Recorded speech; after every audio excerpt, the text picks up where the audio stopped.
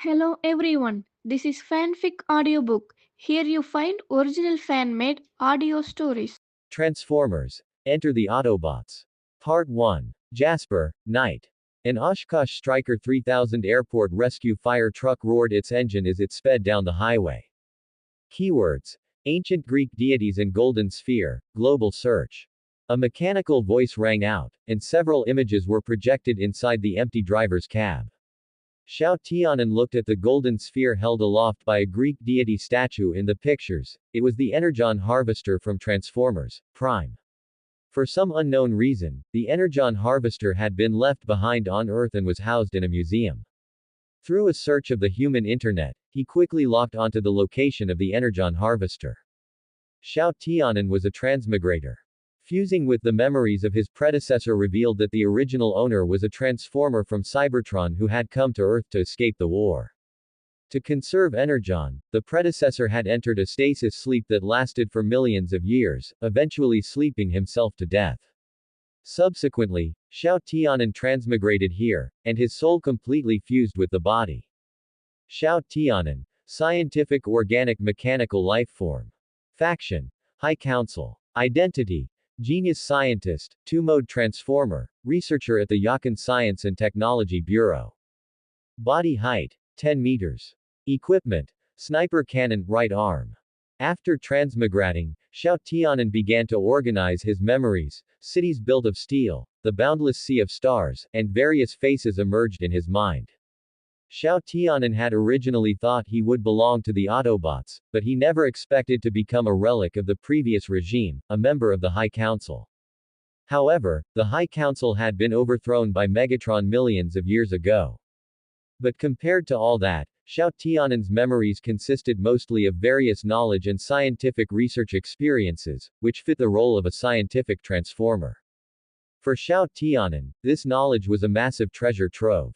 He remembered a plot point where the Autobots were surrounded by the Decepticon army, and the Autobots used the spark extractor to instantly eliminate a large number of Decepticon warriors.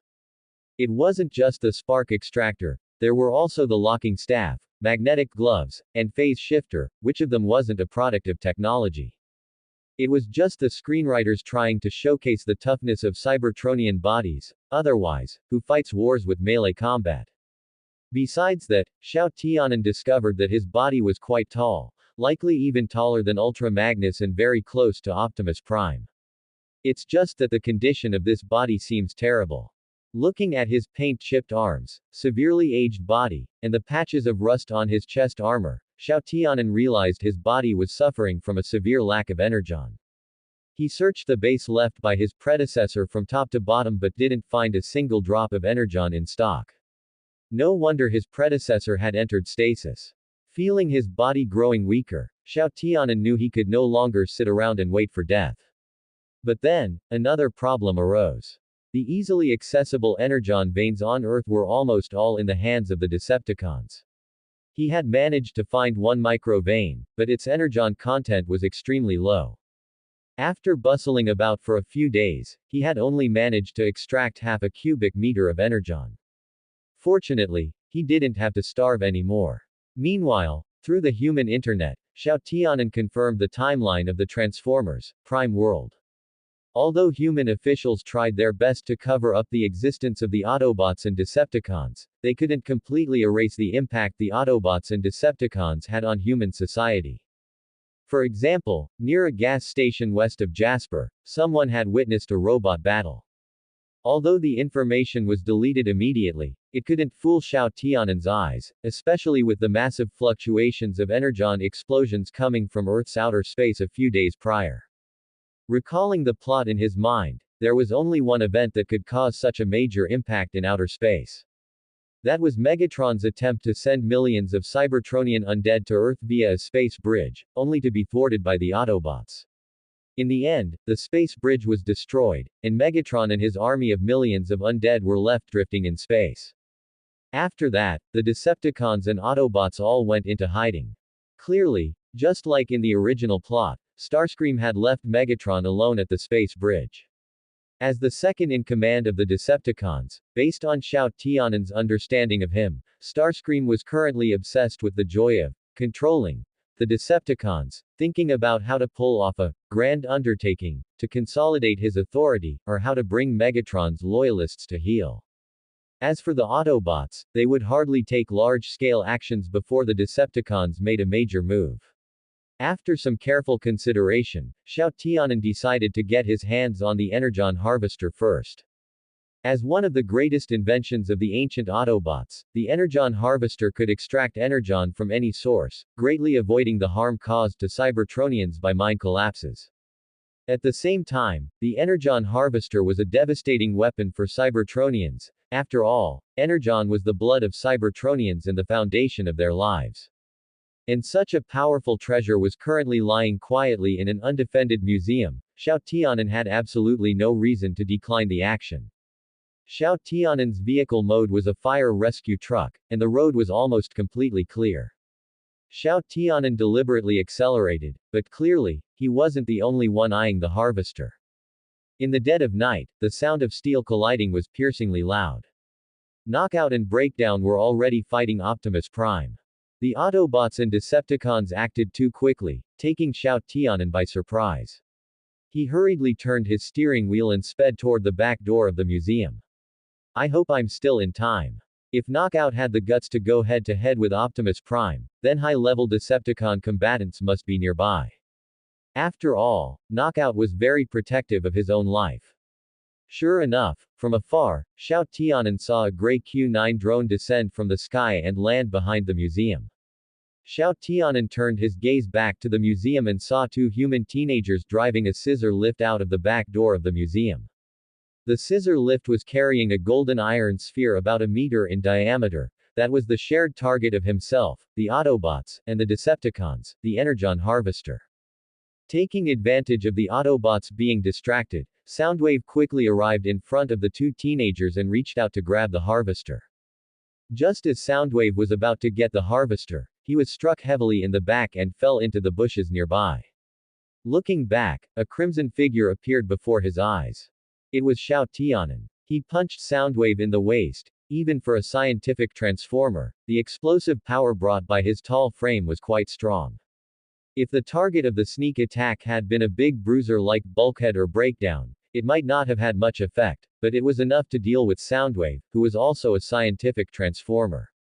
Xiao Tianan's right arm instantly transformed into an electromagnetic cannon, and he fired a high explosive shell at the spot where Soundwave had fallen. Immediately afterward, Xiao Tianan quickly grabbed the Energon Harvester from the scissor lift and sped away. Although we are not sure if the one who took the Energon Harvester is a Decepticon, it is highly likely that he will immediately use the harvester to mine large amounts of Energon, scavenging Energon deposits that are difficult to extract by conventional means. Everyone must be extra careful. Perhaps he will aim the Energon Harvester at us. At the Autobot base, the theft of the Energon Harvester made Optimus Prime feel uneasy. Bulkhead, you had better stay behind. To save Miko. With Miko detained, Bulkhead was somewhat anxious and uneasy. He blamed himself for everything, regretting that he had brought Miko along on the mission. Go help Ratchet. Although you are Miko's guardian, she needs human help more right now. Agent Fowler will go to help her. After saying this, Optimus Prime left the base via the ground bridge. I am Agent William Fowler, and I am currently undergoing intensive training. I won't be back until Tuesday. On the other side, Agent Fowler could not be reached either, and Bulkhead was so angry that he punched and broke Ratchet's welding tool. Bulkhead. I still need to use that. Responded Ratchet's angry roar. With this, I can skip the mining and refining process and collect Energon directly. After obtaining the harvester, Xiao Tianan returned to the place where he had previously mined Energon and aimed the harvester at the prismatic rock that looked like a crystal pillar in front of him. The moment the harvester was activated, a blue beam of light shot from the harvester toward the rock.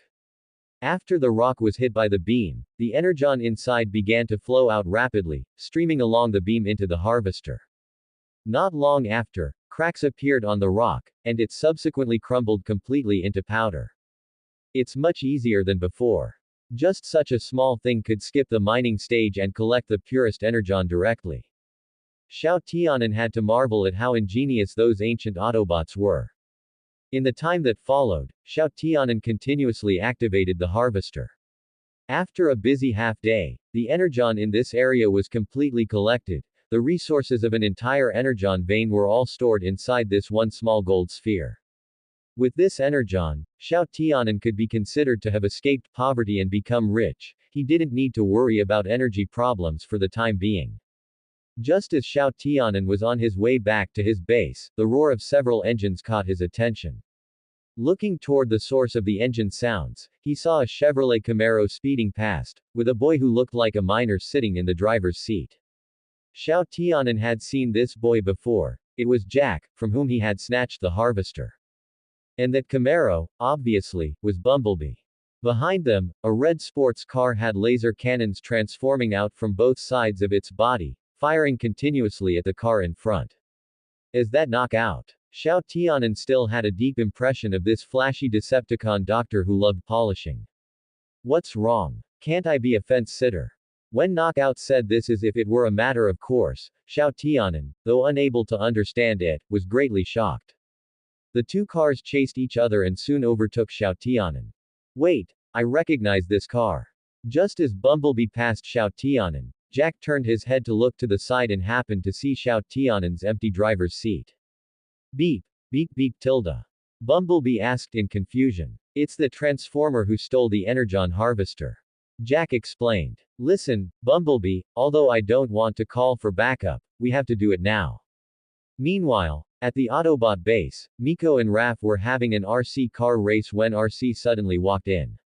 Have you seen Jack? Jack, we haven't seen him. Miko squeezed the remote control handle and answered guiltily. Hearing this, RC's expression became serious, realizing that Bumblebee was also nowhere to be seen. Did they go racing? Just this once. Raph hurriedly defended. Miko lowered her head and thought, oh no, and Bulkhead froze in place, attempting to reduce his presence. Do you know about this? RC turned to look at Bulkhead. No. Maybe, a little bit. Bulkhead secretly glanced at RC's expression and answered cautiously. Beep tilde beep beep. Just then, Bumblebee's voice came over the communicator. Knockout is chasing you. Raph, who was level 6 in B-Speak, quickly understood what Bumblebee meant. Knockout, that name sounds like a Decepticon. Bumblebee, do not engage. Your mission right now is to protect Jack's safety. RC instructed. Beep, beep beep. Before RC could finish, Bumblebee's voice sounded again. Bumblebee says they've encountered the transformer who stole the energon harvester, and he's right behind them. Raph immediately translated. RC's optics narrowed. Bulkhead, contact Optimus Prime. On a road in the outskirts, two sports cars were speeding. Knockout was tailing Bumblebee closely. At this moment, he was a true Decepticon determined to put his enemy to death. Jack, sitting in the car that Bumblebee had transformed into, gripped his seatbelt with both hands. He couldn't understand what Bumblebee was saying, but at this moment, he could only trust Bumblebee. However, neither sports car noticed that a big guy was silently trailing behind them. After trailing for a while, Xiao Tianan transformed a sniper cannon out of his back, locking onto the Knockout located in the rear. Bang! With a crisp sound, a pitch-black warhead trailed by a trajectory slammed into the road in front of Knockout. Boom! The moment the high-explosive warhead made contact with the ground, its massive internal energy was instantly released, and scorching flames swept across the area. Ah! Knockout screamed, sent flying by the explosion, and crashed into a small hillock by the side of the road. Breakdown, things are a bit bad. I need a ground bridge now. Realizing he had been locked onto, the life-loving Knockout immediately contacted Breakdown to make an escape. Xiao Tianan did not stop him. Out of gratitude to Jack for gifting the energon harvester to him, he helped him out on the way. After Knockout disappeared from his field of vision, Xiao Tianan turned around and left. Once Optimus Prime discovered that the people from the base were gone, he would immediately rush over. Having worked together in Yakan, Optimus Prime knew the original owner, and Xiao Tianan had also witnessed Optimus Prime's heart-shaking speech and the glorious moment when he was appointed as leader by the High Council. Back when he first transmigrated, Xiao Tianan had decided to join the Autobots. According to the plot, the Autobots would be the final winners of the war on Cybertron. The future was already clear. Without any cheat codes, following the Autobots was far more promising than joining the Decepticons. However, Xiao Tianan was not in a hurry. Just as Xiao Tianan left, a large truck arrived at the scene and transformed into a tall and strong Cybertronian. It was none other than Optimus Prime. I think I already know who stole the Energon harvester. Optimus Prime looked in the direction where Xiao Tianan had disappeared. I had thought he had long since died in the war on Cybertron. I didn't expect him to be on Earth. Everyone stood beside Optimus Prime with varying expressions, some curious, some nervous, but all were equally afraid to speak, because they all knew they had made a mistake. Jack and Bumblebee also ran over at this moment. Optimus Prime, this is all my fault. Optimus Prime looked at Jack, then at the others, and said sternly, "Everyone back to the base, I want to hear an explanation from all of you." During the best years of our lives, Cybertron was bright and glorious, with almost endless resources pushing civilization to new heights. To deeply explore and develop the universe, countless research spacecraft were produced and flew towards the unknown cosmos. The one that carried Xiao Tianan to Earth was exactly one of these, only a size smaller than the Decepticon flagship, the Nemesis. It was just that the research ship had arrived on Earth so long ago that the entire hull was buried beneath a hill, and having been eroded by time, the ship was already rusted and severely damaged. Xiao Tianan passed through the cave connecting to the ship's hatch, returned to the ship's interior, and followed his memory into the engine room. Looking at the cylindrical reactor in the center, this was the heart of the ship, the source of the ship's energy. Xiao Tianan reached out to brush the dust off the reactor, then took out the Energon harvester. In the next second, a blue beam linked to the reactor, and then glowing blue Energon flowed like water along the beam into the reactor. Click, click, click. Accompanied by the injection of Energon, the reactor's rust-covered outer skin began to peel off layer by layer, revealing a brand new chassis. The glowing blue light slowly surged upward until it filled the reactor. Click. The next moment, the originally dim ship lit up completely. With the Energon injected, the damaged ship immediately began self-repairing, with the sounds of clicking echoing incessantly. Even though Xiao Tianan possessed the memories of his predecessor, facing Cybertronian technology directly for the first time was still shocking. The biggest difference between Earth's science and Cybertronian science lies in Energon. Energon is the life source of the Cybertronians and is also widely used as an energy source. As a creation of Primus, one of the two great deities of the universe, Energon possesses too many mysteries and seems capable of transforming into any substance. A scene like magic was reflected in his optical sensors. This science built upon the power of deities was breathtaking. If Energon is this astonishing, how astonishing must the mysterious power used by the legendary Solus Prime be? Xiao Tianan walked out of the engine room, came to a ground bridge device, and controlled the ship to prioritize repairing the ground bridge system. The research ship was large, relying on the Energon from a single microvane was not enough to fully repair it. While repairing the ground bridge, Xiao Tianan continued to search for unmined Energon veins on Earth. If he could fully repair the research ship, Xiao Tianan would have one more source of support in this world. Xiao Tianan quickly hacked into the military's secret system, stole the Autobots' survey records of Energon veins, then activated the newly repaired ground bridge and walked in. On the other side of the ground bridge was a primeval rainforest, where there was an Energon vein that Ratchet had just surveyed, with a significant reserve. Strange, why is there such strong signal interference in the rainforest? In the humid rainforest, Xiao Tianan noticed he had lost communication with the research ship and said, puzzled. The trees here were tall, the branches and leaves lush, the light dim, and the faint cries of animals made it seem eerie and terrifying. Seeing snakes in the rainforest, Xiao Tianan couldn't help but think of the movie Anaconda from his past life. He remembered being so scared by those giant pythons when he was a child that he had nightmares every day. Fortunately, he was now made of steel. Even if a giant python constricted his body, it couldn't kill him. Xiao Tianan advanced through the forest, and soon, a trail suspected to be from an unidentified object's crash appeared abruptly before his eyes. Xiao Tianan followed the trail forward and soon saw the unidentified object. It was a Cybertronian ship.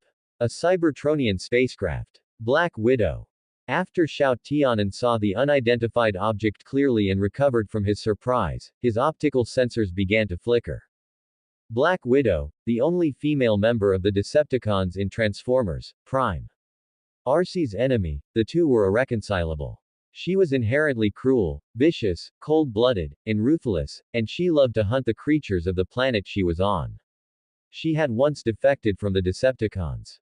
Xiao Tianan had a deep impression of Black Widow. In Transformers Prime, Black Widow possessed the ability to command the Insecticons.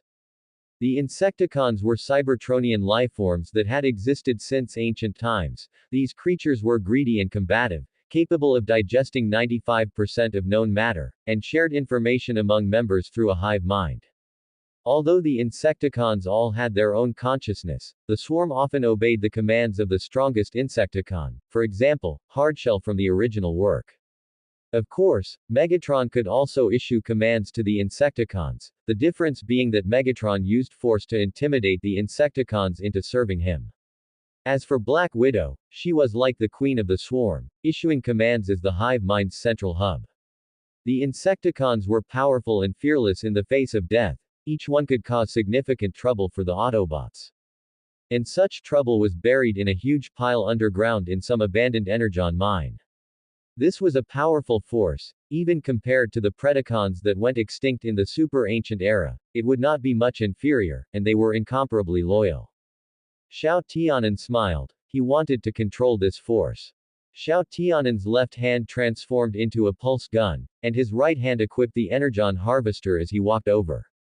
He first checked around the ship, and after confirming that Black Widow had left the ship, he approached the ship step by step, remaining alert. On the way, Xiao Tianan also detected some human footprints. Without a doubt, these were Jack's. If Jack was here, then Arcee was undoubtedly here as well. There were signs of a battle nearby. It seemed they had already encountered Black Widow. Just as Xiao Tianan snuck into the ship, a strange head was reflected in his optical sensors. It was soaked in a jar of glowing green liquid. Judging by the style, it should be a preservative fluid. Looking further ahead, more and more jars storing heads appeared, almost filling the ship. Just how many alien lifeforms has this Black Widow slaughtered? He picked up a storage jar. This jar contained a triangular-shaped head. The head had no eyes, only 3 dark, cavernous holes, and it looked like a creature that relied on ultrasonic positioning. There was also a head that looked very similar to a human's, but the skin was cyan, as rough as a lizard's, and it had 3 eyes. These strange creatures were originally the overlords of their respective planets, ruling over the entire planet, but they had been turned into rare species by Black Widow. Putting down the storage jar, Xiao Tianan found a hidden position to set an ambush. Even with an artifact in hand, Xiao Tianan still acted with caution. Haven't you seen how even someone as strong as the movie version of Optimus Prime was crippled by a sneak attack from the insidious lockdown, and Ratchet even had his spark ripped out and died completely? Better safe than sorry. In the forest in the distance, the sound of trees falling could be heard from time to time. The mantis was hunting for her meal, not knowing that she was also someone else's prey. Arcee, the universe is truly small. In the rainforest, Black Widow was confronting Arcee. It is too small, Black Widow. Are you still holding a grudge against me? It's been so many years since the war ended, Black Widow said, the corners of her mouth curling up in a teasing manner. Go say that to the Decepticons. I've chosen to fly solo now, to pursue my new hobby. Upon hearing this, Arcee's optics flickered slightly as she recalled the cruel scenes she had witnessed inside Black Widow's ship. How about it? My trophies aren't bad, are they? Black Widow revealed an evil smile. I like collecting endangered species. Of course, they couldn't be considered endangered before they met me. I've also left a spot for humans. Black Widow narrowed her eyes, looking toward Jack, who was hiding behind a tree. You're dreaming. Arcee transformed her hands into pulse blasters and charged at Black Widow. As a professional warrior, Arcee's strength was greater than Black Widow's, but for some reason, Arcee's limbs seemed constrained, and all her attacks missed. In the end, Arcee was bound to the cliff face by Black Widow's webbing. Arcee. Jack, in the distance, cried out in concern upon seeing this. Jack's shout drew Black Widow's attention. RC took the opportunity to transform her hand into an axe, cut the webbing, and landed an attack on Black Widow's chest, sending her flying. Jack, why are you still here? We're partners, RC. Partners don't abandon partners, Jack said as he struggled to tear open the webbing binding RC. Listen to me carefully. You are not my partner, you are a burden, RC said, keeping a straight face and showing no mercy. I don't believe it. I saw it in your eyes, you're afraid, RC. You've never been afraid before. Jack didn't stop his actions. After spending time together, he understood RC, as if he knew exactly what she was thinking. RC looked up, stunned, as heavy memories resurfaced in her mind. During the war, the squad RC belonged to had infiltrated an important Decepticon base as scouts, but they were unfortunately captured by Black Widow. On that very day, RC's most important partner, Tailgate, was killed by Black Widow, right in front of RC. She had once had a chance to save Tailgate. We all know about Tailgate. Recently, I intercepted a Decepticon signal and heard that Cliffjumper has also been scrapped. Sometimes, you should ask yourself if the problem is you. At this moment, the culprit, Black Widow, recovered and mocked her. Do you understand, Jack? Her target isn't me. She hunts species from various planets, and on Earth, her target is humans, that means you. Run, Jack. RC took a deep look at Black Widow. Black Widow wanted to drag her into an abyss of endless pain to satisfy her evil amusement. Upon hearing this, Jack immediately realized something was wrong. A chill shot from his heels straight to the top of his head, and he started running like crazy. Jack quickly ran out of Black Widow's sight, but she wasn't in a hurry to chase him. Instead, she walked up to RC. Why are those close to you so short-lived?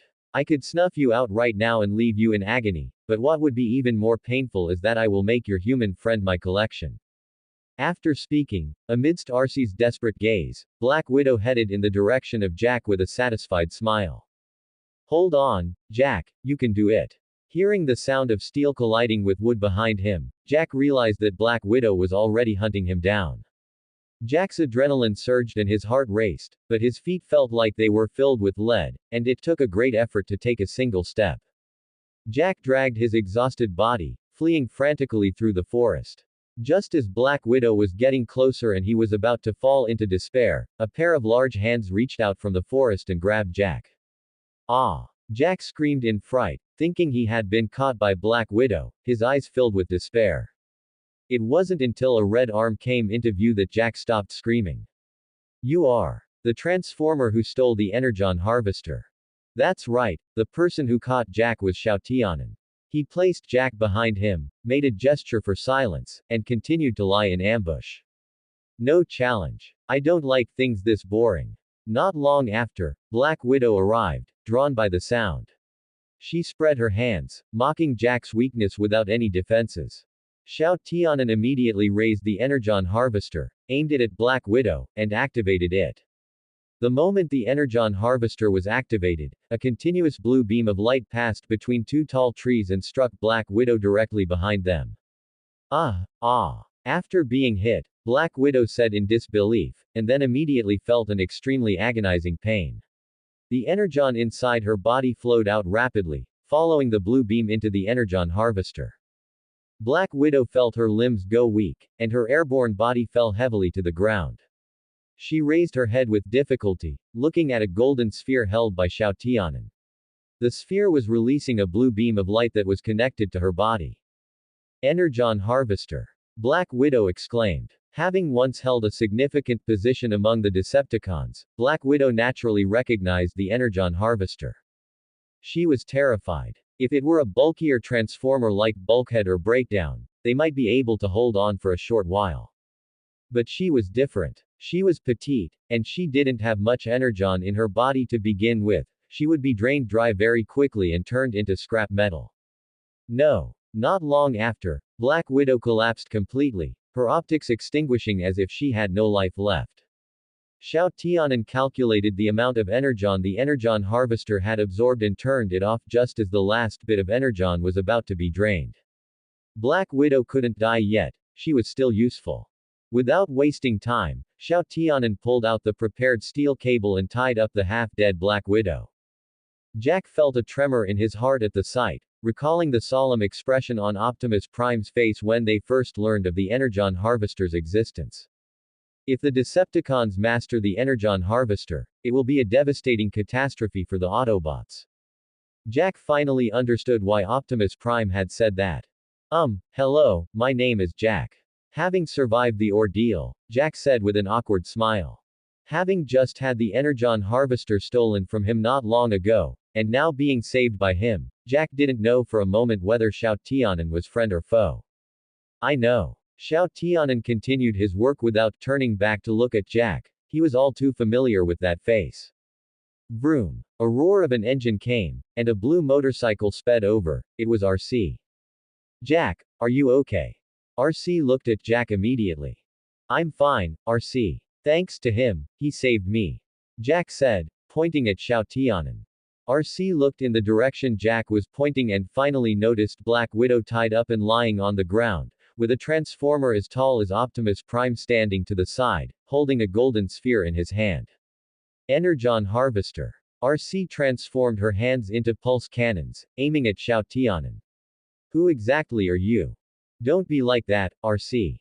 Seeing the atmosphere become subtle, Jack spoke up, wanting to stop RC, who was intent on attacking Xiao Tianan. The tall transformer before him had saved him twice, which convinced Jack that he was not an enemy. At the same time, having witnessed Black Widow's death with his own eyes, Jack deeply realized that RC was no match for Xiao Tianan, especially since Xiao Tianan also possessed such a deadly weapon as the Energon Harvester. Jack is right, I don't think the Autobots and I are enemies, Xiao Tianan said calmly. Perhaps you could call Optimus Prime. RC took a long look at Xiao Tianan, and seeing his composed expression, she couldn't help but start thinking. Could he know Optimus Prime? I will report this to Optimus Prime. Until Optimus Prime arrives, I will keep an eye on you. With that, RC turned off the ship's signal jammer and contacted the Autobot base. Suit yourself. Xiao Tianan didn't mind RC following him, he hadn't done anything malicious. Before long, there was movement in the distance. Long time no see, Xiao Tianan. Directly in front of Black Widow's spaceship, a swirl of blue and white suddenly appeared. A tall red transformer stepped out of the swirl and walked up to Xiao Tianan. Orion Pax, I haven't seen you since the Cybertron War broke out. I only remember that not long after, the High Council appointed you as leader. The newcomer was none other than Optimus Prime. From the original body's memories, Xiao Tianan had seen Optimus Prime's figure, but back then, Optimus Prime didn't go by his current name, he was called Orion Pax, an archivist at the Yakan Archives. That was a long time ago. I apologize, I was in a long stasis, so I don't know much about what happened afterward, Xiao Tianan said, feigning confusion.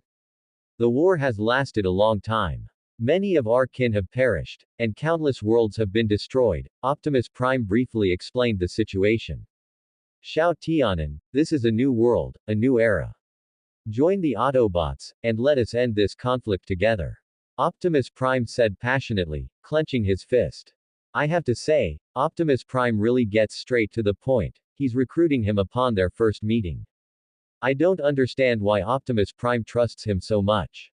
I would be more than happy to contribute to the revival of Cybertron, but as you know, I have always stayed in the laboratory, so charging into battle is not my forte. Xiao Tianan feigned difficulty. Although he was tall and his combat power was not weak, he did not want to go to the battlefield. The Transformers, Prime World seems dangerous, but in reality, it is not safe at all. Whether it's the Spark Extractor, the Locking Staff, or the Dark Star Saber, which appears later like a fantasy weapon, any one of them could kill him. Therefore, since crossing over, Xiao Tianan has always played it safe. If he can ambush, he will never fight head-on. If he can backstab, he will never stand his ground. Xiao Tianan's request seemed reasonable to Optimus Prime.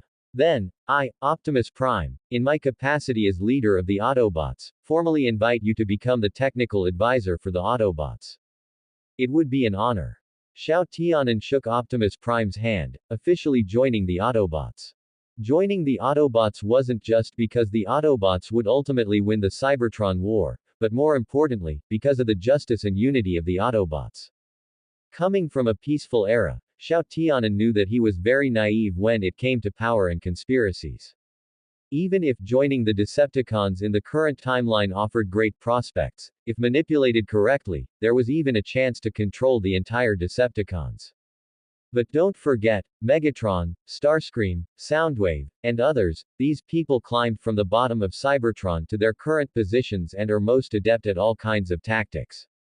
These ambitious individuals, who have lived for millions of years, secretly control their own power within the Decepticons. It is Megatron's hegemony that binds them together, and only Megatron can command all the Decepticons. Conversely, joining the Autobots not only avoids fighting for power but also allows one to push through the Decepticon crystals all the way and become a founding hero. Why not? This is Ratchet. For a long time, due to a lack of scientists, he took on the responsibility of technical advisor for the Autobots and is the Autobots' finest physician. Optimus Prime stepped aside a few paces, revealing the red and white Ratchet behind him. To Xiao Tianan, Ratchet was both familiar and strange. What was familiar was that this Doom Doctor had once punched Megatron in the face, shocking him. And that Cybertronian volcano he made for Wrath that blew up the school. In short, in Xiao Tianan's impression, Ratchet was a reliable, calm, and slightly abstract Autobot doctor. Hello. The two exchanged simple greetings.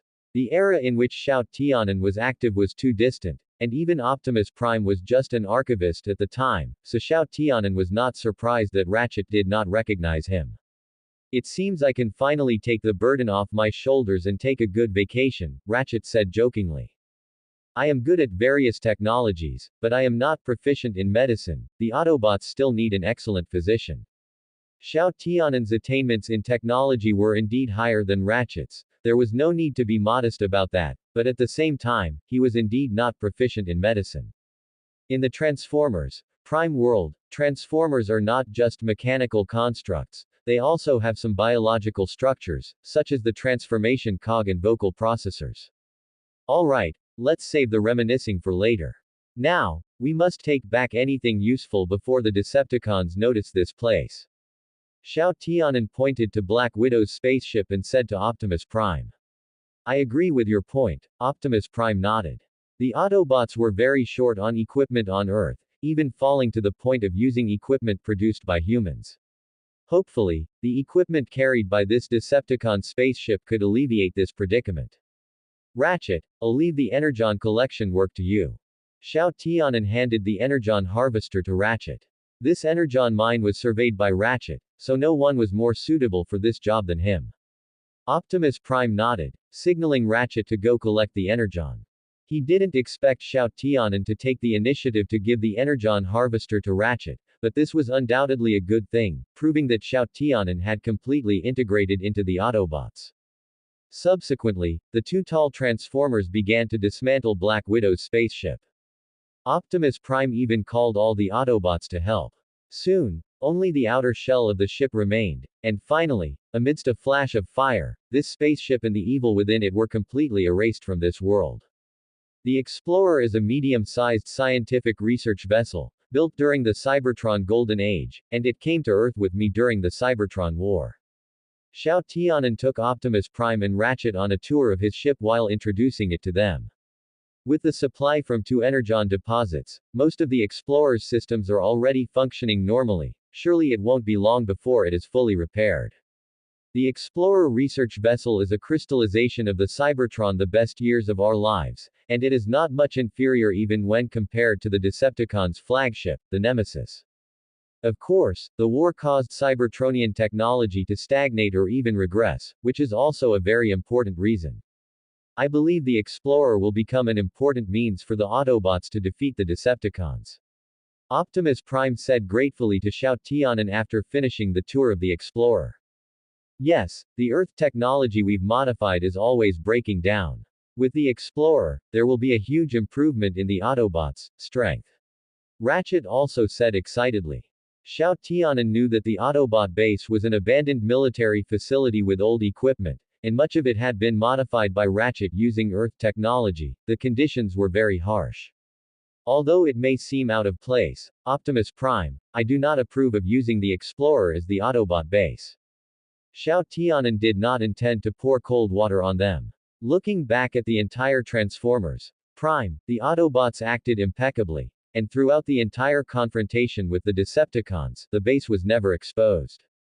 However, the Autobot team included not only Transformers but also humans, some were agents, nurses, and even students. In the plot of Transformers Prime, it was precisely through humans that the Decepticons found the location of the Autobot base. Whether for Xiao Tianan or the Autobots, the Explorer was extremely important, and Xiao Tianan had to nip any potential signs that might lead to the Explorer's exposure in the bud.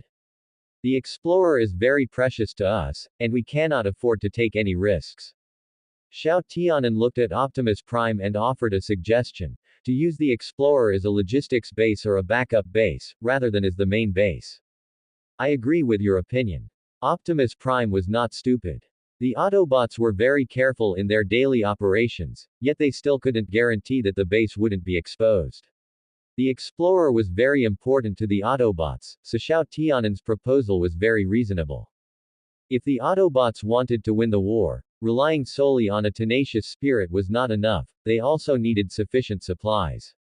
The Energon Harvester and the Explorer that Xiao Tianan brought would undoubtedly be of great help to the Autobots, and he agreed to Xiao Tianan's suggestion without hesitation. From then on, in addition to the base on the outskirts of Jasper, the Autobots had an additional well-equipped and very secret backup base, which was known only to Xiao Tianan, Optimus Prime, and Ratchet. Suddenly, Xiao Tianan remembered something. The Explorer's system could not yet connect to the Autobot channel, so he pulled Ratchet over and made some modifications to the ship's system. What are these dots? After modifying the system, Xiao Tianan noticed that a red dot and a blue dot had appeared on the main control room screen, looking like some kind of signal. It's incredible, we just found the exact location of the Decepticon warship. Ratchet said, looking at the screen in surprise. Can the Explorer crack their stealth technology? Optimus Prime looked at Xiao Tianan. Xiao Tianan shrugged. No, the Explorer, as a research vessel, does not have such technology. The Decepticon warship must have had an electromagnetic leak to be detected. But on the same frequency, there is also an Autobot distress signal. Ratchet continued. Ignore the Decepticons for now, there might be Autobots in danger there. Ratchet, bring your medical equipment. Xiao Tianan, I leave the ship to you. Optimus Prime said seriously. With lives at stake, Optimus Prime abandoned the idea of attacking the Decepticon warship and immediately went with Ratchet to search that Autobot ship to see if there were any survivors. An Autobot distress signal. Xiao Tianan quickly realized that it must be the Autobot ship from the plot that caused Optimus Prime to be infected with the Cybertron plague. I understand. Xiao Tianan knew there was a Cybertronian virus on that ship, but he did not stop Optimus Prime and Ratchet from going. Because he knew that even if he told Optimus Prime that there was a Cybertron plague there, Optimus Prime would not ignore those in need. Optimus Prime, be careful. Xiao Tianan reminded them. Not until the figures of Optimus Prime and Ratchet completely disappeared into the blue and white vortex of the ground bridge did he turn back to imprison Black Widow, who had been forced into dormancy after having her energon drained. Before Xiao Tianan could finish his work, suddenly, Ratchet's avatar flashed on the communication channel. Xiao Tianan, we have a problem. Autobot base. A blue and white vortex appeared, and out of it stepped a tall red transformer. It was Xiao Tianan. As soon as Xiao Tianan entered the Autobot base, he saw that the Autobots all looked nervous, but not because of him, it was because of Optimus Prime, who was collapsed in the base. What happened? Cybertron plague. Contact with infected energon will cause infection. Ratchet said with a grave expression. How could there be a plague on an Autobot ship? The Cybertron plague is the result of a Decepticon biochemical weapons project, a masterpiece of Megatron. It has claimed the lives of millions of Autobots. Ratchet continued. Is there an antidote? Xiao Tianan frowned. We don't have an antidote. What about the Decepticons? Otherwise, how does Megatron ensure he doesn't get infected? We can't ask Megatron because he was blown to pieces. Bulkhead interjected. Maybe we can hack the Decepticon database, As of now, we can still lock onto the location of the Decepticon warship. Xiao Tianan changed the base's scanning frequency wavelength, and a red dot appeared on the main control screen. Bumblebee, come with me. Upon hearing this, RC immediately took Bumblebee and prepared to infiltrate the Decepticon warship. RC, please hurry, Optimus Prime cannot hold on much longer. Xiao Tianan did not follow. His size was simply too large, making it very unfavorable for infiltration. Likewise, Bulkhead could not go either. The only thing he could do now was to calibrate the equipment so that he could manufacture the antidote the moment he got it. I can't find the cure. RC and Bumblebee successfully infiltrated the Decepticons' laboratory, but they failed to find the cure for the Cybertronian plague in the Decepticons' database. Ratchet, have you? Optimus Prime's body was deteriorating rapidly. Xiao Tianan had injected him with some viral antibodies, but even that hadn't stopped it. Infected. No. Ratchet said, feeling irritable. Check again, RC, you must have missed it. I searched the entire database. Did you use the redundant quantum algorithm?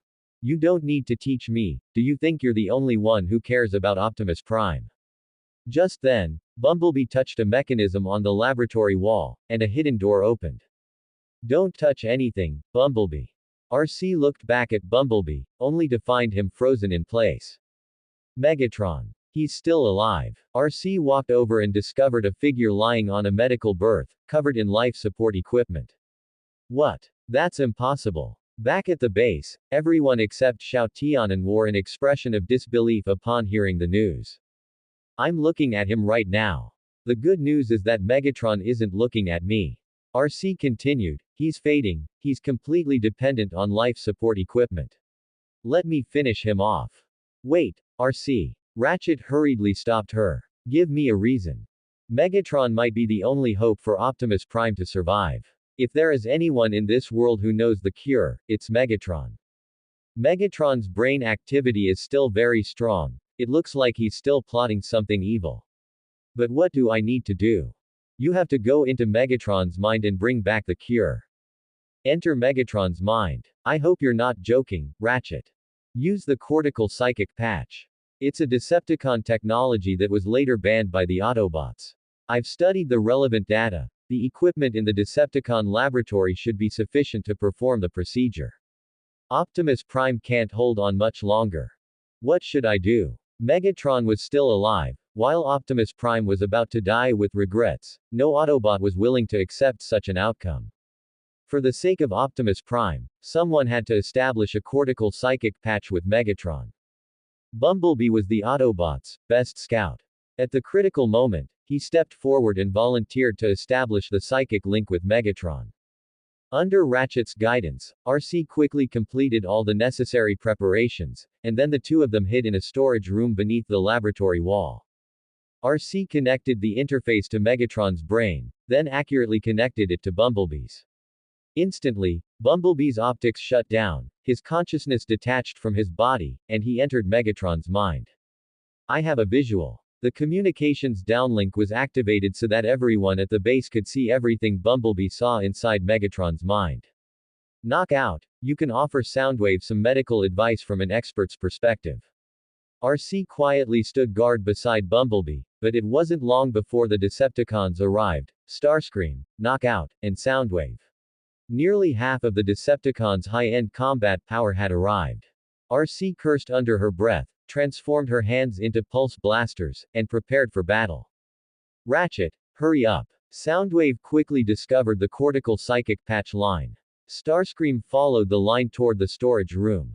RC's expression tightened, she was extremely tense. RC, I've got the chemical formula for the cure. Disconnect the link to Bumblebee quickly. At the critical moment, Megatron had displayed the formula for the cure to Bumblebee within the dream. Xiao Tianan, who had been prepared, immediately captured the image and contacted RC. RC was startled and quickly disconnected the link from Bumblebee's brain. At the same time, Xiao Tianan locked onto the location of RC and Bumblebee and activated the ground bridge.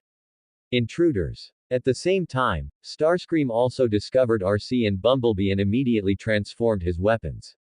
Excuse me. RC gave a wicked smile. Before entering the ground bridge, she aimed a pulse blast at the medical device on Megatron's chest. With a bang, the medical tubes maintaining Megatron's life burst open, and Arcee's figure vanished into the ground bridge. The Autobots had openly invaded a Decepticon warship. This was a provocation against the Decepticons. Starscream was furious about this, but upon hearing the commotion behind him, a subtle smile appeared on his face.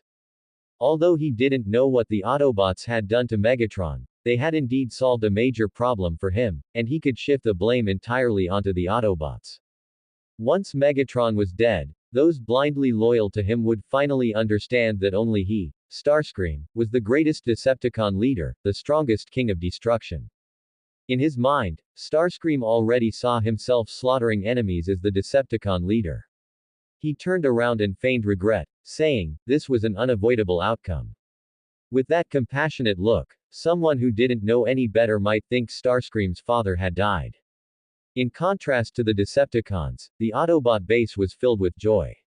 After obtaining the cure, Optimus Prime finally recovered and stood up again. Please save your applause for my doctor, Ratchet, my scout, Bumblebee, and my advisor, Xiao Tianan, Optimus Prime said gratefully. That's amazing. Inside the base, several human children surrounded Bumblebee, causing him to bow shyly, like a champion receiving an award. Suddenly, Bumblebee's body stiffened, and he froze in place. The other Autobots were all immersed in the joy of Optimus Prime's successful recovery, so no one noticed, but Xiao Tianan did. The psychic link was mutual. Bumblebee could enter Megatron's mind, and naturally, Megatron could also enter Bumblebee's brain. Xiao Tianan just watched silently and didn't say anything. Compared to the other Autobots, Xiao Tianan's greatest advantage was the foreknowledge he possessed as a transmigrator. This was a constantly changing, real world, not a rigid animated plot. Xiao Tianan did not want to interfere too much with the development of the main plot, to prevent things from deviating in unknown directions. Precisely because of this, Xiao Tianan had always been operating within a limited scope. At the end of the day, Transformers Prime was an ensemble drama centered on Optimus Prime and Megatron. Others had their own episodic plots, but they wouldn't affect the main storyline. This was also the reason why Xiao Tianan had captured Black Widow. Black Widow's biggest contribution to the main plot was releasing the Insecticons, and that was it. Other grievances wouldn't affect Megatron and Optimus Prime. To ensure the main plot remained unchanged, Xiao Tianan had to minimize his interference in the storylines involving Megatron and Optimus Prime. Optimus Prime recovered, the Autobots got back on track, and Xiao Tianan returned to the research ship to start studying the secret of how Black Widow controlled the Insecticons. The Decepticons also pulled back their forces and quieted down. Earth seemed to have entered a period of peace. However, Xiao Tianan knew this was all a facade. The Decepticons were brewing a massive conspiracy. Sure enough, the peaceful days didn't last long before Agent Fowler rushed back to the Autobot base in a panic, bringing bad news with him. The Decepticons had attacked the Naval Observatory in Hawaii, leaving the scene in ruins, and had also stolen the primary lens of the astronomical telescope. Starscream desperately needed to boost his reputation, so he set his sights on the Level 7 mine beneath the Arctic Glacier, which was the largest energon deposit on Earth. However, the mine was covered by thick glaciers. To mine this energon, one would have to melt the entire glacier, which was why they needed the lens. Melting the entire glacier would cause the global sea level to rise, and the Autobots would absolutely not tolerate such a thing happening. Optimus Prime took Bulkhead and Arcee to the Arctic to investigate, while Bumblebee, because he kept seeing Megatron's face and had even committed some excessive acts, was put into stasis by Ratchet. Bumblebee's stasis played right into Megatron's hands. He easily took control of Bumblebee's body and then used the Autobot ground bridge to retrieve the dark energon he had discarded. Afterward, he returned to the Decepticon warship via the Autobot ground bridge, as Megatron intended to resurrect himself. Xiao Tianan, I think I need your help right now. Optimus Prime was busy trying to stop the Decepticons from melting the Arctic ice sheet, and Ratchet didn't want to distract him. Since he likely couldn't stop the Megatron-controlled Bumblebee alone, he had no choice but to seek help from Xiao Tianan. I'm coming right over. Xiao Tianan stopped what he was doing and activated the ground bridge to arrive at the Autobot base. What happened? I'm such a fool. Ratchet replied in frustration. The cortical psychic patch is inherently bidirectional. When Bumblebee's consciousness returned to his own body, Megatron followed it back in. Now, Megatron is controlling Bumblebee and using the ground bridge to send himself near his original coordinates. Let's go. Understanding the cause and effect, Xiao Tianan did not hesitate and stepped toward the ground bridge. When Xiao Tianan and Ratchet arrived at the Decepticon warship, the entire bridge was filled with the corpses of Decepticon troopers. Did Bumblebee do this? Because he was worried about Bumblebee, Raph had also tagged along and was currently sitting on Ratchet's shoulder. No, it was Megatron. Xiao Tianan transformed his hands into weapons and said, staying alert. I'm worried that Megatron's consciousness is influencing Bumblebee. He only has one purpose for coming here, to resurrect himself using Dark Energon, Ratchet said. Then we'd better pick up the pace. Upon hearing this, Xiao Tianan said, immediately quickening his steps. After some searching, Xiao Tianan finally spotted Bumblebee. At this moment, Bumblebee had nearly completed the cortical psychic patch procedure and was walking toward Megatron on the medical berth, holding the Dark Energon. Bumblebee, you can't do this. Ratchet rushed forward, trying to seize the Dark Energon, but was ruthlessly knocked away by Bumblebee. You'd better not do that. Unlike Ratchet, Xiao Tianan kept Raph tightly protected behind him while aiming his weapon at Megatron on the medical berth. Bumblebee just glanced back and continued walking forward. Bang! Xiao Tianan fired a pulse cannon blast at Megatron on the medical berth, the attack destroying the life support system. Suddenly, Bumblebee leapt up and plunged the Dark Energon into Megatron's spark chamber. A beam of purple light radiated from Megatron's optics, and then, Megatron stood up amidst the shocked gazes of everyone. Decepticons. Your true leader and master has returned. Megatron's eyes were fierce. He swept his gaze over the group of Autobots and ordered the Decepticon troopers at the door, finish off these small fries. I have someone of my own to eliminate. Megatron didn't spare another glance at Xiao Tianan, as if Xiao Tianan was completely beneath his notice as a threat. This feeling made Xiao Tianan quite annoyed, and he glared back at the Decepticon troopers just as fiercely. Facing Megatron, I am timid. Facing Decepticon troopers, I strike with heavy fists. His right arm transformed into an electromagnetic cannon, and the projectile roared out amidst the hissing of electric current, completely tearing the Decepticon soldiers' bodies apart, sending parts flying everywhere. The scene was incredibly bloody for a moment, and many Decepticons took half a step back. Of course, that was for the Cybertronians. In his past life, Xiao Tianan was a human, so to him, the flying parts were just a pile of scrap, and he felt nothing. Xiao Tianan fought more valiantly as the battle went on, constantly aiming and firing projectiles until Ratchet successfully opened the ground bridge, at which point he ceased fire and retreated. Xiao Tianan, retreat quickly. Ratchet's voice came through. Xiao Tianan turned back to see the ground bridge already open. He loaded a high-explosive round into the electromagnetic cannon, blasted the dense swarm of incoming Decepticon soldiers, and used the flames of the explosion to leap into the ground bridge.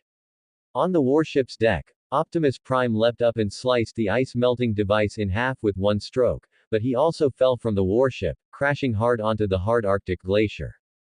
Megatron's biggest mistake was letting you live in this world. Optimus Prime. Seeing his plans ruined, Starscream was furious. He transformed into his fighter jet mode and dove from high altitude, the missiles mounted under his fuselage locking onto Optimus Prime. At the critical moment, an imposing Cybertronian fighter jet streaked past and slammed into Starscream. Immediately, a hand reached out from the nose of the jet and grabbed him, giving him no chance to escape. Megatron, he has returned. Xiao Tianan, come to the base. I need your help right now. On the Explorer, Xiao Tianan was, as always, researching the secret of how Black Widow controlled the Insecticons. After a long struggle, he had finally made some progress. Suddenly, Optimus Prime's voice came over the communication channel. My research has just made some progress, so what exactly happened? At the Autobot base, a ground bridge suddenly opened, and Xiao Tianan's figure walked out of it. We lost Miko, Jack, and Raph. Before Optimus Prime could speak, Bulkhead called out in a panic. Upon hearing this, Xiao Tianan stared fixedly at Bulkhead, as if saying, "Are you kidding me? You called me here to help you find kids." Seeing this, Optimus Prime had to step forward and explain the sequence of events. In fact, the children went through the ground bridge, but they didn't return to the base, Ratchet explained.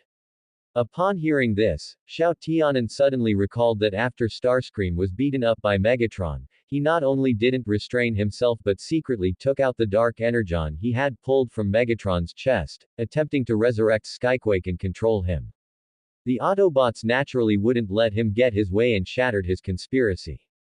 It should have been a simple mission, but unexpectedly, the mischievous Miko took Jack and Raph along.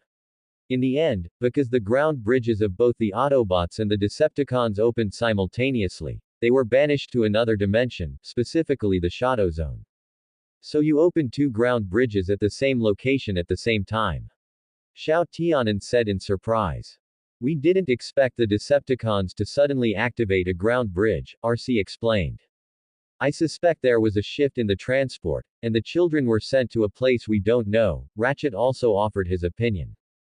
No, you're thinking too simply, Xiao Tianan said with a serious expression.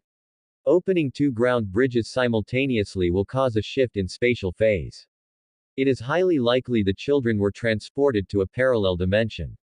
We must map out a large-scale fluctuation energy line diagram within the distortion field, so we can deduce exactly where the children were transported.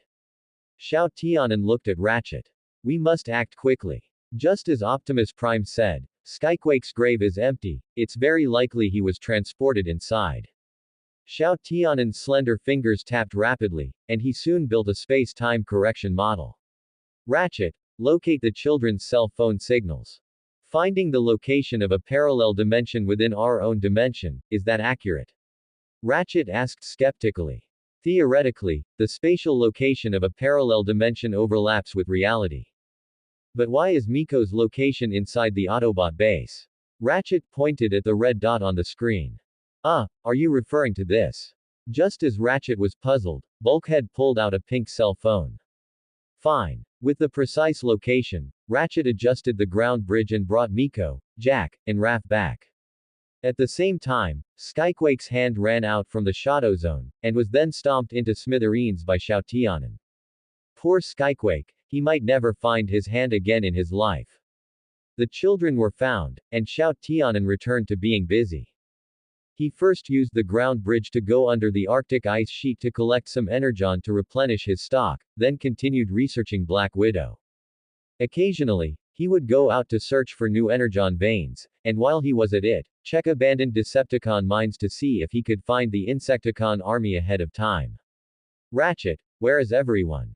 Xiao Tianan returned to the base pulling a cart with some energon, only to find that there was no one in the base except for the homebody Ratchet. Things are a bit complicated. Do you know the Decepticon breakdown? The one who plays with a hammer.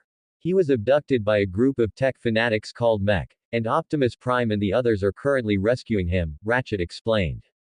Xiao Tianan roughly understood what had happened. The Decepticon breakdown had been captured by humans. Given Megatron's personality, he would definitely not save him, but Optimus Prime did not want humans to master Cybertronian technology. Although saving Breakdown wouldn't make him find his conscience and turn over a new leaf, sometimes one must set aside personal grudges for the greater good. Mech, a group of tech fanatics who would stop at nothing for advanced technology, they could even be called terrorists. Cybertronian technology definitely must not fall into their hands. Bulkhead calling Optimus Prime, meet me at my coordinates. I need backup. Just at this moment, Bulkhead's voice came over the communication channel. I'm going too. Xiao Tianan notified Ratchet, then immediately opened a ground bridge and walked in. When he passed through the blue and white vortex, he had just looked in one direction when he saw a burst of intense firelight. Several helicopters were pouring firepower crazily at the two big guys, and there were armed vehicles on the ground constantly harassing them. Their actions were very methodical. This kind of firepower and operational capability didn't look like a private militia at all, but rather an army. Silas, former Special Forces member. Hacking into the human network, Silas's information was fully displayed before Xiao Tianan. Originally, Silas was just sneaking around to steal some US military black tech equipment to dominate the Earth.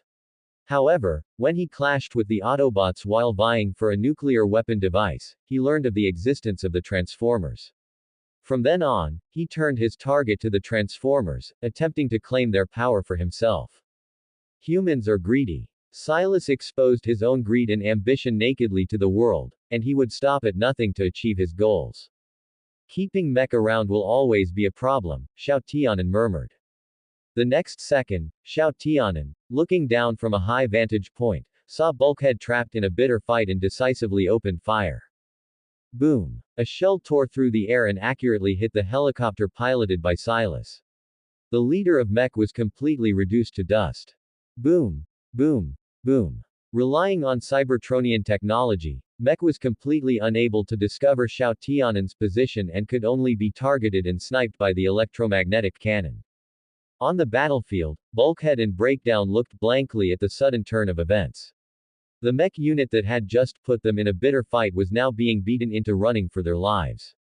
Your people arrived. Bulkhead looked at Breakdown, because Optimus Prime had once ordered the Autobots not to fire on humans. Maybe. Breakdown was a bit uncertain. He was certain that Megatron wouldn't save him. Knockout. Unlikely. Suddenly, the roar of fighter jet engines approached from afar. Several fighter jets landed in the center of the battlefield and immediately transformed into robot mode. Commander Starscream. Breakdown was very surprised by Starscream's appearance. Xiao Tianan was the same, but on second thought, Starscream was trying to win Breakdown over to his own team. Starscream had once plotted against Megatron when Megatron was seriously injured by the space bridge explosion. Now that Megatron had returned as a king, it was a miracle that Starscream was still alive. It's a pity that Megatron didn't kill Starscream, and Starscream was still trying every possible way to get rid of Megatron. So Starscream had come to strengthen his own team. Xiao Tianan knew what was going on, but since he had arrived so coincidentally, he would leave the merit of eliminating Mech to Starscream. Detecting that Optimus Prime and the others had arrived nearby, Xiao Tianan silently left the crime scene. He didn't care about killing a few terrorists, but the human high command wouldn't care if they were terrorists or not. They had been eyeing the Autobots' technology for more than a day or two, and only dared not act because they couldn't beat the Decepticons. This was also one of the reasons why Optimus Prime never attacked humans, no matter how bad they were. Because of the Decepticons, humans needed the Autobots. If the Autobots didn't have powerful strength and had already eliminated the Decepticons, Transformers, Age of Extinction would immediately turn into a reality. As one of the few humans who knew of the existence of the Transformers, Jack Darby had forged a deep bond with the Autobots, and RC had become his guardian. Every day after school, RC would pick up Jack to come to the Autobot base or go home. However, it was precisely Jack's frequent trips to the Autobot base that interfered with the rhythm of his normal life. Then, trouble happened. The owner of the takeout shop called to demand why Jack hadn't come to work, and his art teacher sent an email complaining that Jack was sleeping in class. These complaints were naturally passed on to Jack's only guardian, June Darby, who was Jack's mother.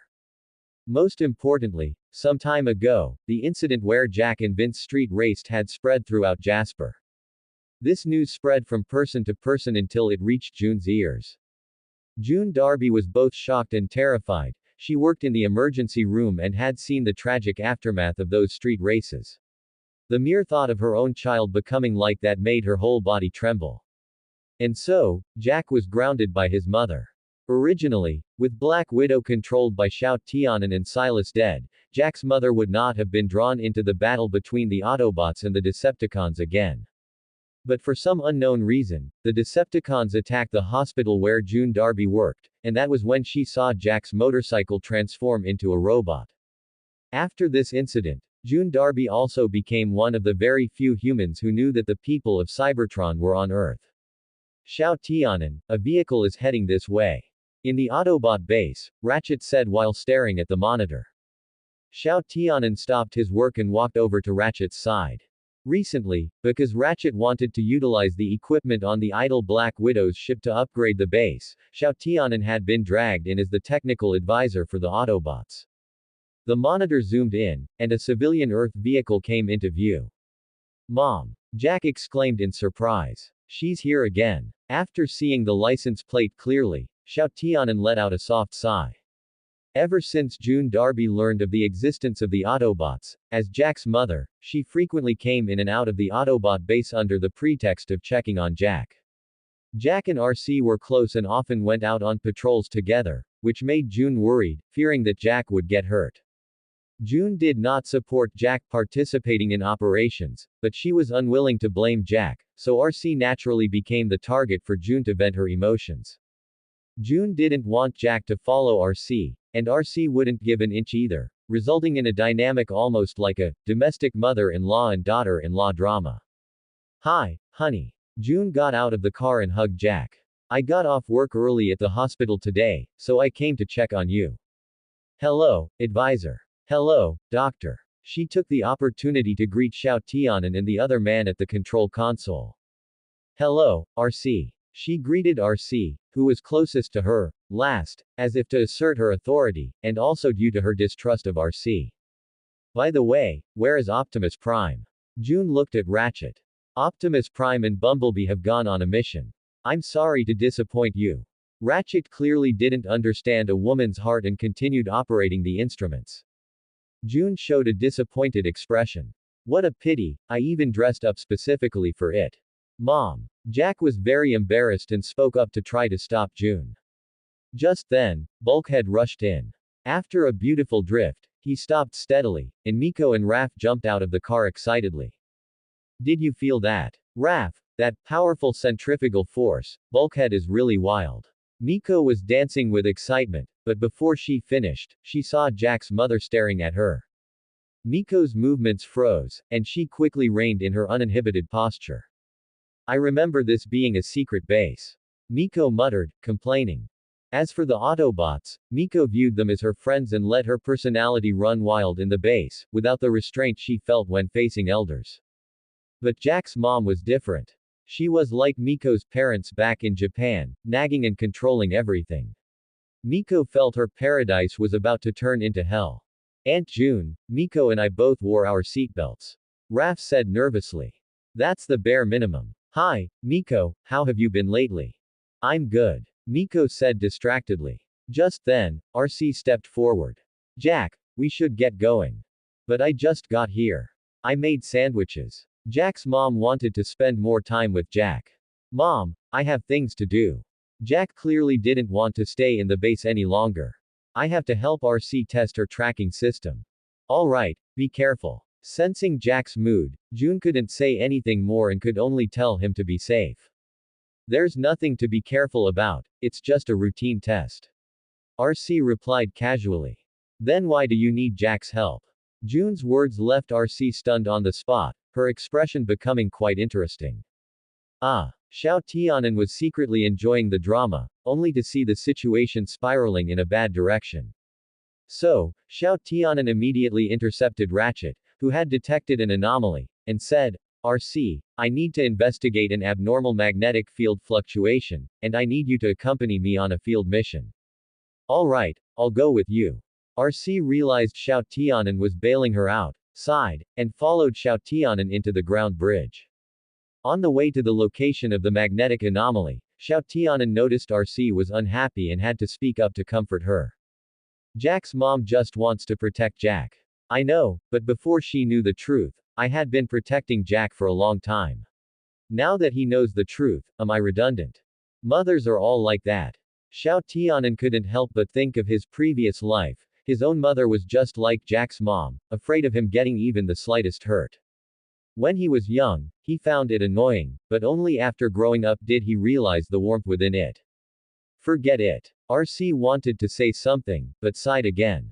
Xiao Tianan was just like Optimus Prime. They were the type of people who actually meant well, but didn't like to say it out loud. She was already used to it. The two of them walked in silence toward the location of the magnetic anomaly. Bang! Approaching the location of the magnetic flux anomaly, Xiao Tianan heard a strange noise ahead. He crept closer and soon discovered the source of the noise. A blue transformer was digging at the magnetic flux anomaly point, while a red female transformer stood nearby, keeping watch. Xiao Tianan frowned. Judging by their insignias, the two were undoubtedly Decepticons, but he had never seen them before, and there was no information about them in his memory. Sensing Xiao Tianan's confusion, RC spoke directly. Shatter and Dropkick, heads of Decepticon intelligence. Shatter and Dropkick. Xiao Tianan muttered to himself. Aren't those two from the Bumblebee solo movie? Did they wander into the wrong set? Xiao Tianan had a bad premonition. Now the two Decepticons not present in the plot had suddenly appeared on Earth. Couldn't others like Blitzwing or Blackout also show up on Earth just like Shatter and Dropkick? If Decepticons kept arriving on Earth one after another, it certainly wouldn't be a good thing for the Autobots. Because on the Autobot side, the elite wreckers had been scattered, and other units were either wiped out by the Decepticons or were out of contact. In other words, the elite guard currently on Earth was almost the entire Autobot force. If a few more powerful Decepticons like Dreadwing arrived, the Autobots wouldn't just struggle to win the war, even survival would become difficult. Xiao Tianan had originally planned to manage the Autobot logistics well, then wait for Optimus Prime and the others to take down Megatron and restore Cybertron, after which he would be free to roam the vast universe. Now it seemed that the Autobots winning against the Decepticons definitely wouldn't be that simple. I thought it would be too simple. Optimus Prime's second in command, Ultra Magnus, was currently nowhere to be found, and young warriors like Smokescreen could not be contacted. It was foreseeable how passive the Autobots would be when facing more and more Decepticons. Insecticons. Xiao Tianan murmured, his desire for the Insecticons growing even stronger. What? Xiao Tianan's voice was very low, causing RC not to hear clearly. Nothing. Xiao Tianan's expression turned stern, and his battle mask instantly deployed to cover his face. Leave them to me, you go get the gloves. RC didn't speak, merely preparing herself for battle as well.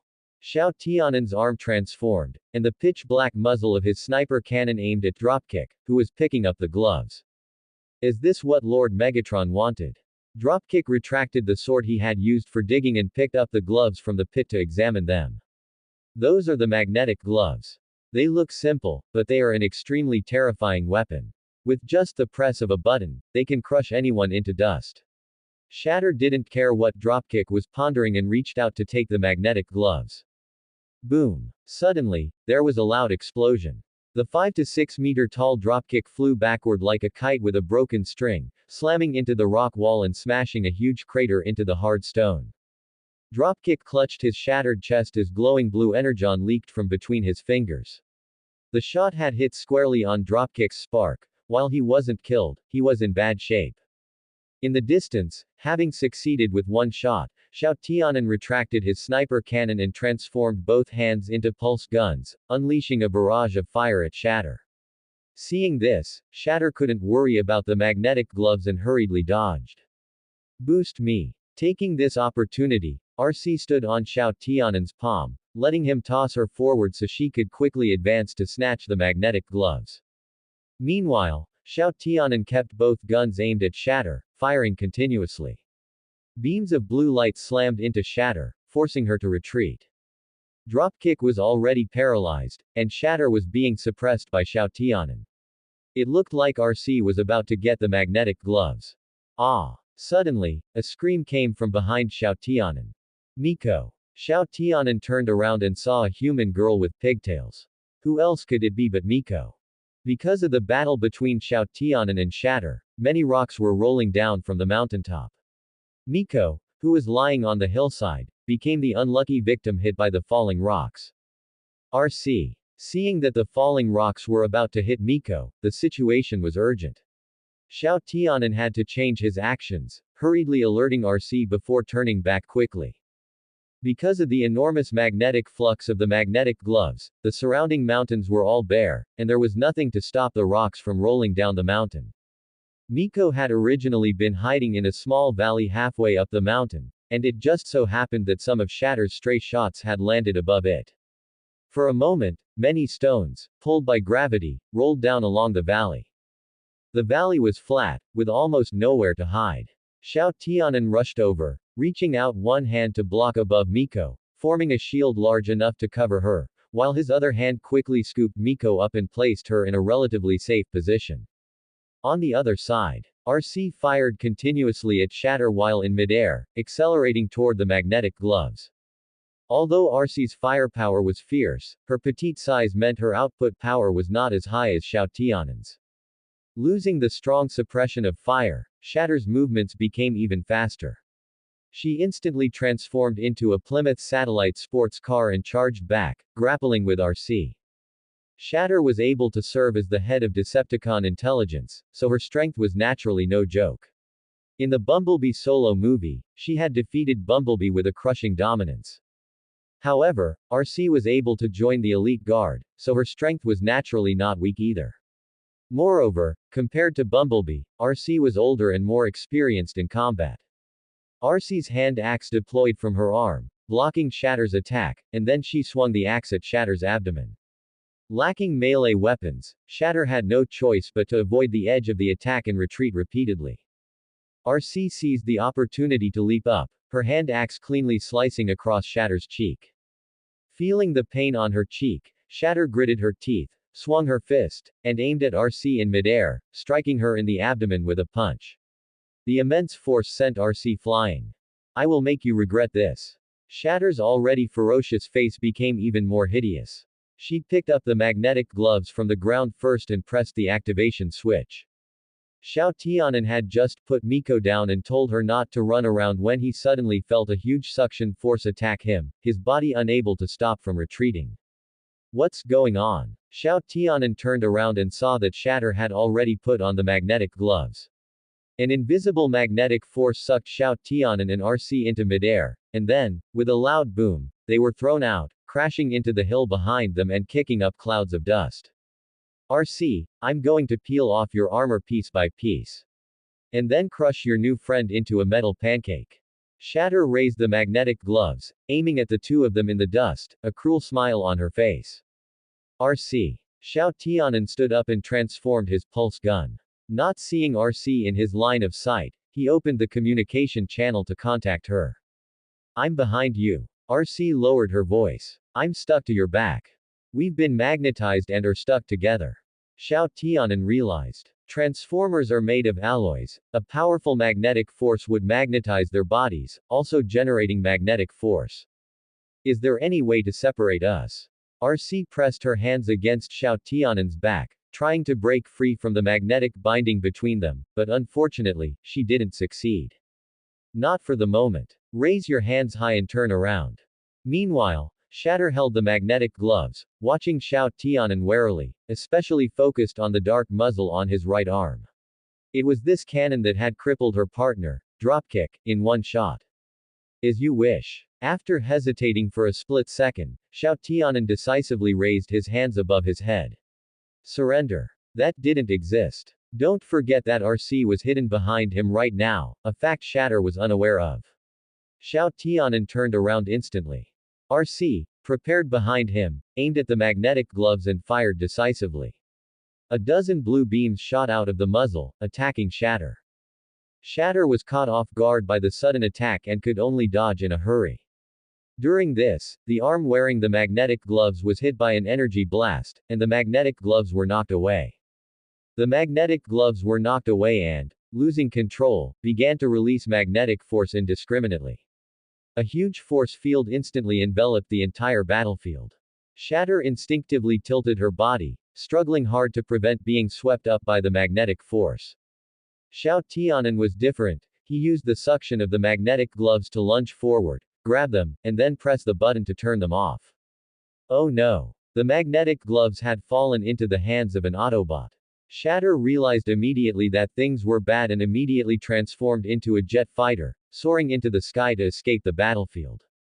As the strategist of the team, Shatter intended to avoid their edge and seek an opportunity to counterattack, but Xiao Tianan clearly wouldn't let her easily gain aerial superiority. An invisible force spread out. Shatter felt as if she had fallen into mud, The raging flames bursting from her engines could no longer push her body forward. No! Shatter roared in frustration, but it was already too late. RC's attacks followed one after another. Energy blasts slammed into the engines and then exploded. Having lost power, Shatter fell like a leaf, trailing black smoke as she crashed into a nearby valley. Two high-ranking Decepticons. I suggest we capture them no matter what. Xiao Tianan stared at the crash site of Shatter and used the magnetic gloves to release RC from his back.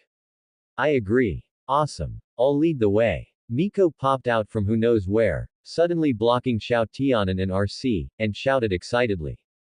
No. This is a war. I can't let you risk your life just because you're seeking thrills. RC's tone became much more serious. This time it was their negligence. Miko had almost lost her life, yet this child still didn't realize how dangerous she had just been. Ratchet, ground bridge Miko back. Ah. And you talk about Jack's mom. You sound exactly like her right now. Hearing that she was being sent back to base, Miko's face puffed up like a balloon. She put her hands on her hips and began to protest, then turned to look at Xiao Tianan. RC is right. Xiao Tianan couldn't understand this child, Miko. Was she just carefree or highly adaptable? If he had been Miko's age and encountered a robot war, his little heart would have been pounding. Miko was not only not afraid but was actually enjoying it. Oh. You might as well just marry her. Miko complained disappointedly, but she didn't dare to disobey Xiao Tianan's words and obediently walked into the ground bridge. I'm going to deal with Shatter. Xiao Tianan left behind that sentence and transformed into his vehicle mode, heading toward the crash site. Fine. RC shrugged and walked toward the crippled dropkick, quickly tying him up. Unfortunately, Xiao Tianan failed to catch Shatter. By the time he caught up, her figure had just vanished into the Decepticons' ground bridge. Ratchet, bridge us back. The ground bridge opened, and the figures of Xiao Tianan and RC walked out from the blue and white vortex. There was a slight accident, but fortunately, everything went smoothly. Xiao Tianan carried Dropkick in one hand and held the magnetic gloves in the other, handing them over to Ratchet. A souvenir. RC added, best not to use it indoors. They're even singing in harmony. Miko stood on the platform, leaning against the railing and complaining, but Xiao Tianan and RC didn't mind. Ratchet took the magnetic gloves and looked at Dropkick, asking, how do you intend to deal with this Decepticon? Drain his energon and then lock him up. That's the only way for now. The Autobots hadn't fallen to the point of ripping the heart and lungs out of a prisoner, they could only lock him up temporarily. However, a living Decepticon was still very dangerous, so it was best for Dropkick to be half dead. At the same time, Xiao Tianan was very interested in triple changers. One had to know that the Decepticon leader Megatron and the Autobot leader Optimus Prime were only double changers. He couldn't wait to extract Dropkick's transformation cog to study it. Xiao Tianan picked up the welding torch, considering that Dropkick's wounds were still leaking energon. He had to treat them first, otherwise, Xiao Tianan wouldn't even need to extract anything. Dropkick's energon would all flow out on its own. RC. With the Autobot business handled, the next part was time for catching up. Jack was the first to step forward, walking toward RC, but was held back by Jack's mom. Wait, Jack, I have something to say to RC. Jack's mom stepped forward. RC, I think I owe you an apology. I've been very worried. In my eyes, Jack is still just a child. He's been close to me since he was little, especially after Jack's dad left. I worry that he will leave me. Although I know this day will eventually come, I suppose I just can't accept change. I never thought Jack would distance himself from me because of a girl like you. RC heard this, and a smile appeared on her face. I think when it comes to not being used to change, we are the same. Jack's mom and RC reconciled, and no one was happier than Ratchet. These past few days, he had been driven to a nervous breakdown by the awkward atmosphere in the base. His brilliant brain hadn't been able to come up with a single spark of inspiration. Ratchet took a look at Xiao Tianan, who had transformed into a welding master, and thought he really should have dragged this guy out of the Explorer sooner. A few sparks flew out. Ratchet was shocked by Xiao Tianan's rigid medical technique. It had no aesthetic value, and the rough welds felt like they were assaulting his eyes. Ratchet couldn't help but twitch the corner of his mouth twice. Professional matters should be left to professionals. Leave the medical work to me. Ratchet snatched the welding torch from Xiao Tianan and pushed him aside. Surgery is an art. It requires heart to be perfect. The Decepticons, the nemesis. Megatron stood with his hands behind his back. Shatter, you actually caused me to lose a valuable warrior, and you dare to return empty-handed. I am very sorry, Lord Megatron, but our operation was disrupted by a newly appeared Autobot. At this moment, Shatter was charred all over, her form in a wretched state. She knelt on one knee, looking up at Megatron as if she were a lowly servant. Is that so? A newly appeared Autobot. Megatron walked closer to Shatter, deliberately emphasizing the word, new, as he spoke. Shatter raised her hand and activated a holographic projection. A tall, red figure appeared within the Decepticons' warship. Oh, so this is the new Autobot you were talking about. Megatron glanced at it with his peripheral vision, a flicker of realization flashing in his eyes. In that case, your failure is somewhat excusable. Ah, if I may be so bold, Lord Megatron, who is this? Knockout's small eyes darted around as he asked the question that everyone present was thinking. Rumor has it that he left Cybertron before the war began. I didn't expect him to have teamed up with Optimus Prime. Megatron ignored Knockout. He had seen this figure on the Decepticons' warship when he was resurrected by the Autobot scout. However, because the other party had changed his vehicle mode, Megatron did not recognize him immediately. Knockout opened his mouth awkwardly, thinking to himself, it seems there is no place for me in Lord Megatron's heart. Sigh. Xiao Tianan. He has appeared on Earth. And he joined the Autobots. Just then, a voice familiar to everyone present came from the doorway. All the Decepticons turned their heads in unison. The newcomer was none other than their former commander, Starscream. He was as miserable as Shatter, covered in wounds, with bandages hanging from his arms. Although it was unknown what use bandages were for Transformers, the group of Decepticons looked at the wretched Starscream with more or less pity in their eyes. Although Shatter was in a sorry state, at least her injuries were sustained on the battlefield. The Decepticons were not afraid of fighting, and certainly not afraid of being injured. As for Starscream, he had been beaten by Lord Megatron. He was just a punching bag. You know him? Knockout asked, lifting his chin, his tone somewhat frivolous. Of course. This Xiao Tianan was already famous on Cybertron before Lord Megatron and Optimus Prime rose to power, and he was once considered the Cybertronian most likely to be appointed as leader. He is a major threat. Starscream's tone was indignant. Knockout's frivolity had struck a nerve. A tiger fallen in the plains is bullied by dogs, and even a fence-sitter like Knockout was coming to trample on him. Megatron, if he hadn't failed to die when he was supposed to, how could I have ended up in such a state? Starscream thought to himself, his fists clenching involuntarily. However, there was one thing he seemed to have forgotten, his own situation. Enough. Starscream. Megatron's rebuke was deafening. Starscream was startled into a shiver, only then realizing he had touched a sore spot for Megatron. His throat moved as he struggled to swallow a mouthful of oil. Megatron was very sensitive to the word, leader. As the king of the Count Arena, he had always harbored resentment that the High Council had bestowed the leadership upon Optimus Prime. That should have been his for the taking. Megatron's scarlet eyes looked at Starscream, who looked pathetic and was about to curl his body into a ball. Although Starscream was a traitor, he had let him live this long because Starscream's repeated failures brought him some amusement, but Starscream's lack of originality was beginning to bore him. Starscream, come with me. Glancing at Megatron's ferocious gaze, Starscream trembled. He had a premonition that his end was approaching. Ratchet, where is everyone? Xiao Tianan had locked up Dropkick and taken the opportunity to touch up the paint on his damaged skin. When he returned to the base, he found that Ratchet was the only one left. Ratchet explained, Bulkhead and RC are out on a field mission. Oh, right, Jack and Miko went too. Bumblebee went to take Raph home. Did you find something? An abandoned Decepticon mine. There is an Energon signal, and there might be a little left. Although we have collectors and our Energon reserves are sufficient, every little bit counts. Xiao Tianan nodded upon hearing this.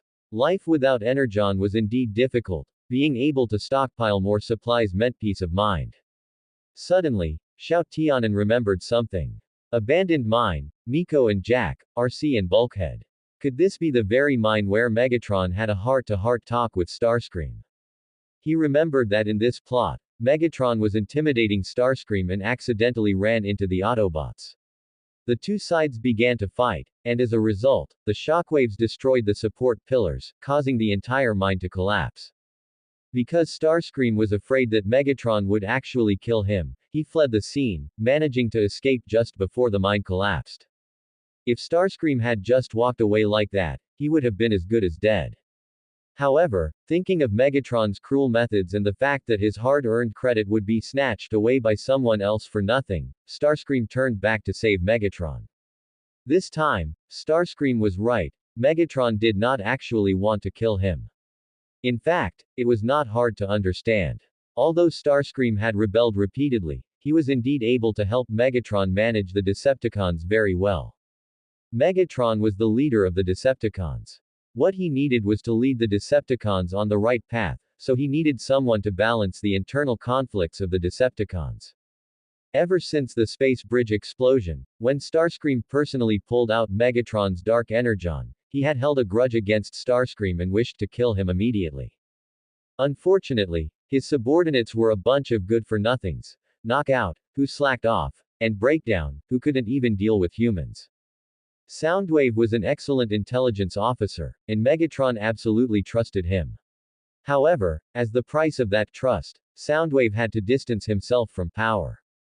Therefore, Megatron specifically transferred Shatter to Earth. Shatter had carried out many missions, and Megatron was very satisfied with her operational capabilities. If she could take over Starscream's burden, it would be for the best. However, Shatter had stumbled badly as soon as she arrived on Earth and even sacrificed one of his valuable warriors.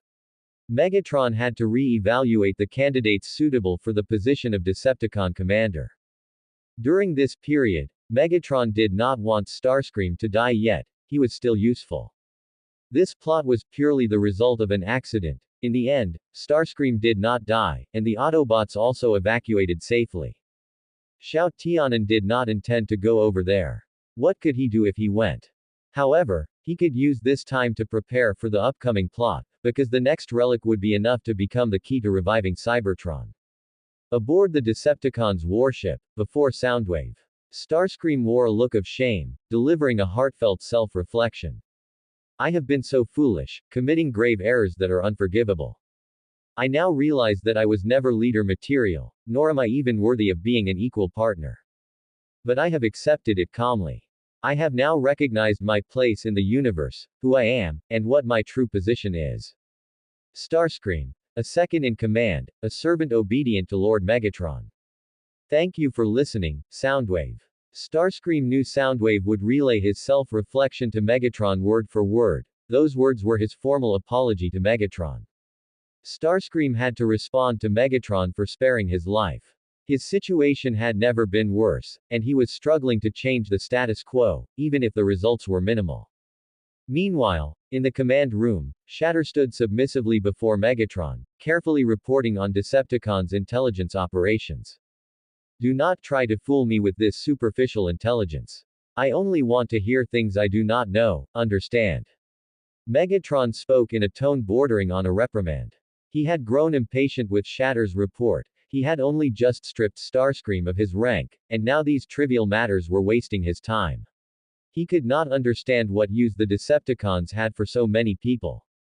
Shatter froze. She had been diligent and meticulous, hoping to raise her standing in Megatron's eyes, but instead, it had backfired. She hurriedly said, "There is intelligence regarding the Pioneer. Is that true? Commander Starscream did not report it to you." Shatter's mouth curled slightly, though she asked with feigned surprise. "If he dares to repeat his old tricks, I will grind him to dust." After hearing this, a flash of murderous intent crossed Megatron's eyes. He loathed being deceived, especially by his own confidant.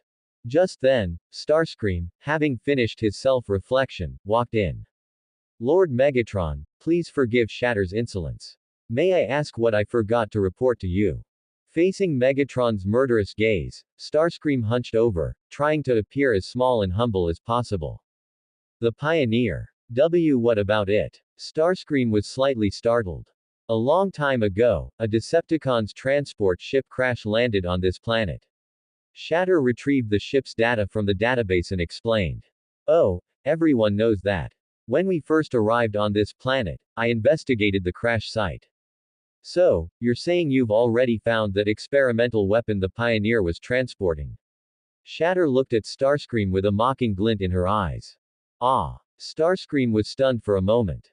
It wasn't until he saw Megatron's furious face that he unconsciously shrank back.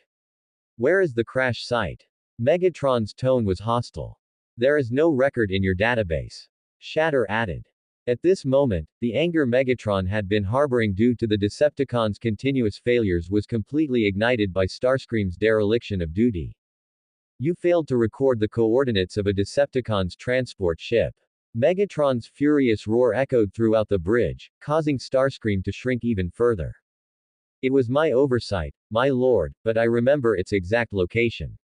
Starscream pointed to his own head, hurriedly defending himself.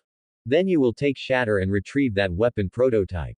Megatron turned his back to them, as if to tell Starscream that this was his last chance. Splendid. My own personal local guide, how delightful. Shatter laughed wantonly, making Starscream grit his teeth in anger. Both Starscream and Shatter could transform into fighter jets, and they soon arrived at the crash site. Starscream transformed and landed, then turned to look at Shatter. I will tell you the exact location of the Pioneer, but you must tell me what you are actually looking for. Starscream truly did not know what weapon the Pioneer had been transporting, and he dared not ask Megatron, that would undoubtedly be adding fuel to the fire. That is none of an outsider's business, and you are an outsider. Shatter gave Starscream no respect, not even sparing him a glance. I will make you show some respect, Shatter. Starscream gritted his teeth in anger. Before I followed Lord Megatron, I was the commander of the flight squadron responsible for searching for Energon. That was on Cybertron, centuries ago. HMPH. Just recently, I personally finished off one of Optimus Prime's bravest warriors, Cliffjumper. Starscream snorted coldly before continuing. At the mention of killing Cliffjumper, Starscream proudly clenched his fist. You killed an Autobot. That's right. And without mercy. No wonder Lord Megatron showed you mercy in the mine. What? You know about that? Starscream said, surprised. Which is why you are an outsider. Starscream froze, then, like a deflated balloon, his posture slumped once more. Fine. The ship is right beneath our feet. The two managed to enter the ship. Shatter began searching everywhere, while Starscream, looking quite at ease, followed leisurely behind her. Suit yourself. I conducted a thorough search of this place many years ago. Starscream was certain he couldn't have missed anything. Shatter ignored Starscream completely. She headed straight for the main control room and activated the ship's systems. What are you doing? Starscream asked in surprise. Checking the cargo manifest. You didn't forget to do that when you searched this ship, did you? I'm telling you, this ship's systems haven't been activated in years. The Autobots will detect its energy signature. Starscream continued to prattle on behind her, but Shatter had already found what she was looking for. Right here. Zone 23. What? Before Starscream could react, Shatter hurried out of the main control room. Shatter moved quickly, but this ship, or, more accurately, this section of the ship, did not have a Zone 23. The ship must have broken into two before it crash-landed. Shatter examined the fracture marks and stated with certainty. HMPH. It broke apart in midair. If you had investigated carefully, you would have discovered that the Autobots shot it down. Starscream crossed his arms, looking as if he knew everything. How far is the other section from here? Shatter asked, turning back. I don't think you need to know that information. Starscream toyed with his slender fingers, showing no intention of speaking. Shatter kept a straight face and stepped closer to Starscream. You just want me to embarrass myself in front of Lord Megatron, don't you? You want me to return empty-handed so you can take that weapon back yourself. You dare to accuse me. You are nothing but an opportunist who likes to play with words. Aren't you looking for an opportunity as well? Perhaps. But I have changed. I have realized my mistakes, and now, I only wish to be loyal to Lord Megatron. Shatter was right. Starscream was indeed waiting for an opportunity, but he wouldn't be foolish enough to broadcast it, especially not to Megatron's minions. If you want to serve him, tell me where the other section of the ship is. Tell me. Shatter's optics narrowed, making no attempt to hide the murderous intent in her gaze. Starscream noticed the change in Shatter, his expression stiffening. Fine. A few kilometers to the north, just pass through a stone archway. Honestly, Starscream hated intelligence agents. He hated them very much. Autobot base. Optimus Prime, RC, Bulkhead, and Bumblebee were all there. Xiao Tianan, who had just stepped out of the ground bridge, was taken aback. Usually, when he returned to base, only Ratchet was there. It was rare for all the Autobots to be present today. Did something happen? Xiao Tianan looked at Optimus Prime. Ratchet replied, "We detected an energy signal from the Decepticons, but it is very ancient. Then I certainly arrived at the right time." That day, after RC and the others returned safely, Xiao Tianan went back to the Explorer. He had to prepare for the upcoming plot involving the data storage canister. During the best years of our lives, many data storage canisters were created, each recording a vast amount of knowledge about Cybertron, including star maps, medicine, and ancient myths. After the war broke out, these canisters were hidden in various corners of the galaxy to prevent them from falling into the hands of the Decepticons. One such canister was hidden on Earth, and it contained a record of a great ancient Autobot invention, the synthetic energon technology. No matter what, Xiao Tianan had to obtain this technology. It was not just because energon was the energy source upon which Cybertronians relied for survival. More importantly, synthetic energon could create pure Cybertronian digital matter. It was very similar to the matter of Cybertron, and this substance was the key to resurrecting Cybertron. Mastering it would not only allow for the resurrection of Cybertron, but could even enable the transformation of other planets into Cybertron. After returning to his ship, Xiao Tianan built a data receiver. If the data inside the canister were transmitted into Bulkhead's brain just like in the original plot, this device would prove extremely useful. After building the data receiver, Xiao Tianan returned to the Autobot base, not expecting to run right into the plot involving the locking staff. "Yes, you always arrive just in time," RC praised. "History always repeats itself in the present." Optimus Prime stared at the signal on the screen. Last time they had discovered a distress signal from an Autobot ship, and this time they had found an energy signal from a Decepticon ship. Optimus Prime did not know if the Decepticon ship hid unknown dangers just like the Autobot ship from before, or if it was a Decepticon conspiracy, but they had to go and uncover the truth. To be safe, apart from Ratchet who had to guard the base, all other Autobots participated in the mission, including Xiao Tianan. Xiao Tianan followed behind Optimus Prime.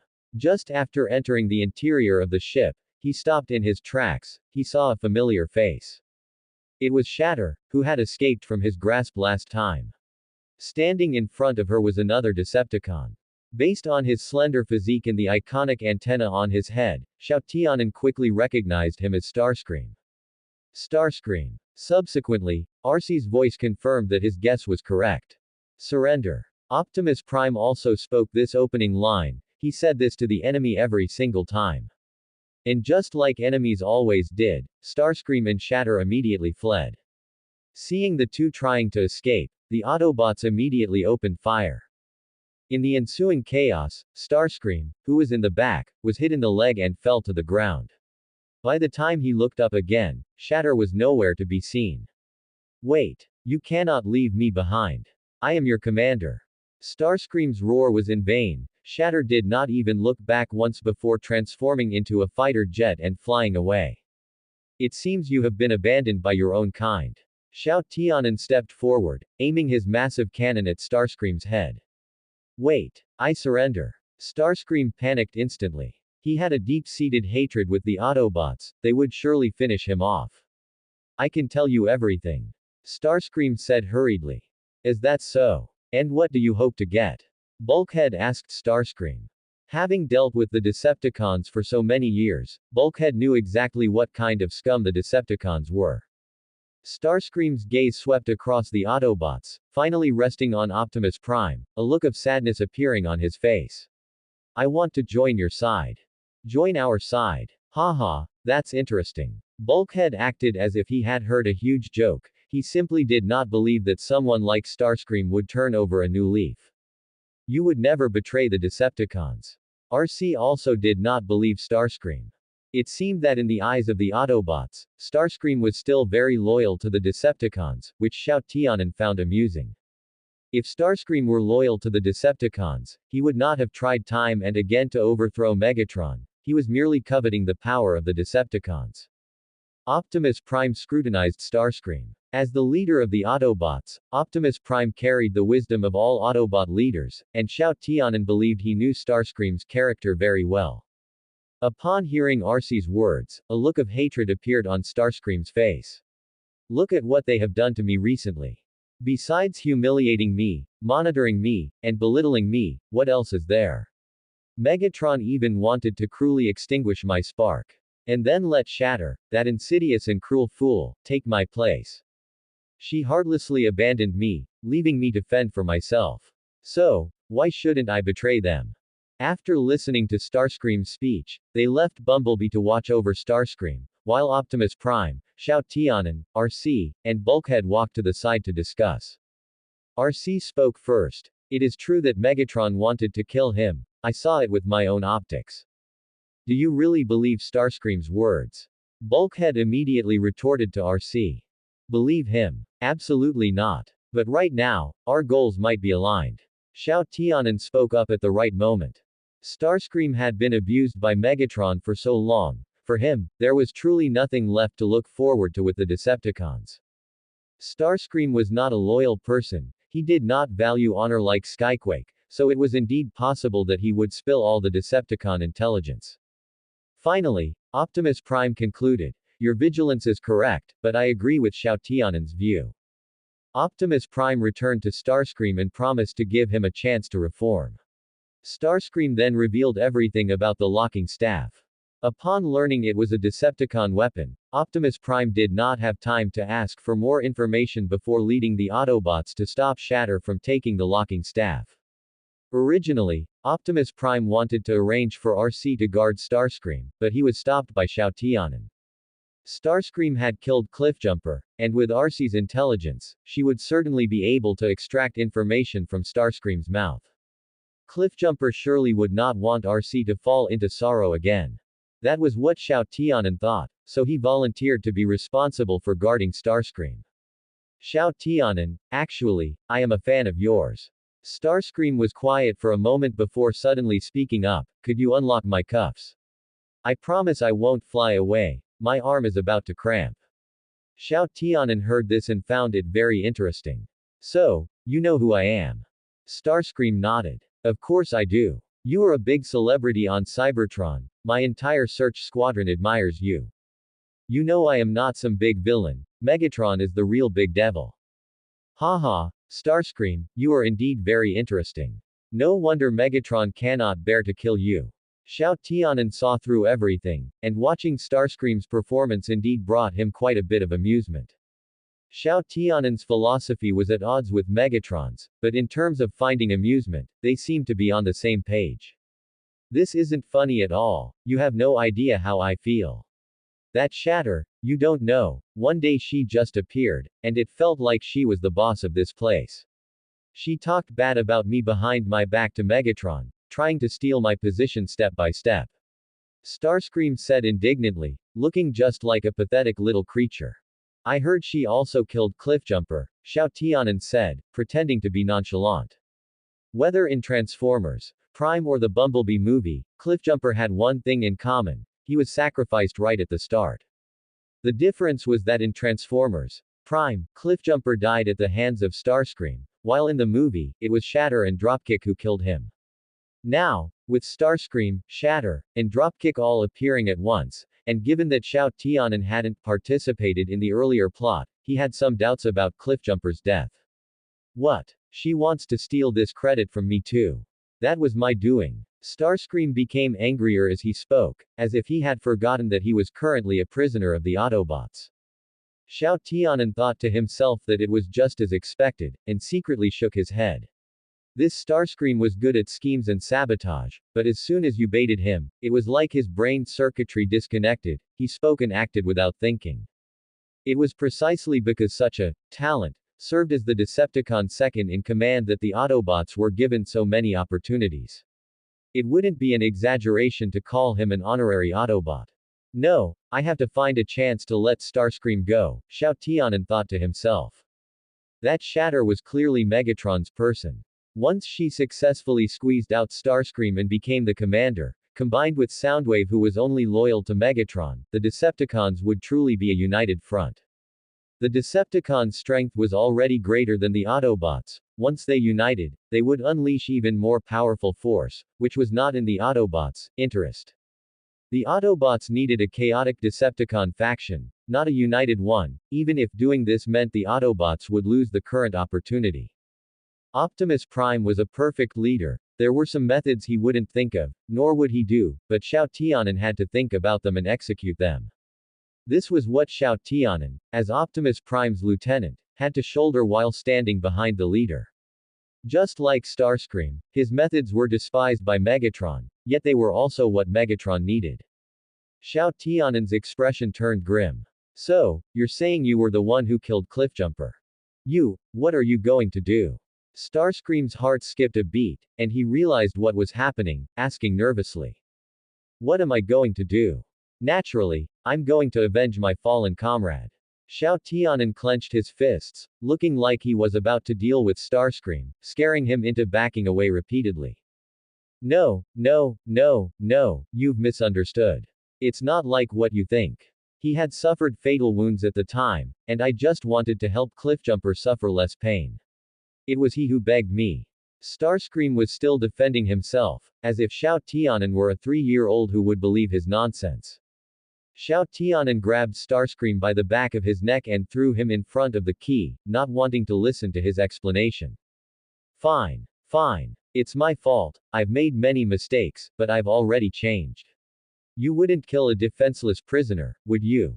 Even though freedom was just one step away, Starscream didn't pick up the key, but instead knelt on the ground, begging Xiao Tianan to let him go. Right, I wouldn't lay a hand on a defenseless prisoner, so hurry up and pick up the key. Xiao Tianan's tone was firm, as if he were determined to avenge Cliffjumper. Please, I really don't want to fight. Let the past be the past. I'm one of you now. Starscream pleaded like a child. But Xiao Tianan left almost no room for negotiation. The cannon on his arm pointed at Starscream's head, and he said firmly, pick up the key. Forced by necessity, Starscream had no choice but to tremble and pick up the key. The moment he picked it up, like a frightened 80-year-old lady, his hand shook, and he dropped the key to the ground. You pathetic creature. Xiao Tianan cursed, having no choice but to bend down to pick up the key himself. Suddenly, Starscream's expression changed, revealing a sinister smile. His hands transformed into sharp claws, stabbing straight toward Xiao Tianan's spark, just like when he killed Cliffjumper.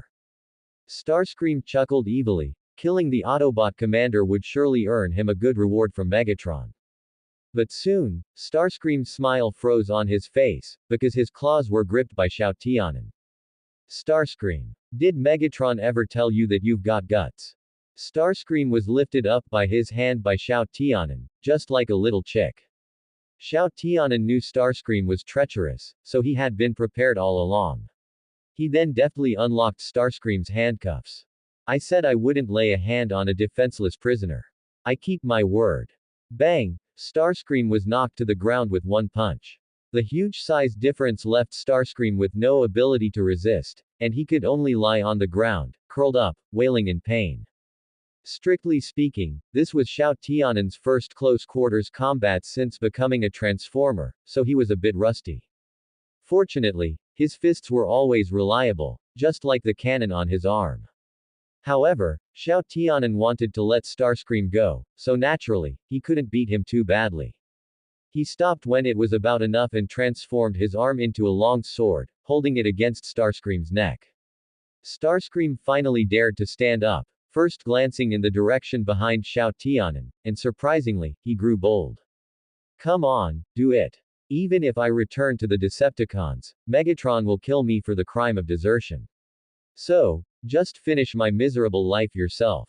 Xiao Tianan turned his head. At some point, Bumblebee had returned, looking at Xiao Tianan with an incredulous expression. Fine. Xiao Tianan gritted his teeth in anger. The feeling of being schemed against wasn't great, like an 80-year-old man punching you, only to break his own hand and then asking you to pay for the medical bills. Simply put, Xiao Tianan didn't bother to turn his head again, leaving a big opening for Starscream. If Starscream couldn't seize it, then there was nothing Xiao Tianan could do. He trusted that Black Widow and Dropkick would be very happy to see their old colleague, Starscream. Fortunately, Starscream lived up to expectations and seized the opportunity to escape. Xiao Tianan only fired a few symbolic shots before putting away his weapon. Bumblebee, why did you come back alone? Beep beep beep. What responded to Xiao Tianan was a series of electronic sounds with different tones. Fortunately, having spent a long time with Bumblebee, he roughly knew what Bumblebee wanted to express. You mean Optimus Prime and the others have all been immobilized by the Decepticons' weapon, right? Optimus Prime was much more important than Starscream. Xiao Tianan immediately headed to the crash site of the other part of the Decepticon ship. On the Decepticon warship, Megatron was furious in the command room. You let the Autobots capture Starscream. Do you realize what a serious mistake you have made? Shatter. But my lord, it was because Starscream betrayed the Decepticons that we lost the locking staff. Shatter knelt halfway before Megatron. She wanted to use the Autobots' hands to get rid of Starscream, not just for herself, but for Lord Megatron and for the Decepticons. Megatron didn't want to hear any explanations, almost roaring, I don't care about such petty tricks. My second in command has become the enemy's prisoner. This means the Autobots might obtain all the Decepticons' classified intelligence. Shatter's repeated failures made Megatron very dissatisfied, and this time, letting Starscream fall into the hands of the Autobots was simply extremely stupid. Megatron was completely disappointed in Shatter, but he still needed a lieutenant to coordinate the entire Decepticon faction. Suddenly, Megatron seemed to have a candidate in mind, and a smile appeared on his face. On the other side, at the Autobot base. You can move now. It won't be long before you fully recover. Xiao Tianan and Ratchet finally unlocked the immobilization on Optimus Prime and the others. I am sorry, Optimus Prime, because of me, everyone lost such a great opportunity. Xiao Tianan walked up to Optimus Prime and apologized. Some things were destined to be impossible to express. Optimus Prime was silent for a while before saying, wisdom does not come out of thin air. Sometimes we have to pay a price. Cool. That's awesome. At Autobot base, Miko was watching monster truck races with Bulkhead, and the sound of cars being crushed, accompanied by the roar of engines, echoed throughout the entire Autobot base. Annoyed, Ratchet lifted his head from the screen and said, I'm telling you, can you turn the volume down a bit? Ratchet, come look at the car show I took Miko to last week. As Miko's partner, Bulkhead also liked these muscle-filled race cars. Miko pulled out her phone and said, I took a lot of photos with my phone. However, as a doctor, Ratchet clearly couldn't relate to this kind of fun. To sacrifice so many innocent cars just for human amusement, how barbaric. As he spoke, Ratchet couldn't help but shudder. Just then, Xiao Tianan returned to base. Ratchet, where is Optimus Prime? Optimus Prime is out on a mission, Ratchet said while working. They went to find some ancient educational toy, Bulkhead added. What you call an ancient educational toy is actually a Cybertronian data canister. No one knows how massive the amount of information hidden inside it is, Ratchet corrected, while pulling up data on the canister. After the war broke out, the data canisters were hidden in every corner of the galaxy to prevent them from falling into the hands of the Decepticons, but now, we have detected its signal on Earth. This means it could fall into the hands of the Decepticons at any moment.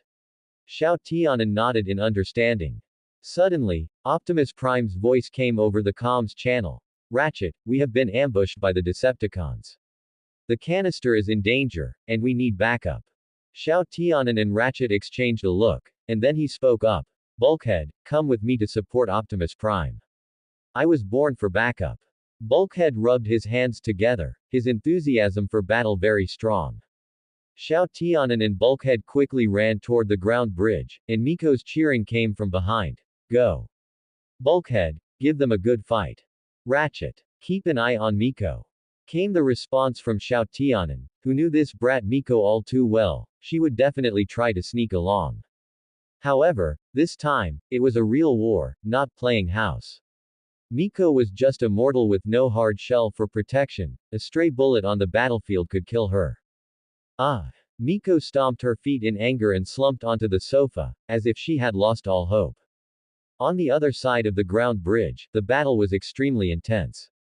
The Decepticons had deployed Knockout, Breakdown, and over a dozen Decepticon grunts.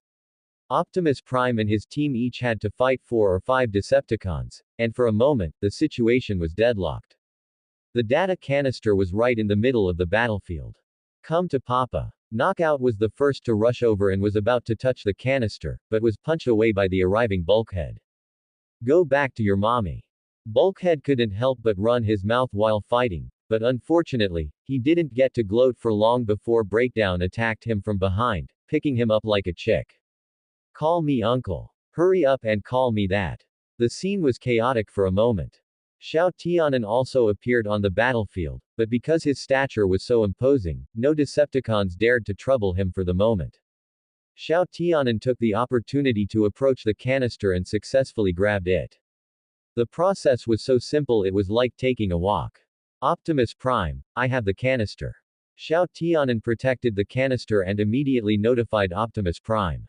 Ratchet, open the ground bridge. With the canister in hand, Optimus Prime immediately disengaged from the battle and moved toward Xiao Tianan. At the same time, Knockout and Breakdown exchanged a look and charged toward Xiao Tianan. Since they were the closest to him, they quickly reached him. Xiao Tianan didn't hesitate, he immediately raised his hand, and a strand of webbing shot out from his wrist, spraying onto Knockout's eyes. What the heck? Knockout's eyes were covered by the sticky webbing, and he instantly lost his vision, falling flat on his face. The webbing was one of the products of Xiao Tianan's research into Black Widow. It had no lethality, but it was very competent as an auxiliary weapon. Most importantly, this was the same style as Spider-Man's. Meanwhile, Breakdown rushed up wielding his hammer. Xiao Tianan clenched his hand into a fist, dodged the attack, and slammed a punch into Breakdown's abdomen. Feeling the recoil from his fist, he realized this guy Breakdown was really heavy. After being hit, Breakdown flew backward 14 or 15 meters and struggled to get up as soon as he landed. Xiao Tianan was quick-witted, shooting several strands of webbing to pin Breakdown to the ground, unable to move. All around, more and more Decepticons were arriving, and the Autobots were putting up a stubborn defense. Eat this. Xiao Tianan ejected the compressed webbing from inside his web shooter and threw it toward the Decepticons. The compressed webbing hit the ground and instantly burst open. Countless strands of webbing, like octopus tentacles, scattered everywhere, and all the Decepticons within range were stuck, unable to move. Autobots. Retreat. As soon as the group of Autobots returned to base, Miko dropped the mop in her hand and ran over excitedly, her eyes full of anticipation. Bulkhead. How was it? Did you smash the Decepticons to pieces? Well. Bulkhead was a bit embarrassed. As soon as he started fighting, he had been knocked out by Breakdown and couldn't participate in the rest of the battle. Alright, Miko, the most important thing now is to figure out what information is stored inside the data canister, Ratchet said. Hearing this, Xiao Tianan took out the canister and introduced it to the Autobots. This kind of canister is like a battery. Information is stored inside it in the form of lasers. To figure out the information, we have to release it first. But how do we release the information? RC asked. To prevent this information from being stolen, the ancient Autobots encrypted the canister. We have to crack these codes to get the information inside, Ratchet explained. In that case, the workload is simply too huge. Xiao Tianan shook his head. The codes from the best years of our lives were not so easy to crack. Immediately after, Xiao Tianan added, actually, there is another way. Xiao Tianan placed the canister on the ground and then put the prepared data receiver directly in front of it. Miko. Xiao Tianan called Miko over. Miko loved excitement the most, and upon hearing this, she ran quickly to Xiao Tianan. What do you need me to do? Try kicking this canister, Xiao Tianan said, pointing at the canister. Kick this hunk of iron. All right. Miko curled her lips, gestured at the canister, lunged forward, and gave the canister a hard kick. Thud. Ouch, tilde. The action was mutual, the canister made a muffled sound, and Miko cried out. Xiao Tianan could only shake his head. It really was like cracking a walnut with one's head, hard-headed. That's the end of part 1. Part 2 is coming soon. Thanks for watching. Please subscribe and support our channel for more stories. Hello everyone, this is Fanfic Audiobook. Here you find original fan-made audio stories. Transformers. Enter the Autobots. Part 2. Click. The storage canister emitted a crisp sound, its outer shell instantly opened, and immediately after, a red laser was emitted, pouring into the data receiver. Is that all? I still don't understand, RC said, puzzled. Because this data detected unauthorized access and automatically ejected, Xiao Tianan explained. This is a security measure. If it had been beamed into the sky, it would have been lost forever. But it didn't react when the Decepticons and we were fighting over it, yet as soon as Miko touched it, it triggered, RC asked, continuing. Ratchet knew the answer to this question. The storage canister was built during the best years of our lives on Cybertron. Back then, there was no distinction between races, so it wouldn't view any Cybertronian as a threat. It only guarded against alien life, such as humans. Then what exactly is this information? Xiao Tianan connected the data receiver to the console and roughly scanned the data. If I'm not mistaken, this should be a formula for some kind of synthetic energon. Upon hearing this, all the Autobots became excited. We've hit the jackpot. Bulkhead leaned his head close to Miko and said excitedly, Miko, do you understand? Miko shook her head, uncomprehending. Energon is our power, our ammunition, our source of life. This substance is extremely rare on Earth, but now the problem is solved. Optimus Prime also noted, these equations might provide us with the opportunity to turn the tide of the war. Ratchet added a point, or allow us to master the method to revitalize Cybertron. Xiao Tianan nodded. All along, the Autobots had been outnumbered by the Decepticons, causing Energon to be consumed very quickly. Energon on Earth was becoming increasingly scarce, and Megatron had used his greedy claws to monopolize the vast majority of the mineral deposits on Earth. He had collectors, so feeding himself wasn't an issue, but supporting the consumption of all the Autobots was still somewhat strenuous. But if the Autobots could successfully manufacture synthetic energon, they could mass-produce the energy they needed. By then, the Explorer wouldn't need to lie underground like it currently did to save energy. Xiao Tianan, Ratchet, I hope you can manufacture this synthetic energon. Optimus Prime immediately tasked Xiao Tianan and Ratchet with developing the synthetic energon. The war between the Autobots and the Decepticons had lasted too long, and too many worlds had been destroyed. Now, the Autobots had obtained the formula for synthetic energon, and it was complete. Optimus Prime was very pleased. The Autobots had limited energon, and the arrival of synthetic energon was undoubtedly a timely help. Xiao Tianan and Ratchet quickly produced a batch of synthetic energon. Energon produced from an incomplete synthetic energon formula would affect a Cybertronian's brain, making them impulsive and arrogant. In the original series, Ratchet, channeling Shenong, tested the drug on himself, using the energon synthesized from the incomplete formula, which significantly reduced his judgment. This led to the iconic scene where the Doom Doctor argued with Optimus Prime and punched Megatron. Precisely because of this, Xiao Tianan used the complete synthetic energon formula to produce synthetic energon, though he would not be using it for the time being. No one could guarantee that the ancient Autobots' formula wouldn't have certain flaws just like Ratchet's formula. Oh tilde. A comfortable moan came to his ears. While Xiao Tianan was deep in thought, he didn't notice that Ratchet next to him had injected himself. Are you okay? Xiao Tianan asked with concern, looking at Ratchet's high-like expression.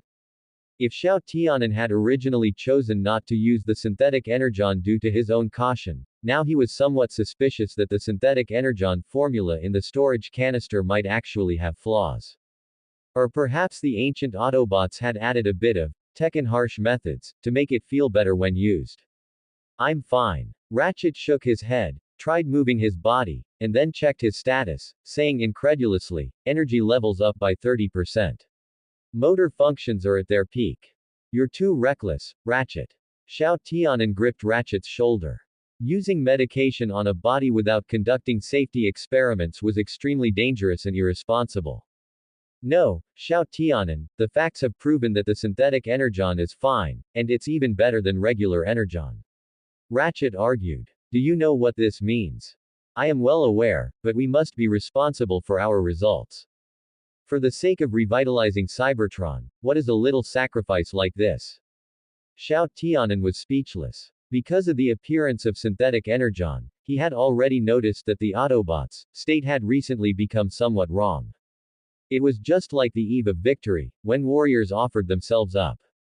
The Autobots seemed to have become more desperate, and the number of injuries was increasing, especially for RC. Ratchet, lock onto RC's location and open the ground bridge. Just at this moment, Optimus Prime's voice came over the communication channel. Ratchet hurriedly locked onto RC's location and was about to open the ground bridge, but was refused by RC. Xiao Tianan also spoke up. RC. Return to base quickly, they have the numbers. They always have the numbers. RC cut the communication.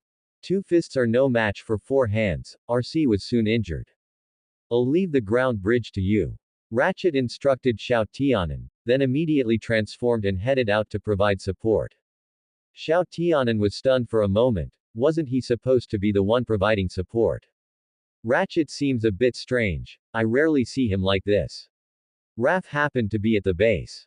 He's become proactive. Xiao Tianan added. Xiao Tianan lowered his head and leaned toward Raph. Raph, I'll leave the ground bridge to you. I need to go and check. Having said that, Xiao Tianan walked into the ground bridge. Raph was still young. He was the youngest of the three children who had come to the Autobot base, but he was the one Xiao Tianan felt most at ease with. Inside a rift in East Africa, RC was surrounded by over a dozen Decepticons. The rift had collapsed, separating her from Optimus Prime and the others. RC was heavily damaged and lay on the ground, unable to move. Watching the Decepticons closing in, a flicker of despair appeared in her eyes. Just then, a blue and white ground bridge opened above RC, and a figure flew out from within. Ratchet transformed his hands into battle blades, and with a strike descending from the sky, he finished off a Decepticon. The remaining Decepticons were startled and immediately launched an attack. Ratchet did not hesitate. He lifted the defeated Decepticon and hurled it at the enemies in front, then leapt high into the air, performing a mid-air triple kick to knock back two other Decepticons. Wow! Ratchet's ferocity shocked RC. She hadn't expected the gentle doctor to have such a wild side. Ratchet vaulted over RC, dazing a Decepticon with a 180-degree spin kick, then drew his battle blade and sliced it in two. Looks like the Autobots brought someone who can actually fight. Not far away, Knockout, who had orchestrated the ambush, watched Ratchet wreak havoc and was not in a good mood. Then I'll go test him. Breakdown stepped forward, wanting to challenge Ratchet to a duel. At the critical moment, the ground bridge opened again, and the tall figure of Xiao Tianan stepped out from within. Save it for later. Knockout frowned and pulled Breakdown back. Since their last encounter, Knockout had classified Xiao Tianan as a highly dangerous opponent. Taking advantage of the fact that Xiao Tianan hadn't noticed him, he took Breakdown and left the battlefield. Xiao Tianan helped RC up and, watching Ratchet fighting fiercely, thought to himself, no wonder Megatron calls Ratchet the Doom Medic, he really is fierce. Ratchet, are you alright? Ratchet stepped on the corpse of a Decepticon, punched down a grunt trying to sneak attack from behind, and laughed, I'm great. After regrouping with Optimus Prime, Raph activated the ground bridge to bring the Autobots back to base. Just after returning to base, Bulkhead couldn't wait to share with Raph how ferociously Ratchet had fought. Raph, you might not believe this, but our doctor beat the Decepticons to a pulp. Hearing this, Ratchet proudly raised his head. RC also smiled. Alright, what's actually going on? Ratchet was the star today, so Xiao Tianan nodded at him, signaling him to present their results. Ratchet pulled a canister filled with green solution from the lab bench and handed it to RC. Synthetic energon. You succeeded. Bumblebee curiously lifted the canister, his eyes wide as he stared at the synthetic energon. Ratchet nodded. The synthesis formula is complete. It didn't take much effort. Ratchet really played the tough guy today. Bulkhead took the canister, looked at it briefly, and then handed it to Optimus Prime. Ratchet, I still think your decision to use yourself for the experiment was too reckless. Optimus Prime looked at the energon in his hand, his face devoid of much joy. Optimus Prime, you don't know how powerful Ratchet was at the time, we should all try it. RC looked at Optimus Prime and said, somewhat excitedly. Optimus Prime did not immediately agree with RC's suggestion, but instead turned to look at Xiao Tianan, his expression somewhat worried. It was clear that Optimus Prime also seemed to have sensed some changes. Xiao Tianan shook his head. Optimus Prime understood and walked over to Ratchet. The results of this experiment are indeed satisfactory, but I suggest that subsequent experiments be limited to machines, not Autobots. Old friend, although we are short-handed, we need a warrior in the laboratory more than we need a warrior on the battlefield right now. After speaking, Optimus Prime returned the canister filled with synthetic energon to Ratchet. Ratchet did not refute him, but he was dejected. Xiao Tianan could feel that he was somewhat disappointed. This was just a minor interlude. Soon, Xiao Tianan immersed himself in research again. He lunged at me, and I threw him back with a shoulder throw. For the past few days, Ratchet had been very excited, waving his pipette in his hand and gesturing, constantly telling Xiao Tianan how amazing he had been at the time. Xiao Tianan's ears were almost calloused from listening. What's wrong with Ratchet? Jack returned to base and saw the unusually excited Ratchet. It was hard to imagine this was the same science geek he knew. I bet he drank some fake booze. Miko had a flash of inspiration and said confidently. Hearing this, Xiao Tianan almost laughed out loud and corrected her. Not quite, it's just that the synthetic energon has put Ratchet's motor functions in an optimal state. Jack thought for a moment after hearing this and then said, like a stimulant. Xiao Tianan was taken aback. That's it. Over the past few days, other than being very excited, Ratchet hadn't spoken any nonsense, which meant that the complete synthetic energon didn't cause one to lose their mind like in the show. Since that one injection, Ratchet hadn't used the synthetic energon again, which meant it wasn't addictive. For the past few days, Xiao Tianan had also been researching the synthetic energon, and there were no theoretical problems with it. Then, could there be a possibility that there was nothing wrong with the synthetic energon itself?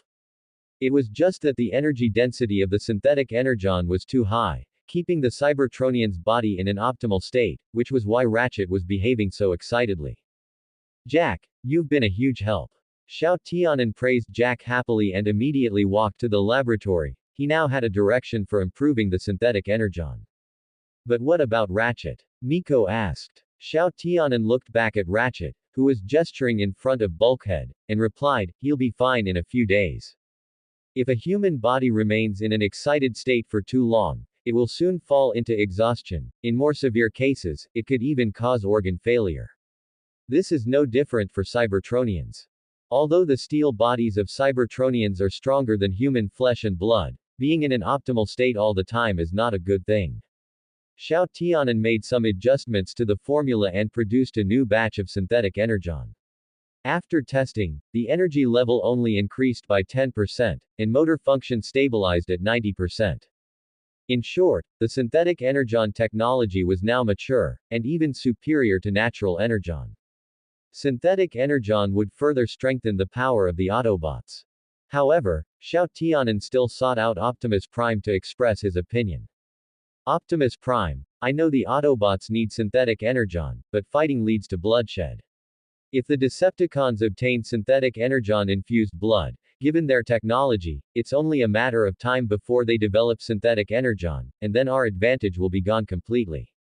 If Megatron obtained the synthetic energon formula, he would inevitably use the highest energy density, significantly boosting the overall combat capability of the Decepticons. By then, the Decepticons would become even more terrifying. So, we just sit on this treasure and can't even use it. RC raised an eyebrow. Bulkhead, on the other hand, didn't care. Who cares? Even without synthetic energon, we can still beat the Decepticons to a pulp. Optimus Prime frowned and thought for a moment before saying, the Decepticons are arriving on Earth in a steady stream, and future battles will be even more difficult. However, I agree with Xiao Tianan's opinion. On the endless Gobi Desert, a tombstone stood quietly, just like a meticulous soldier. RC gently wiped the dust off the tombstone, a hint of sadness in her eyes. Buddy, the view here is really nice. If your spark can still hear me, we really need you. RC said to the tombstone, as if Cliffjumper were still there. It feels like new Decepticons arrive here every day, and we are outnumbered. Yeah, you would say to take them all out, then they wouldn't have the numbers advantage. If only it were that simple. The Decepticons are getting more cunning, but I want you to know, I've never given up. At Autobot base, Ratchet detected a new energon signal. Xiao Tianan pointed at the stationary signal source and said, looks like the Decepticons have really found a mine this time. Then what are we waiting for? RC said. Autobots, roll out. Optimus Prime ordered. Just then, Bulkhead stepped forward and said, I say, how about we bring our tough guy along? I think we don't need medical assistance for this mission. Optimus Prime refused without a second thought. Ratchet's hopeful look turned to disappointment, and he spoke up, actually, I can also provide heavy firepower support, and letting Xiao Tianan control the ground bridge would be the same. Xiao Tianan didn't speak, just pulled out an energon harvester and shook it in his hand. Ratchet rolled his eyes at Xiao Tianan and walked to the console. Fine, forget I said anything. The Autobots quickly found the Decepticons' energon mining team. Bulkhead took out the energon detector and scanned the mine. The signal is weak. They might have found a vein, but the quantity, well, probably isn't much. The Decepticons want even such a small amount. Looks like their reserves are really running low. Xiao Tianan speculated. Optimus Prime nodded. This was undoubtedly good news for the Autobots. The Autobots began their assault on the Decepticon mining team, blue and purple beams cutting through the silence of the wasteland. RC took the lead, transforming into vehicle mode and accelerating towards the Decepticons. Using her momentum, RC's hand axe easily severed two Decepticons. The Decepticon soldiers guarding the mine immediately adjusted their strategy, surrounding RC, who had pushed deep into their lines, attempting to concentrate their force and break one of the Autobots, fingers first. The Autobots naturally wouldn't let them have their way. Optimus Prime and Xiao Tianan opened fire in succession. Under the cover of pulse cannons, the Decepticons were soon reduced to just a few stragglers. RC leapt up with force, kicking over the last Decepticon, and held her hand axe to its neck, asking, tell the truth, what is Megatron plotting this time? HMPH. Even if you kill me, don't expect to get any intelligence from me. This Decepticon had some backbone. Decepticon warriors never fear sacrifice. Sacrifice. You're just helping the evildoer. RC scoffed disdainfully, pressing the hand axe forward a fraction. RC's hand axe got closer and closer to the neck of the brave Decepticon. He trembled and hurriedly shouted, I'll talk. Oh. Aren't Decepticon warriors fearless of death? I'm just a miner, please don't give me a hard time. From the Decepticon miner, it was learned that Megatron had recently been frantically collecting energon. But contradictorily, according to this Decepticon, they were not short on energon. It seems Megatron is brewing a massive conspiracy. A trace of worry appeared on Optimus Prime's face. I'll go investigate. RC released the Decepticon miner and turned to leave. RC, it's too dangerous to go alone. Xiao Tianan spoke up. Where in war is there anything not dangerous? RC didn't look back, instead transforming into vehicle mode and driving off into the distance. Xiao Tianan watched the departing RC and turned to look at Optimus Prime. Optimus Prime didn't speak. He always respected others' choices, and this time was no different. Bumblebee, you go with RC. Xiao Tianan said helplessly to Bumblebee, take care of RC. Bumblebee patted his chest to reassure everyone, then transformed into vehicle mode and followed. The large and small figures disappeared over the horizon, kicking up dust. Only then did Xiao Tianan open the communication channel. Ratchet, I need you to track RC's location in real time. At a Decepticon Energon mine. Breakdown was talking to a soldier about the new arrival, Shatter. Shatter is always bossing people around, but I think she's actually quite charming. The Decepticon with Breakdown didn't reply, just pointed to Breakdown's back. What's wrong? Breakdown turned around and saw a red Decepticon. It was Shatter. Shatter didn't speak, gave Breakdown a cool glance, and walked towards the Energon. Lord Megatron sent me to inspect the mine's status. This concerns the Decepticon cause, so we must ensure the mine is foolproof. Standing at the top of the mine shaft, Shatter looked down at the Decepticon soldiers mining Energon and gave orders. On the other side, RC and Bumblebee also found this mine. Mining such a massive amount of Energon, Megatron must be brewing another huge conspiracy. We must stop him. RC transformed her hands into weapons and was about to attack, but was stopped by Bumblebee. RC knew what Bumblebee wanted to say, notify Optimus Prime. There's a jamming device in the mine, we can't contact Optimus Prime. Then she pointed to the elevator constantly sending Energon into the transport ship and said, the Decepticons will soon send this Energon back to their warship, and by then it will be too late. At the same time, Ratchet contacted Xiao Tianan. Xiao Tianan, RC and Bumblebee's signals have disappeared. Ratchet, continue searching for RC and Bumblebee's signals. Optimus Prime ordered upon hearing this, also, send us to the location where the signals vanished. At the Decepticon mine. Facing the sudden attack from RC and Bumblebee, the Decepticons were caught off guard, and several were taken down instantly. Looks like 2 rats have snuck in. Shatter glanced at Breakdown, who was in charge of mine security, and said dissatisfiedly.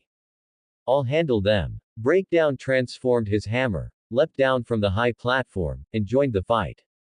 RC, who had pushed deep into the fray, bore the brunt of the attack. However, relying on her agile frame, she dodged Breakdown's attacks and fired several shots at his head. Breakdown retreated a few steps, then charged at RC again. For a moment, RC and Breakdown were at a stalemate. With Breakdown held up, the other Decepticon soldiers were no match for Bumblebee at all. Bumblebee was like a tiger pouncing into a flock of sheep, easily taking out all the Decepticon soldiers. Just as Bumblebee was about to destroy the transport ship, a red figure tackled him and threw him away. Bumblebee looked closely and saw the attacker was indeed Shatter, then immediately transformed his blade and stabbed at her. Shatter grabbed the blade Bumblebee swung at her, snapped it with a knee strike, twisted her wrist, and plunged the broken blade into Bumblebee's chest. Shatter turned her direction, aiming her muzzle at RC. At the critical moment, Bumblebee suddenly stood up, grabbed Shatter's muzzle, and used the momentum to throw her down. But before Bumblebee could continue his attack, he was thrown away by Shatter. The fallen Bumblebee struggled to stand up, but was kicked back to the ground by Shatter. Shatter hammered her fists heavily onto the head of the Bumblebee on the ground. I'll kill you first, then her. Shatter gripped the broken blade with both hands, revealing a cruel smile. Bumblebee. No. RC saw Bumblebee defeated, fear and despair piercing her mind. The dark interrogation room, the murdered tailgate, and Black Widow's cruel smile. In her moment of distraction, Breakdown seized the opportunity to knock RC to the ground. No. RC fell into despair. At the critical moment, several beams of light cut through the mine, knocking Shatter away. Optimus Prime, Xiao Tianan, and Bulkhead rushed in. Shatter turned back in shock and anger. The fool Autobots had ruined her plans again. But knowing she was no match for them, she immediately transformed into a fighter jet and flew out of the mine. Seeing this, Breakdown hurriedly transformed and also retreated from the mine. At Autobot base, Ratchet was treating Bumblebee. The injuries are severe, but fortunately, no critical areas were seriously damaged. It won't be long before he makes a full recovery. Ratchet said. Hearing this, Optimus Prime breathed a sigh of relief and then asked, what about RC? Although she only has 2 wheels, she is very tenacious. Optimus Prime nodded and looked at RC on the other medical bed. RC felt his gaze and hung her head, avoiding eye contact with Optimus Prime. I thought I could stop the Decepticons' conspiracy, but I almost caused Bumblebee to lose his life. RC said, blaming herself. Optimus Prime walked up to RC and said, I know you wanted to help everyone, but we almost lost two important partners, you and Bumblebee. We cannot afford to lose any more partners. Xiao Tianan also walked over and comforted her, however, it's not like we didn't gain anything. You and Bumblebee led us to find the energon we needed. For that, we should express our thanks to you and Bumblebee. On the Decepticons' warship, Megatron summoned Knockout to the command center. I want to find the blood of Unicron, not just to ignite my spark, but to allow my army of the dead to conquer the world. For this, I need more dark energon, not just the little bit inside my body. So, where is my dark energon? Megatron asked. Knockout immediately replied, it is out there in the vast universe, waiting for you to claim it, Lord Megatron. Megatron was very dissatisfied with Knockout's answer. He wanted a plan, not nonsense. Seeing Megatron's grim expression, Knockout hurriedly added, I don't think you need to be so anxious. You were injured and have been in stasis for a while. I must make up for the wasted time. I can clearly see the future, but I must ensure its outcome, for I am the figure mentioned in the prophecy, the one who rises from the darkness. At the Autobot base, Optimus Prime also gathered everyone back to the base. The Covenant of Cybertron records that when 48 planets align, an eternal conflict will unfold in a world forged from chaos, and the weak will perish forever in the shadow of the rising darkness. Optimus Prime looked at the strange astronomical phenomenon on the monitor, just as prophesied in the Covenant of Cybertron. Rain of fire from the sky. Volcanoes. Earthquakes. Just like when the dinosaurs went extinct. Miko seemed very interested in this. There probably will be. Isn't that how the end of the world always goes? If you ask me, it's all nonsense from the ancient Autobots. Bulkhead shrugged and said. Ratchet looked at Bulkhead. I originally thought the prophecy referred to our planet, but now it seems that is not the case. Cybertron has long since perished. Although I've known about this prophecy for many years, I've never taken it seriously, Bulkhead continued. RC also had a question. Why bring this up suddenly? Optimus Prime looked at everyone, because the alignment of the 48 planets mentioned in the prophecy is about to happen, and it seems to point directly to Earth. Couldn't this be a coincidence? Of course it wasn't a coincidence, Xiao Tianan thought to himself.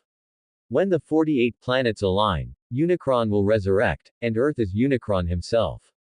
Regardless of whether this prophecy is true, I am worried about those who believe in it and might take certain actions, Optimus Prime said gravely.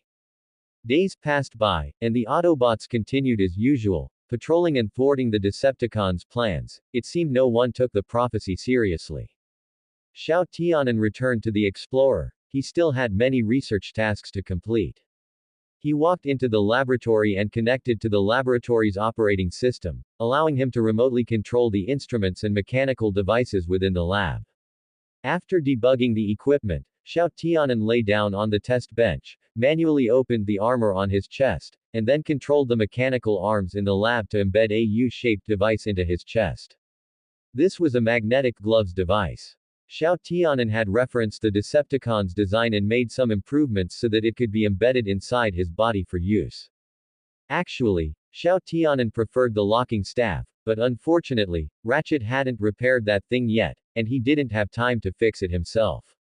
The installation process went smoothly, and the magnetic device was successfully installed inside Xiao Tianan.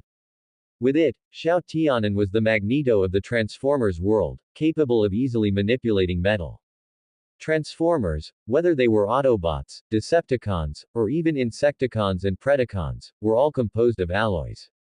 Magnetism was the natural enemy of Transformers, and this power was now in Xiao Tianan's hands. Closing his chest armor, Xiao Tianan locked onto a metal rod not far away. With a thought, pure spark energy surged into the magnetic device, and the next second, the metal rod floated in midair. Very good. Xiao Tianan smiled and turned his attention to his new research, the transformation cog of dropkick. He couldn't just keep running on the ground forever. Without air superiority, he would be slower than the Decepticons in both support and retreat. They could even harass and attack you from the sky back and forth. Could you stand that? It was just that Dropkick's aerial vehicle mode was a helicopter, which Xiao Tianan was a bit dissatisfied with. Xiao Tianan was immersed in his research until he was called back to the base by Optimus Prime. What's wrong? Xiao Tianan asked. Take a look at this first. Ratchet pulled up an image. The picture was a bit blurry, but if Xiao Tianan guessed correctly, it was a screenshot from some surveillance footage. Soundwave. Soundwave stole an advanced phase conductor from the humans. This is the footage captured by surveillance, Ratchet explained. Agent Fowler also gave us a list of stolen items, including a plasma injector, a neutron barrier, a tesseract. All that's missing is a sufficient power source, Xiao Tianan said thoughtfully. That's right, the Decepticons are going to build a space bridge again, Ratchet said with a worried expression. Megatron is still obsessed with his army of zombies, Bulkhead interjected. I'm afraid it's not as simple as transporting zombies. Megatron building a space bridge at this point in time might involve a bigger conspiracy. But regardless, we must thwart their plans, otherwise, this world will fall into chaos, Optimus Prime said. Just then, Agent Fowler's face appeared on the screen. Optimus Prime, it looks like the Decepticons are playing hardball this time. They have attacked one of our military laboratories. Our soldiers will hold their ground there until you arrive. Agent Fowler, I am worried that Megatron will stop at nothing in this operation, and you know I do not wish to cause any unnecessary casualties, not even a single human life. Optimus Prime rejected Agent Fowler's proposal. In this world, the Decepticons were not as fragile as they were in the movies. Conventional weapons could hardly cause them any harm, and human troops would only be throwing their lives away against the Decepticons, which was something Optimus Prime did not want to see. Upon hearing this, Agent Fowler could only order the evacuation of all personnel.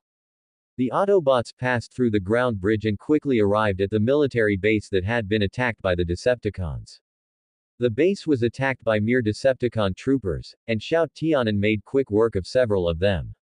Just as everyone thought things would be over soon, a uniquely shaped fighter jet roared in and landed in front of Optimus Prime.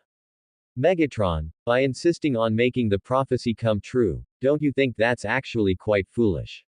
If I can seize my own destiny, why should I leave it to fate?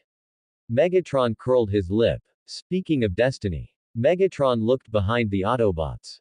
It was Bumblebee, holding Raph in his arms. Optimus Prime was about to reprimand Bumblebee for bringing a child to the battlefield, but noticed that Raph was motionless. Optimus Prime's eyes widened instantly, and Xiao Tianan could clearly see his pupils trembling. RC gently took Raph from Bumblebee's arms. He is still breathing, but it is very weak. At this moment, Xiao Tianan was also blaming himself. He blamed himself for forgetting the plot where Raph was attacked by Megatron, otherwise Raph would not be in such pain. Ah, it seems I didn't just swat a wasp, I also crushed a bug. Megatron's smug voice came from behind, and Xiao Tianan felt a nameless fire burning in his heart. Megatron's mockery of life and his contempt for humans made Xiao Tianan very angry. He transformed his hands into weapons and was about to go up and give him a lesson, but was stopped by Optimus Prime. Raph needs you more right now. Xiao Tianan clenched his fists tightly and immediately called Ratchet. Ratchet, lock onto my coordinates, I need a ground bridge. Immediately, a green and white vortex appeared, and Xiao Tianan rushed inside with RC. Someone must be injured. Ratchet heard the anxiety in Xiao Tianan's voice and quickly prepared his tools. Ratchet, open the purification chamber quickly. Xiao Tianan ordered as soon as he stepped out of the ground bridge. He immediately found a syringe and drew a canister of energon from his own body. Meanwhile, RC returned to the base carrying Raph. Raph. Jack and Miko said in unison when they saw the dying Raph in RC's arms. Jack, hurry and have your mother come to the base. Xiao Tianan pulled over a stretcher, signaled for RC to place Raph on it, and instructed Jack. Okay, I'm going right now. Ratchet successfully opened the purification chamber, looked at Raph on the stretcher, and asked, what exactly happened? Megatron attacked Raph. I think Dark Energon has invaded Raph's body. We must use Energon to neutralize it before the Dark Energon destroys Raph's nerves. Xiao Tianan did not stop his work. He sent Raph into the purification chamber and then injected the energon. The purification chamber emitted a dazzling light. Next, everyone could only wait. The weak shall perish. Ratchet recalled the prophecy Optimus Prime had mentioned. Raph, you must be strong. Bumblebee anxiously pounded the wall with his hand, but was restrained by RC. While waiting, Jack's mother arrived at the base via the ground bridge. The purification ended, and Jack's mother immediately examined Raph. Fortunately, Raph had stabilized. Optimus Prime, Raph has stabilized. Xiao Tianan breathed a sigh of relief and quickly contacted Optimus Prime. Thank you, old friend. At this moment, Optimus Prime and Bulkhead had already infiltrated the Decepticon ship. Upon receiving the news, Optimus Prime couldn't help but breathe a sigh of relief. After clearing out all the Decepticon soldiers guarding the Energon component, Optimus Prime called for the ground bridge and had Bulkhead send the Energon component back to the base, but he stayed behind. Bulkhead, you go back first. There is something I must do. Optimus Prime's eyes were firm. In the past, I was too foolish, turning a blind eye again and again to what history has proven. The Autobots and Decepticons can never make peace. If there are no diplomatic means to resolve this eternal conflict, then I must eradicate the darkness completely. I will never allow it to descend upon any planet. To achieve this, I must destroy Megatron. Optimus Prime walked onto the bridge. Facing the Decepticons who had come upon hearing the news, he transformed his hands into energy cannons. I am here for Megatron. This has nothing to do with anyone else. Stand down, or die. At the Autobot base, Xiao Tianan walked alone in front of the ground bridge. In the past, he had always been biased, using human moral concepts to view those extraterrestrial visitors. He always held goodwill toward characters he had an affinity for. However, those Cybertronians who grew up in an environment of survival of the fittest simply did not know the meaning of awe. They had no mercy for life whatsoever. Even if it was just a youngling standing before them, they would mercilessly swing their butcher's knife. Xiao Tianan looked back at Raph and clenched his fists. The Decepticons cannot be educated, then let us stop killing with killing. He activated the ground bridge, returned to his ship, grabbed his equipment, and then activated the ground bridge again. On the other side, Soundwave had just activated the ground bridge to send away the Slaughterer, Optimus Prime, and the Decepticons were still cleaning up the mess when another ground bridge appeared there. A red figure walked out of the ground bridge. Don't move. All the Decepticons raised their weapons and aimed them at Xiao Tianan. Xiao Tianan transformed his hands into weapons. Let me properly experience it. This world of survival of the fittest. A yellow light emanated from Xiao Tianan, and the Decepticons closer to him were instantly crushed. A massive magnetic force spread throughout the entire bridge, and all the Decepticons instantly lost the ability to act. Boom. The entire bridge was exploding, and the Decepticon warship couldn't help but tremble. What's going on? Knockout stumbled and hurriedly looked at Soundwave. Soundwave urgently accessed the warship's control center and pulled up the footage from the bridge. In the footage, the entire bridge was filled with the corpses of Decepticons. A red figure walked through the bridge. Any Decepticon that came to intercept him would be unable to move once they got close, and then their sparks were extinguished by blue light projectiles. Blue energon flowed out from the corpses, pooling together to form puddles, covering the entire bridge. What a hellish scene. My god. Knockout couldn't help but exclaim. Fool Autobot. Shatter recognized Xiao Tianan, the Autobot who had made her lose face in front of Megatron.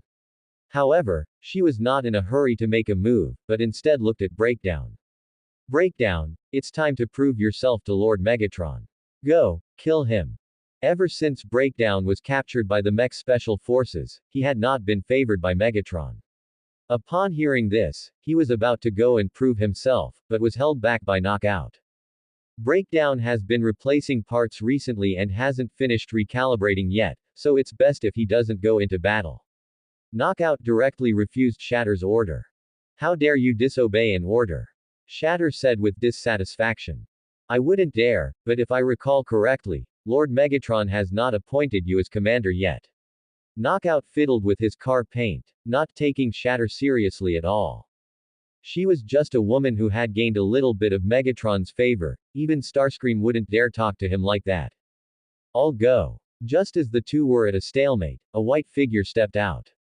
Xiao Tianan walked forward step by step, his hands transforming into pulse cannons. Beams of blue light pierced through the bridge, rapidly extinguishing one spark after another.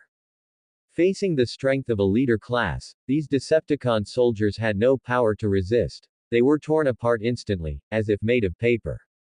Suddenly, several missiles flew in from the front. Xiao Tianan extended his palm, and an invisible magnetic force spread out. The missiles, as if they had eyes, veered around Xiao Tianan. Boom! The missiles blasted a large hole in the bridge, clearly packing quite a punch. Xiao Tianan's gaze swept across the bridge, spotting a white transformer. Blitzwing. Triple Changer. Faction. Decepticons. Identity. Decepticon Air and Ground Commander. It seems Megatron has spared no expense to make the prophecy come true.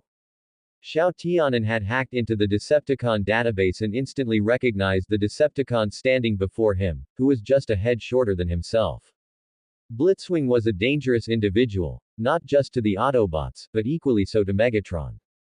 Blitzwing possessed great combat power and a brutal personality, believing in, destroy first, think later.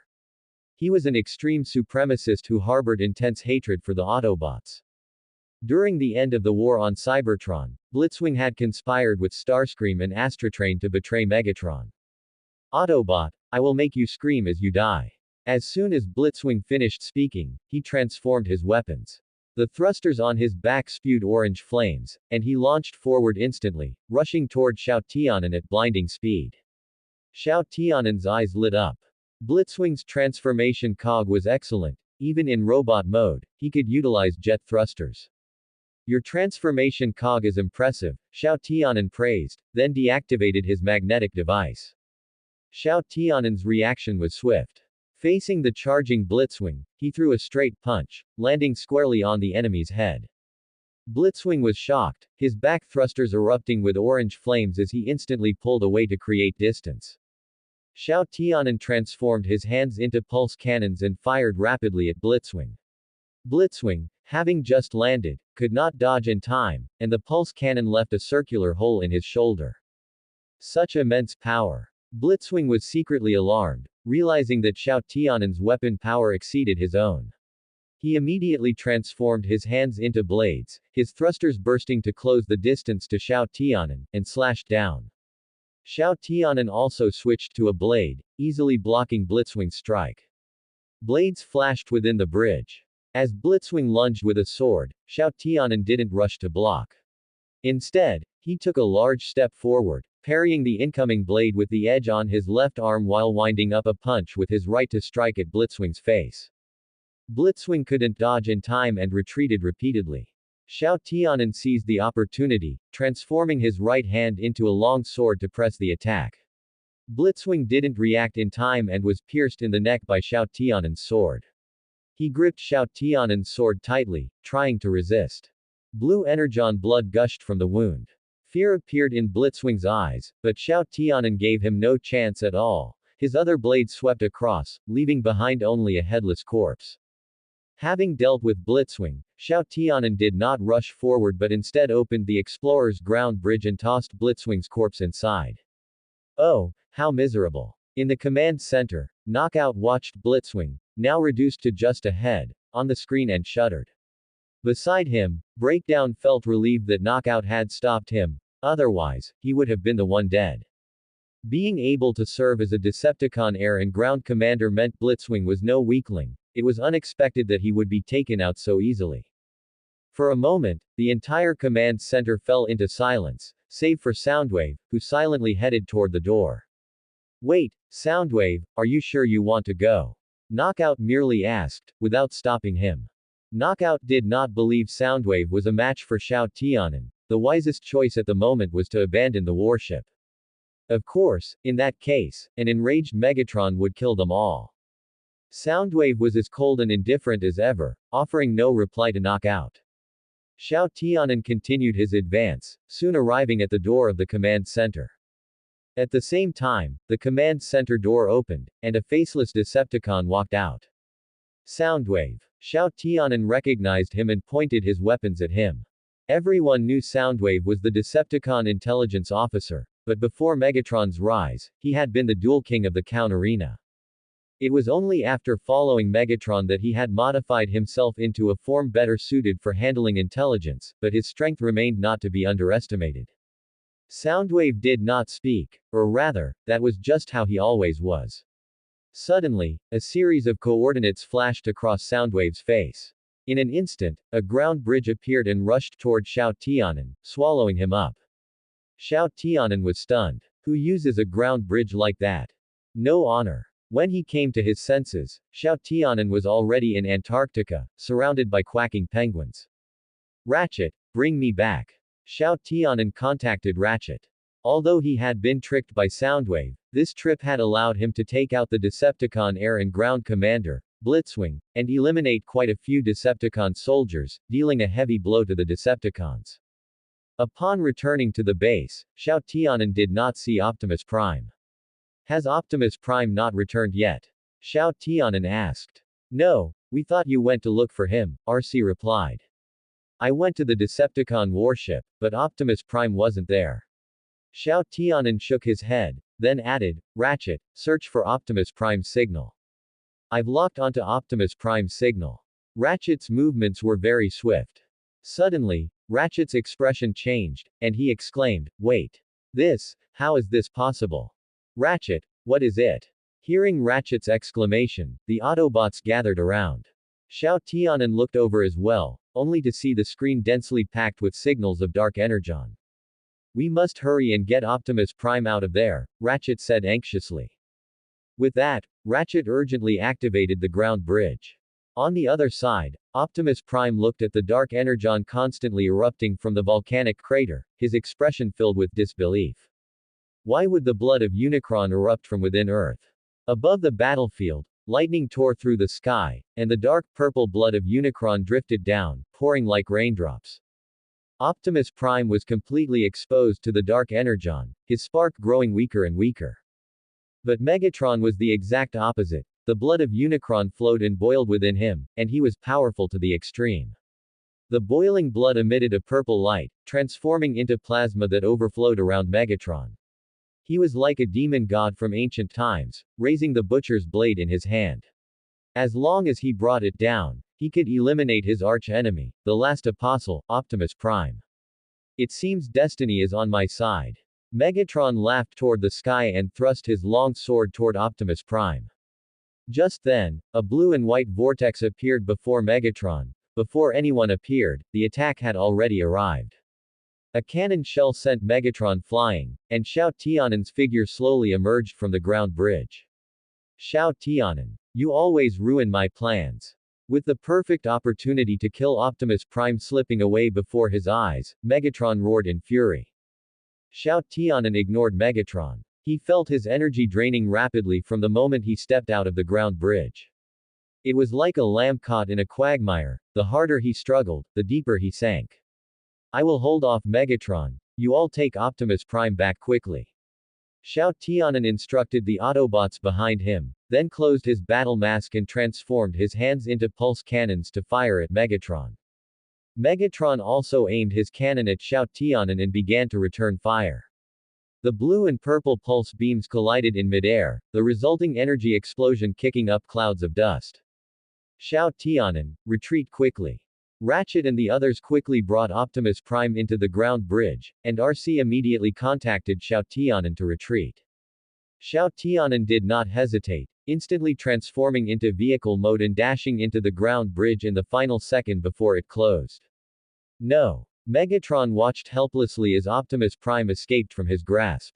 Filled with rage, he slammed his long sword fiercely into the earth and roared toward the sky. At the dawn of time, before all things had originated, two powerful beings existed within the vast, boundless universe, Primus and Unicron. Primus was the symbol of creation, possessing endless wisdom and power, while Unicron represented destruction and ruin, his cruelty and evil striking fear into all.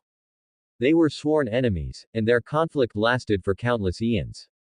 During this time, they clashed countless times, with victories and defeats on both sides, the scales of victory always wavering. However, just when this struggle seemed endless, Primus created the earliest leaders of the Autobots, the renowned 13 Primes. These brave and fearless warriors became the sharpest sword in the hands of Primus, helping him gradually gain the upper hand in the fierce battle against Unicron. Finally, after a thrilling decisive battle, Primus successfully defeated Unicron, banishing this once arrogant and indomitable enemy to a distant corner of darkness.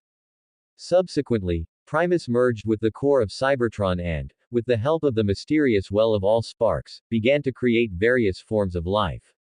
As for Unicron, he vanished after his defeat, and no further news of him was ever heard. Slow down, Optimus Prime.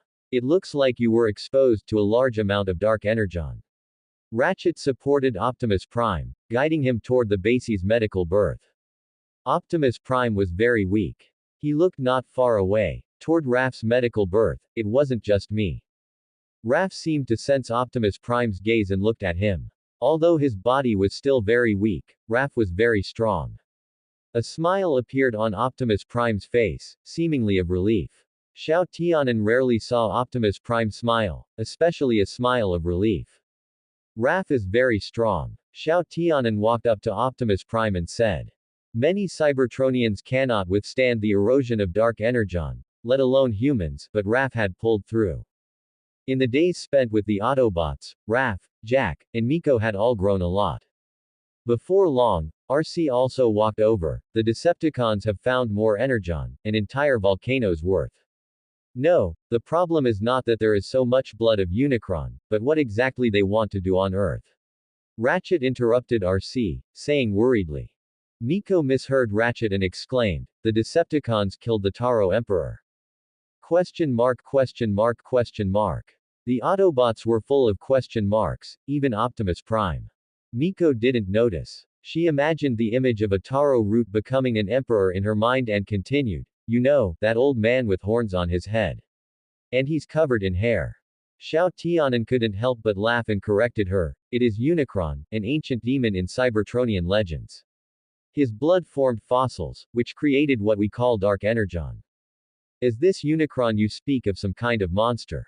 Jack's mother asked. No, Mrs. Darby. This Unicron actually existed. Legend has it that at the beginning of the universe, two powerful beings were born. One was Primus, who maintained justice and order, and the other was Unicron, who brought chaos and destruction. They fought for thousands upon thousands of years, and eventually, Unicron was exiled by Primus, and there has been no news of him since. Xiao Tianan explained. It wasn't until today, when the blood of Unicron erupted from inside the Earth, that I could confirm that Unicron has not actually disappeared. Alright, I've heard enough. Before Xiao Tianan could finish, he was interrupted by Jack's mother. Jack's mother helped Raph into the car and wanted to take Jack and Miko away from the base. She didn't know Primus, and she knew even less about Unicron, but she could feel it. The Autobots were going to face even more severe challenges. Megatron had nearly cost Raph his life. She really couldn't imagine how painful it would be if Jack were to leave her. She decided to take the children away from the base to live a normal life. Saving the world was not a responsibility children should bear. June, I apologize for failing to protect Raph, but please believe that I will do everything in my power to ensure that our human friends, and all of humanity, are never harmed again. Optimus Prime forced himself to stand up and apologize to Jack's mother. Hearing this, Jack's mother stopped in her tracks. She didn't mean to blame the Autobots, Optimus Prime, they are children. They don't belong to your world. They should be worrying about exams, prom, and pimples, not their own survival. Alright, all three of you, come with me. Jack's mother wanted to take the children away from the base, but Jack refused, I'm staying. I'm sorry, Mom. I'm not getting into a car that isn't an Autobot. Miko also refused to leave. Jack's mother was stunned for a moment. She didn't say anything, turned around, got into her car, and prepared to leave. Ratchet, open the ground bridge. Optimus Prime could understand Jack's mother's concerns as a mother and respected the children's choices. He neither tried to persuade them nor stop them. No, thank you. Jack's mother declined Optimus Prime's kind offer and drove away from the base. Bumblebee watched Raph leave, feeling dejected, his eyes full of reluctance. Bumblebee, protect Raph. After all, he is your partner. Xiao Tianan walked over and said to Bumblebee. Jack's mother was not Raph's guardian after all, and even if she were, she had no right to decide Raph's future.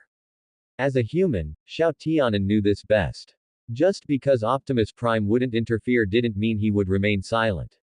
Besides, the world outside was currently a scene of apocalypse. Without the Autobots' protection, Jack's mother wouldn't get very far.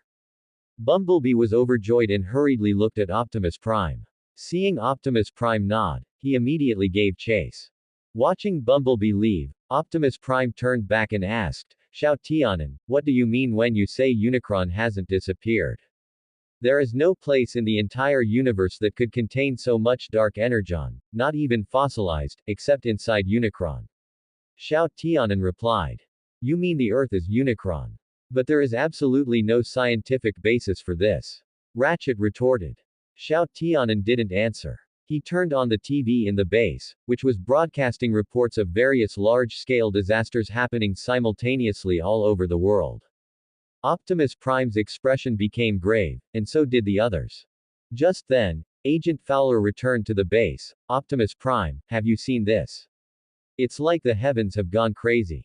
7 massive earthquakes, all happening at the same time as volcanic eruptions, and they all have the same magnitude. They are spread across different tectonic plates all over the world. Theoretically, they have no connection, but the problem is they are all happening at the same time. Not only that, volcanoes have also erupted, at the same time as well, plus typhoons, tsunamis. Agent Fowler's expression was very heavy. Don't tell me the Decepticons have built a weather weapon. No, it is far more terrifying than a weather weapon. I think the ancient god sleeping within the earth is about to awaken. Now, I am converting the disaster coordinates appearing all over the globe into audio files. Listen carefully, Xiao Tianan said while operating the console. Thump, thump, thump. After the console read the data, it actually emitted the sound of a heartbeat. Good heavens, it's a heartbeat. A Cybertronian heartbeat. Ratchet said in shock. If what we are hearing is a heartbeat, then that means Unicron is the rising darkness mentioned in the prophecy. Then, how do we stop this thing from rising? Agent Fowler asked. I fear this is unstoppable. Optimus Prime shook his head. This is something you have never seen before, even we cannot fully comprehend his existence. Maybe we can find this so-called Unicron, drill a hole into the Earth's core, and blow him to smithereens, Agent Fowler suggested. Agent Fowler, I do not believe Unicron lives inside the Earth. Rather, as time passed and due to the influence of gravity, celestial debris gradually accumulated on him. In other words, he formed the Earth itself, Optimus Prime explained. He is waking up now because of the magnetic gravitational influence caused by the planetary alignment. Then what will happen after Unicron wakes up from his billions of years of slumber? Jack asked. Will he stretch, and in doing so, blow the Earth to dust? Miko also asked. Optimus Prime remained silent, for he did not know what would happen to the Earth once Unicron awoke. I suspect that Unicron's form of existence has already transcended physical form. We must now find a way to ensure that this terrible power never fully awakens. The fate of your planet rests on this. Xiao Tianan remained silent. Just as Optimus Prime had said, Unicron's existence had already transcended the scope of life. He knew nothing of the realm of gods, let alone how to stop a deity from resurrecting. To stop Unicron from waking, only Optimus Prime using the power of the matrix of leadership could possibly succeed. But the prerequisite was knowing the location of Unicron's spark, and only Megatron, who also used dark energon, knew this. On the other side, Megatron felt his blood boiling at every moment. He felt as if he could hear Unicron's thoughts. Thus, Megatron left the Decepticon warship, going alone to meet Unicron. Megatron prostrated himself before Unicron, claiming that with his help, Unicron could rule this world. But Unicron was unimpressed. Because Megatron had failed to kill Optimus Prime, he mercilessly mocked Megatron's incompetence. I have heard enough of your gibberish. I will deal with Primus's lackey myself. Unicron ignored Megatron further, his consciousness descending upon a mineral vein. This was one of the epicenters of the 7 earthquakes, and Optimus Prime was currently investigating there. Optimus Prime, I have detected a surge in Unicron's spark activity. Ratchet's urgent voice sounded over the comms channel. Rest assured, Ratchet, I have it under control. No sooner had Optimus Prime finished speaking than the rocks behind him twisted, morphing into a Cybertronian face. So you are Primus's lackey. The Dark God, Unicron. Correct. But for now, please call me your destroyer. Unicron. Unicron did not waste any more words, he condensed the ore into a body and attacked Optimus Prime. Optimus Prime transformed his blade to parry, catching Unicron's attack, but then sheathed his weapon. I beg you to hear me out, Lord Unicron. Unicron ceased his attack. What do you wish to say to me? Optimus Prime did not speak for himself, but instead wanted to plead with Unicron not to destroy the living creatures and humans on Earth. However, Unicron considered them to be nothing more than parasite and did not care about the Earth's living creatures at all. The battle was imminent. An avatar of Unicron emerged from the rocks. Optimus Prime swung his blade, severing its head. In the blink of an eye, more of Unicron's avatars emerged from around Optimus Prime, and he was surrounded. Unicron's clones were endless, but Optimus Prime dared not return to base because Unicron's clones could find him anywhere. But the Autobots would not abandon a comrade, especially not their leader, Optimus Prime. Xiao Tianan took Bulkhead, RC, and Bumblebee to support Optimus Prime. Unicron can find me anywhere. Even with the base's shields, I cannot put you in harm's way. Optimus Prime wanted Xiao Tianan to take the Autobots back to base so he could face Unicron alone. No. Optimus Prime, if something happens to you, it will not just be Earth, the entire universe will be doomed. Xiao Tianan shattered one of Unicron's clones and shook his head. Very well. Optimus Prime nodded and led the Autobots in a rapid maneuver. Unicron's clones were endless, staying in one place would only lead to being worn down to death. They did not know how far they had run when the Autobots were intercepted by a giant clone. Optimus Prime did not intend to flee any longer and led everyone to engage. However, due to the prolonged exhaustion, the Autobots were already worn out. Even these avatars formed of earth and stone were difficult to fight. Just then, several beams of light pierced the clone's head, and it instantly collapsed into rubble. Xiao Tianan looked in the direction of the beams. It was Megatron, he had arrived. Megatron. Megatron had destroyed a clone of Unicron, leaving the Autobots quite astonished. As fellow agents of evil, it was unexpected that Megatron would not side with Unicron. Recalling our meeting a few days ago, this scene is truly ironic. If I recall correctly, last time you tried every possible way to extinguish my spark to prevent a prophecy from coming true, Megatron said, approaching Optimus Prime. Megatron's intention was simple. He wanted to invite the Autobots to join forces against Unicron. Megatron possessed a powerful army, but in the face of a being on Unicron's level, the Decepticons were just a number, no matter how many there were. Megatron was well aware of this. He also knew that to defeat Unicron, one must use the power of Primus, the legacy of the Cybertronian leaders, the crystallization of the power of the 13 Primes, the matrix of leadership. Except for the 13 Primes, only Optimus Prime could use the matrix of leadership. But this did not mean Megatron was useless. Unicron's blood flowed through Megatron's body. Megatron could hear Unicron's thoughts, predict his actions, and naturally, sense his location. The Autobots and Decepticons were at odds, but both were Cybertronians, descendants of Primus. Unicron would surely destroy all Cybertronians. Grudges would always be grudges, but the Autobots had no choice. Unicron had not yet fully awakened. These stone clones were just the prelude to destruction. With every passing second, he would become stronger until he destroyed Earth. Soon, Unicron's new offensive arrived. The Autobots were nearly exhausted and had to return to base. Optimus Prime, what do you intend to do? Xiao Tianan asked Optimus Prime. We have no other choice. Ratchet, prepare to bring Megatron to the base, Optimus Prime said. I know special circumstances call for special measures, but bringing Megatron here. Ratchet couldn't accept it for a moment. He hurt Raph so badly, do you want to invite a wolf into the house? Jack's mother also disagreed. We will monitor him closely. When the time comes, he must leave immediately. He cannot stay a second longer, Optimus Prime said. If the base location is exposed, the Decepticons will definitely attack, Agent Fowler said with some concern. We will use the ground bridge to bring him over, so he won't be able to learn the base's coordinates, Xiao Tianan explained. At this moment, Jack also stepped forward. Optimus Prime, if the matrix of leadership is released, will you be okay?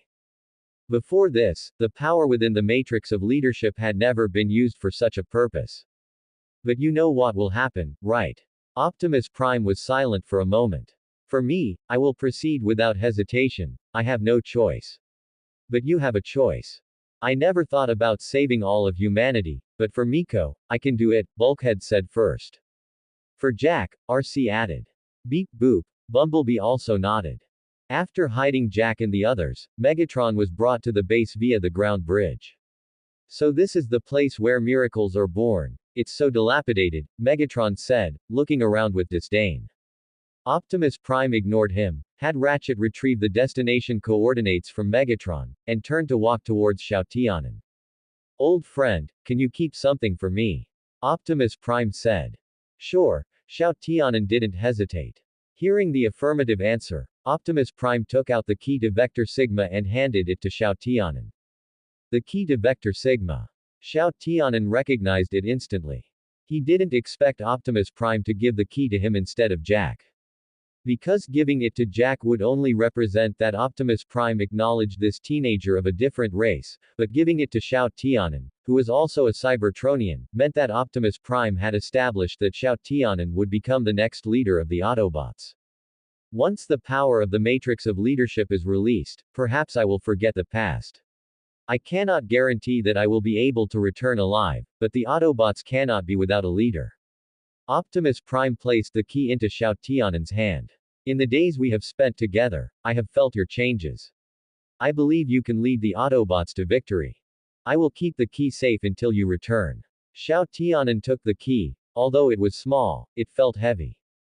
A leader is not just a symbol of status, its true meaning is that when disaster falls from the sky, I will shield you from everything and always let you see hope. Did Xiao Tianan want to be a leader? Undoubtedly, yes. But was he truly ready to shoulder this responsibility?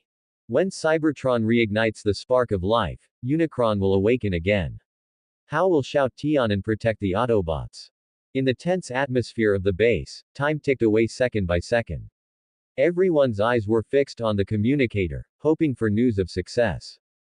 Finally, the Autobots' signal came back online, and Ratchet quickly opened the ground bridge. RC, Bumblebee, and Bulkhead returned, but Optimus Prime was nowhere to be seen. Where is Optimus Prime? Could he have? Ratchet's expression was somewhat sorrowful. Dead. No, RC interrupted Ratchet. Optimus Prime is still alive, but he seems not to recognize us, or even know his own name, Bulkhead replied. At this moment, Xiao Tianan walked over. When Optimus Prime released the matrix of leadership, what was lost was not just the collective wisdom of the leaders, but his own memories as well. But he and Megatron are as close as brothers. Bulkhead retorted. If Optimus Prime doesn't remember his own name, perhaps it was because at that time, he hadn't yet been given the title of Autobot leader, Ratchet explained. As a high-ranking member of the High Council, Xiao Tianan actually knew this history very well. Before Megatron was blinded by power and ambition, he and Optimus Prime were a duo of intellect and might, regarding each other as best friends, and even as each other's mentors. Megatron used his powerful force to attract a large number of followers, while Optimus Prime allowed him to rise rapidly in the political arena. The two could have created an era of miracles, but unfortunately, once Megatron drank the poisonous wine of power, he could no longer extricate himself, and the two parted ways from then on. On the Decepticon warship, all Decepticons bowed before Megatron. Welcome back, Lord Megatron. Megatron walked into the command room, revealing the tall figure behind him. Breakdown was about to attack when he saw Optimus Prime, but was held back by Knockout. Don't do that, Breakdown. We cannot welcome a long-lost partner like this, Megatron stopped him. Orion Pax is one of us. After isolating Orion Pax, Megatron had Soundwave broadcast to the entire ship. Attention everyone, our guest is currently temporarily isolated to help him complete his transformation. When Orion Pax appears, you must be respectful to him. If anyone dares to call him Optimus Prime, I will rip out their vocal processor. Lord Megatron, are you really comfortable letting Optimus Prime walk around on the Decepticon warship? Or does he have any help to offer the Decepticon cause? Shatter asked, stepping forward. Nothing on the warship escapes my eyes, including your failure once again. Megatron stared at Shatter. As for the use of Optimus Prime, you will know soon enough. Meanwhile, Knockout attached the Decepticon insignia to Optimus Prime. Welcome to the side of the strong. Cybertron, located in the orbit of Alpha Centauri, is a metallic planet similar in size to Saturn in the solar system. This planet, with its metallic structure from the inside out, is the home upon which the Transformers depend for survival. Yakan is the political and cultural center of Cybertron, gathering the wisdom of the entire planet. These are recorded in the Yakan archives and managed by the Yakan archivist, of which Orion Pax is a member. But the more information Orion Pax browsed, the more worried he felt. Just then, a red figure walked in. It was Xiao Tianan. He came here to look up some information about ancient life forms, which required the help of Orion Pax. What is wrong with you, Orion Pax? He asked, seeing the worried expression on the face of Orion Pax. I am worried that the corruption of the High Council will bring irreversible damage to Cybertron. Orion Pax said worriedly. Xiao Tianan was dismissive, I am a crazy technocrat. I believe that technological progress can solve all problems. As long as we master more advanced technology, we can solve any crisis. Orion Pax frowned. Xiao Tianan, technological progress can indeed temporarily alleviate the social conflicts of Cybertron, but it cannot solve the root of the problem. The corruption of the High Council has reached its limit. If we do not take measures in time, the future of Cybertron will fall into darkness. Xiao Tianan frowned. He was also a member of the High Council. The bluntness of Orion Pax annoyed him. Enough, Orion Pax. This is not something we can control. Just do your own job.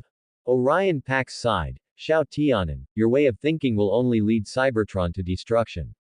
You have the ability to save the future of Cybertron, yet you choose to turn a blind eye. Xiao Tianan shook his head.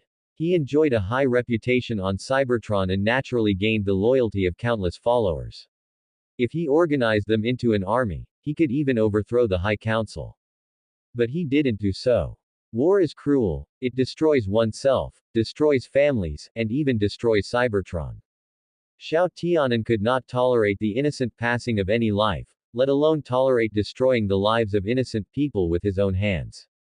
Destruction will bring rebirth, but how many people can wait for rebirth?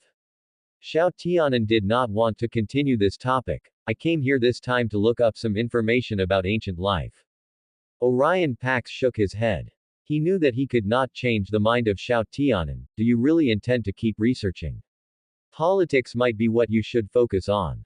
Xiao Tianan sneered. I think I have expressed myself clearly enough, Orion Pax. Please stop discussing this issue. Orion Pax stopped talking. He handed the decrypted data to Xiao Tianan and said after a moment of silence, I have a request. Xiao Tianan stopped his steps and turned back. As long as it does not violate my principles. If one day, Cybertron faces a huge crisis, I hope you can lead your followers to stand up and fight for the future of Cybertron. Orion Pax looked at Xiao Tianan with firm eyes. Xiao Tianan was stunned. He did not expect Orion Pax to make such a request. I will consider it. After saying that, Xiao Tianan turned and left the Yakan archives. Orion Pax watched his retreating back, praying secretly in his heart, hoping that Xiao Tianan could make the right choice at the critical moment. You were forcibly put into stasis by the Autobots for a very long time, Orion Pax. We are now on another planet, a long time later. Megatron said as he led Optimus Prime into the command room. Another planet. Why? Orion Pax asked, puzzled. Because of the recklessness of the great demon king Xiao Tianan, he caused a catastrophe. With a flick of Megatron's finger, Cybertron appeared on the screen. It was dim, silent, and devoid of life. Orion Pax stared in disbelief at the destroyed Cybertron before him, his mouth agape. I truly cannot believe that Xiao Tianan would do such a thing.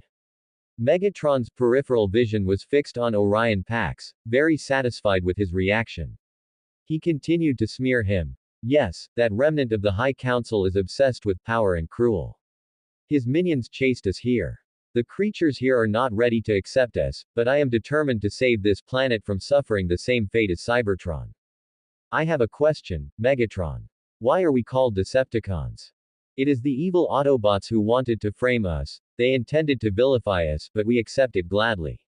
If defending justice is considered tyrannical, then we shall be tyrants. Megatron looked righteous, as firm as a partner of justice. Orion Pax did not doubt him. Megatron, I will do everything in my power to stop Xiao Tianan's heinous and terrifying actions. I solemnly swear it, in the name of my spark. Perhaps our Orion Pax's mind is a bit confused right now, but I believe that deep down, he is still an Autobot. We must find him and get to the bottom of this. Xiao Tianan said. Wait a second. I have a chip implanted in my backside. The government knows exactly where I am even when I'm eating a lamb skewer, yet you all can't track Optimus Prime. Agent Fowler said, somewhat annoyed. The Decepticon warship has advanced electromagnetic shielding, so our detection methods cannot find them. However, we must strive to find him now, so there is hope to implement Optimus Prime's contingency plan. Optimus Prime's contingency plan? RC and Bulkhead asked, puzzled. Xiao Tianan took out the key. Before he took action, Optimus Prime entrusted the key to Vector Sigma to me. With it, we can access Vector Sigma. What is Vector Sigma? Nico asked. Vector Sigma is a sacred relic of Cybertron and also an ancient, mysterious source of power. It stores the wisdom of all Autobot leaders. With the key, we can access Vector Sigma and re-download Optimus Prime's memories to him. Xiao Tianan explained. But the problem is, how do we get back to Cybertron? Just then, Agent Fowler requested an emergency communication. Xiao Tianan, are you there? The Decepticons have attacked the military research laboratory they raided 2 months ago. Agent Fowler's face appeared on the screen, looking anxious. Building another space bridge. Ratchet looked up and guessed. Agent Fowler, evacuate all personnel. We will be there immediately. After instructing Agent Fowler, Xiao Tianan set off with the Autobots. Military Research Laboratory. Without the interference of the human military, Knockout and Breakdown easily obtained the Energon component. Suddenly, a blue and white ground bridge appeared before them. Xiao Tianan rushed out first, followed by RC, Bumblebee, and Bulkhead. Breakdown, take the Energon component, let's retreat quickly. Knockout panicked the moment he saw Xiao Tianan. This god of slaughter had killed a quarter of his colleagues not long ago. Now, who knew how many positions on the Decepticon warship were vacant because of him? Prepare to open the ground bridge. Knockout called the Decepticon warship, simultaneously using his specialized electric staff to fire a few lightning spheres to stall for time. Xiao Tianan would not let them go easily. He quickly transformed into vehicle mode to close in on Breakdown. Breakdown still had the Energon component on his shoulder and was quickly caught up to by Xiao Tianan. Xiao Tianan completed his transformation instantly, but he did not attack. Instead, he grabbed the Energon component with both hands and began to wrestle with Breakdown. Breakdown. Hurry up. The Decepticon ground bridge was already open. Knockout didn't see Breakdown, so he hurried back to urge him, only to see that Breakdown was already entangled with Xiao Tianan. Where is the air unit? Attack quickly. Knockout roared in the Decepticon communication channel. After a while, 3 Decepticon aerial warriors finally arrived late. They formed a formation, aimed at Xiao Tianan, and opened fire. A fierce attack came, and Xiao Tianan had no choice but to let go of the Energon component to defend against the jet's attack. RC and the others behind him immediately opened fire and shot down the jets. However, in that short moment, Knockout and Breakdown had already entered the ground bridge with the Energon component. Why did you let them get away? After taking down the 3 Decepticons in the air, RC stepped forward and questioned him. Autobots, retreat. Xiao Tianan did not answer, only issuing the order to retreat. Xiao Tianan, what is going on? The report below says the Decepticons successfully stole the Energon component, and my superiors want a reasonable explanation. You had better do something right, or the Pentagon will shut down your base. Just as they returned to base, Agent Fowler's communication came through. Then where will you go? Perhaps we will be assigned to a small island, or perhaps we will be launched into space, but none of that matters. Xiao Tianan replied. Xiao Tianan's justice was not as pure as Optimus Prime's. He never cared how others viewed him, he only did what he had to do, stuck to his own philosophy, and carried it through to the end. He came to the console and entered a command. The next second, a set of coordinates appeared on the screen. What is this? Ratchet asked, puzzled. The location of the Energon component. Xiao Tianan replied. So you let the Decepticons go in order to seize their space bridge. RC quickly realized. But our forces are limited. Even if we seize control of the space bridge, it will be very difficult to hold. Bulkhead said, somewhat worried. Although this will be extremely dangerous, this may be our only chance. For Optimus Prime, we must do it. Xiao Tianan had made up his mind, as had Ratchet, RC, Bulkhead, and Bumblebee. In the eyes of the members of the Elite Guard, Optimus Prime's life was the most important thing. For the next few days, the Autobots waiting for the Decepticons' space bridge to be completed. Starscream, however, was not idle. Since leaving the Decepticons, his life had not been easy. Without Energon to replenish, he was starving. Finally, he tracked a Decepticon patrol squad and found the location of the Decepticon warship, successfully infiltrating it and stealing a large amount of Energon resources. Just as Starscream was lamenting that the Decepticons had become so lax without his leadership, a patrol squad arrived. To avoid exposing his tracks, he had to hurriedly hide in a chamber next to the Energon storage room. The moment the cabin door opened, Starscream froze in place. Heaven knows what he saw. Optimus Prime. On the Decepticon warship. But he quickly realized something was wrong, because this Optimus Prime seemed to have lost his memory. Starscream had originally been happy to see Optimus Prime become a Decepticon, until Optimus Prime mentioned that Megatron told him Starscream was already dead. Starscream's expression became desolate. He did not expose Megatron's trick, but he did reveal some information that shocked Optimus Prime. During their conversation, several Decepticon soldiers came to search for Starscream. In the ensuing battle, Starscream was unfortunately injured and hurriedly fled the Decepticon warship. We received a high-frequency signal with an embedded message. It's from Starscream. Ratchet summoned Xiao Tianan and then began to read the content. I have information regarding your leader. Bring a medkit and come alone. After reading the message, Ratchet turned to look at Xiao Tianan, asking for his opinion. Perhaps Starscream has some information we aren't aware of. I think we should go see. With that, Xiao Tianan opened the ground bridge, and he and Ratchet stepped through together. Didn't I tell you to come alone? As soon as Xiao Tianan and Ratchet emerged from the ground bridge, they saw Starscream. He was slumped on the ground with a massive wound on his leg, from which Energon was continuously leaking. Facing Starscream's demand, Xiao Tianan spoke up first. You are in no position to negotiate with us. Where is Optimus Prime? Ratchet asked. Fix me up, and I'll tell you. Come on, have some mercy. Look, it's leaking everywhere. Starscream pointed at his wound, bargaining. I suggest you start being honest quickly. Has Optimus Prime been harmed or not? Ratchet's tone was stern. Optimus Prime is on Megatron's warship. He's fine. He's fine. Starscream answered helplessly. Then do you know the exact location of the warship? Ratchet continued to ask. Starscream rolled his eyes. Please, that's a warship. It moves. It took me months to track it down, and look at the state they left me in. If you didn't have intelligence to trade, you wouldn't have called me out here alone. Speak up, give me real intelligence. Ratchet said impatiently. Fine. Starscream took a deep breath. Your beloved leader's processor might be a little scrambled.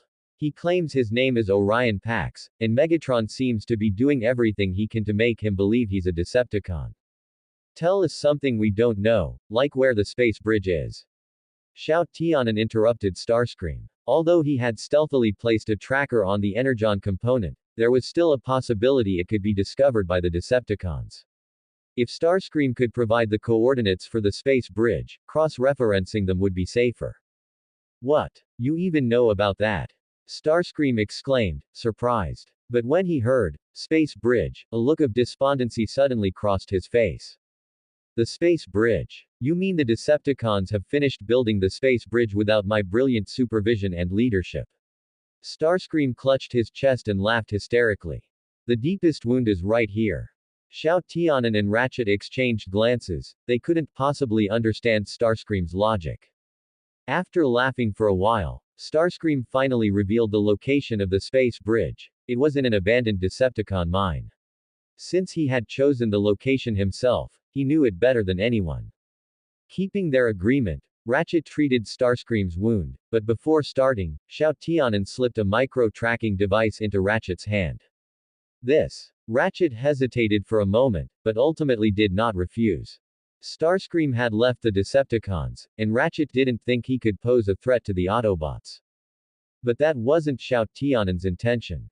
Xiao Tianan had turned the abandoned Decepticon mine upside down, but until now, he still hadn't found where the batch of Insecticons on Earth were hiding. Perhaps Starscream would give him a surprise. After all, Starscream's luck was usually quite good. Back at the base, Xiao Tianan compared the coordinate information. They were nearly identical. The location of the Decepticon space bridge was finally confirmed. We will use the ground bridge to enter the room where the space bridge is located directly, eliminate all Decepticons guarding the space bridge, and once we control it, beam me to Cybertron. Remember, we must do this without being detected.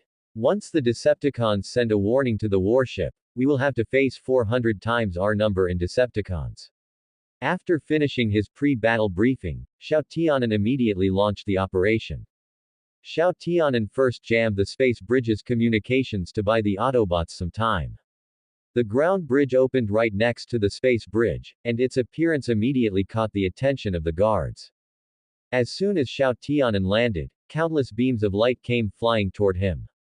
Speed it up, our time is precious. Xiao Tianan urged. His hands transformed into sharp blades, and he sliced two guards in half at the waist. The space bridge was right there. He didn't dare use long-range weapons, and don't even mention magnetic forces. High-tech gear was terrified of that stuff. After quickly neutralizing the guards, Ratchet took over the space bridge. Ratchet, is it operational? Xiao Tianan asked. It is. Excellent. Now I will shut down the signal jamming. You maintain communication with the base. Ratchet, send me to Cybertron. Destination. Kaun. Xiao Tianan instructed. Destination. Cybertron, Kaun. Locked in. Ratchet calibrated the space bridge, and a vortex of intertwined cyan and blue appeared on the circular ring of the space bridge. I will keep the space bridge open to prevent any latency in long-range communications, and it will be easier to find when you return, Ratchet said. I'm heading out. Xiao Tianan transformed into his vehicle mode and passed through the space bridge. The space bridge was much bumpier than the ground bridge, and the distance traveled was much further. After traveling for quite a while, a metallic planet finally appeared in the space of blue-green light.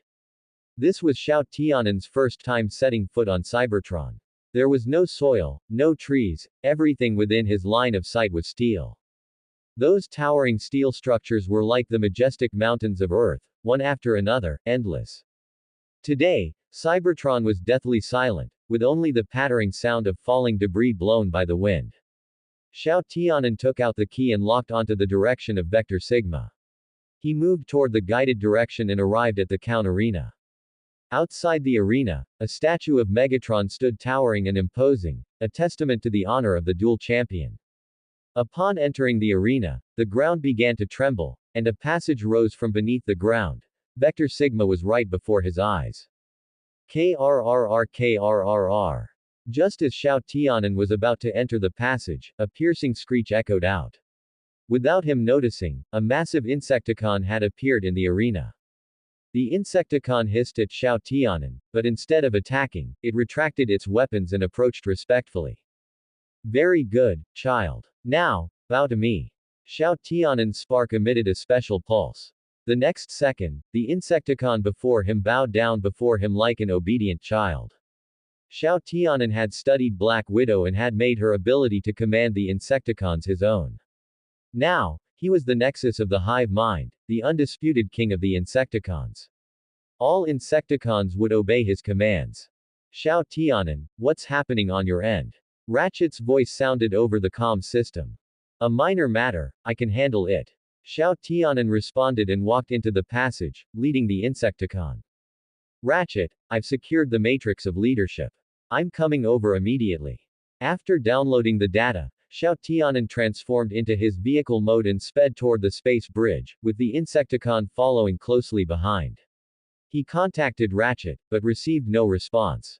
Ratchet. Xiao Tianan stopped before the space bridge and continued calling out. There was still no response from Ratchet. Xiao Tianan stared at the space bridge. It seemed the situation on the other side was not looking good. Hard Shell, it looks like we've been blocked. Hard Shell was the name of this Insecticon. Much like Hard Shell, it was just unclear which of them was stronger. Then let's smash them. The Insecticon transformed and landed, flexing his fists, looking extremely combative.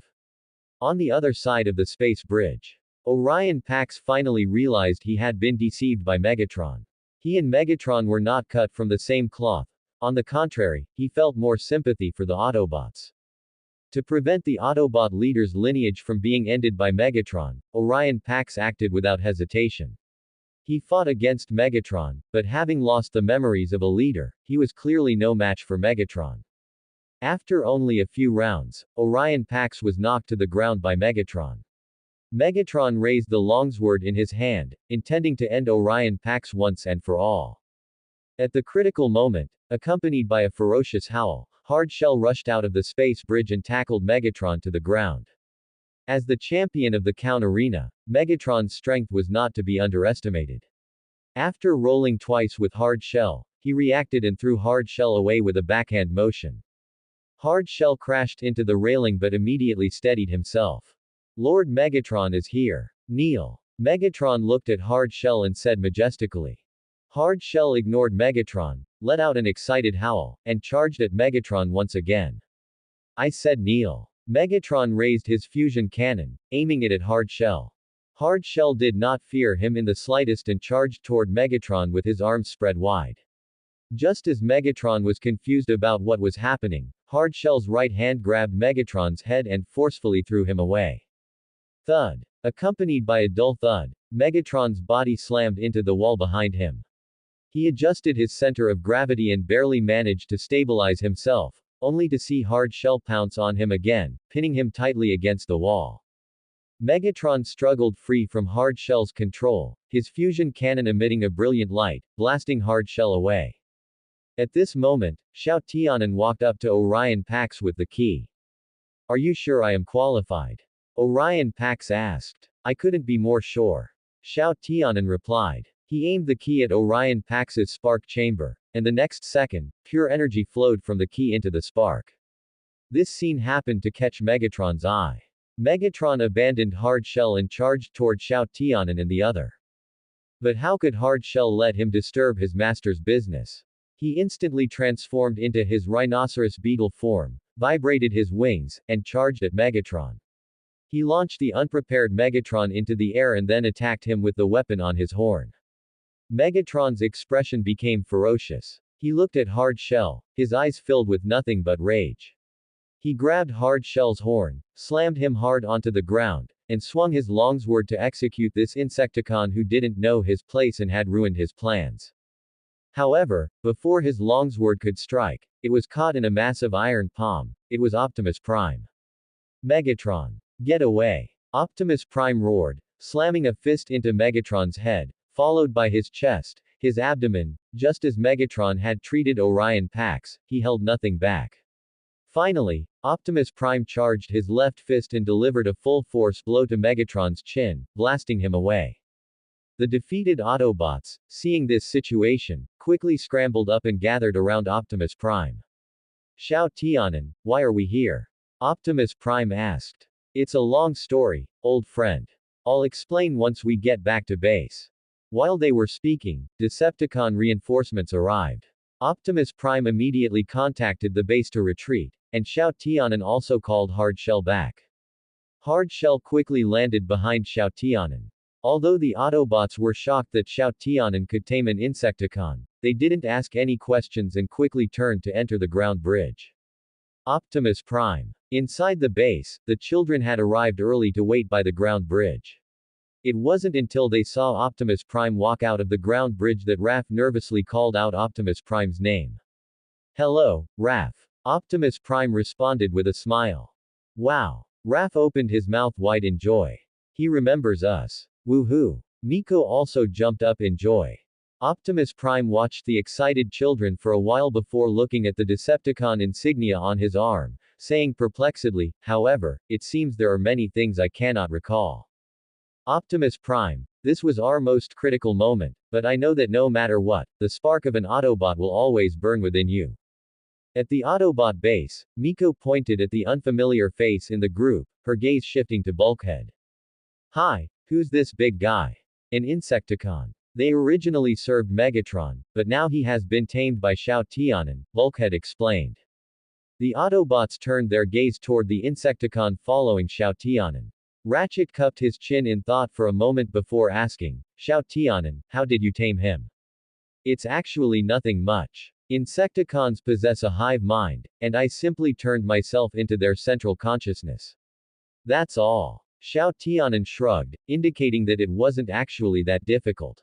It's that simple. Ratchet was somewhat incredulous. Optimus Prime also stepped forward.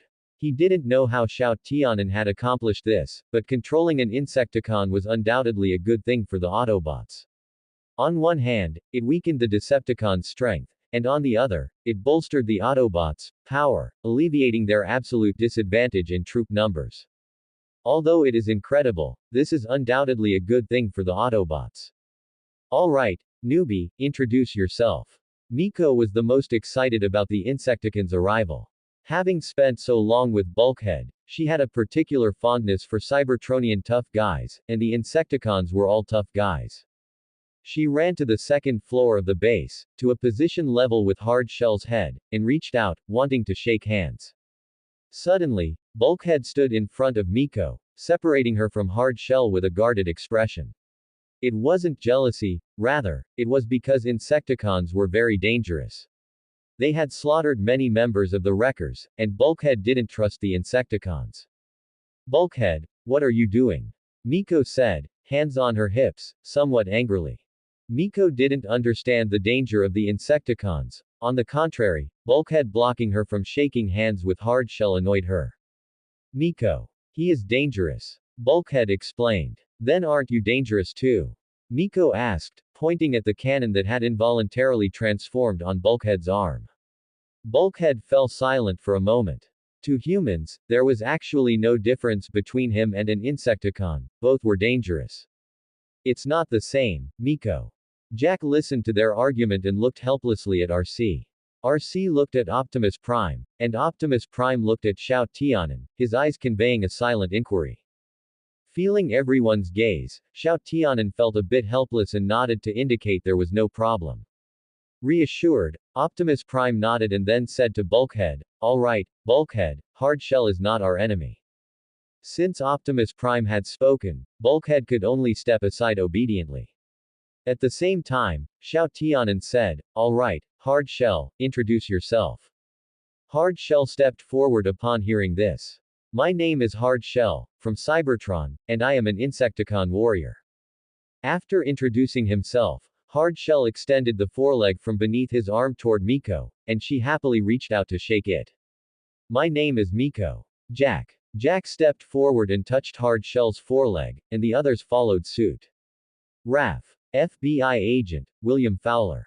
Jack's mom, June Darby. After that simple introduction, Xiao Tianan didn't intend to station Hard Shell at the Autobot base. Not only did the Insecticons have bad tempers, but they also had deep conflicts with the Autobots, requiring a long time to get along. Moreover, there were humans in the base, and accidents could easily happen. Hard Shell was assigned to guard the Explorer, a decision Optimus Prime also supported. Optimus Prime's return had the Autobots immersed in joy, but this joy didn't last long before it was shattered by a sudden move from the Decepticons. Optimus Prime, we have detected an ancient Autobot signal frequency. Ratchet locked onto the signal coordinates, located in a desolate, uninhabited desert. No matter what it is, we cannot let it fall into the hands of the Decepticons. Autobots, roll out. Optimus Prime did not hesitate. He pulled the switch for the ground bridge and led the way in. Just as Xiao Tianan was about to follow, he was pulled back by Ratchet. We agreed on this, it's my turn for field duty this time. Ever since he had taken the synthetic energon and had been a Cybertronian tough guy for once, Ratchet had been craving battle. So, he had specifically made an agreement with Xiao Tianan to take turns on field duty, with the other remaining at the base to provide technical support. Fine, fine. Xiao Tianan waved his hand. He actually wished he didn't have to fight. Being in the line of fire every day had given him some stress symptoms whenever he heard loud noises, and he didn't understand why Ratchet liked that environment. This is Autobot Base. Calling RC, Bumblebee, and Bulkhead. There is an urgent mission. I am bringing you back to base now. Xiao Tianan first called back all the field teams and also summoned Hard Shell. If he remembered correctly, the signal Ratchet had detected was a spark extractor, a weapon of mass destruction developed by the Decepticons. The spark extractor could extract all sparks within a certain range. This could not fall into the hands of the Decepticons, otherwise, it would undoubtedly be catastrophic for him and the Autobots.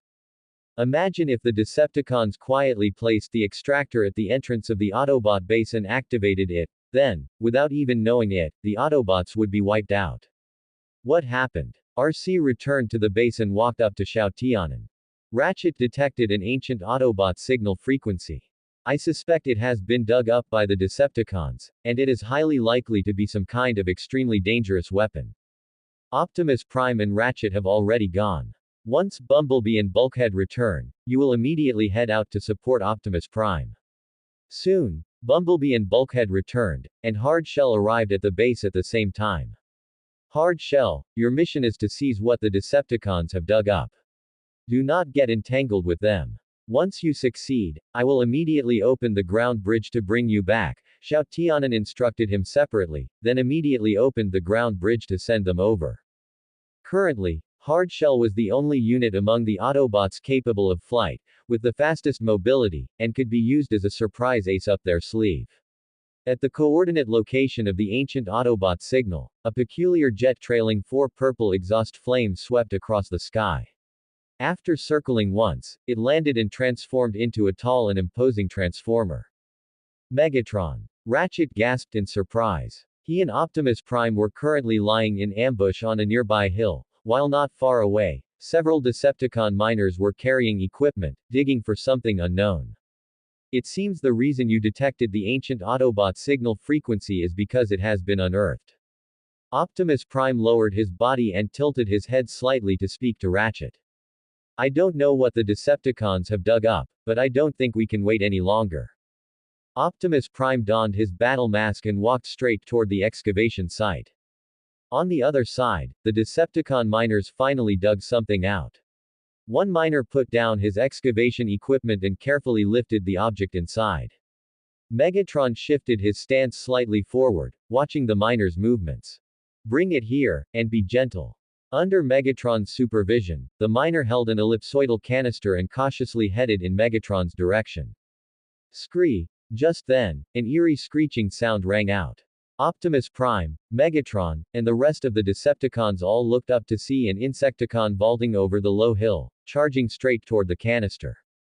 The Decepticon soldiers recognized the Insecticon immediately, but they did not attack at first because the Insecticon was also one of Megatron's subordinates, their ally. What are you standing there for?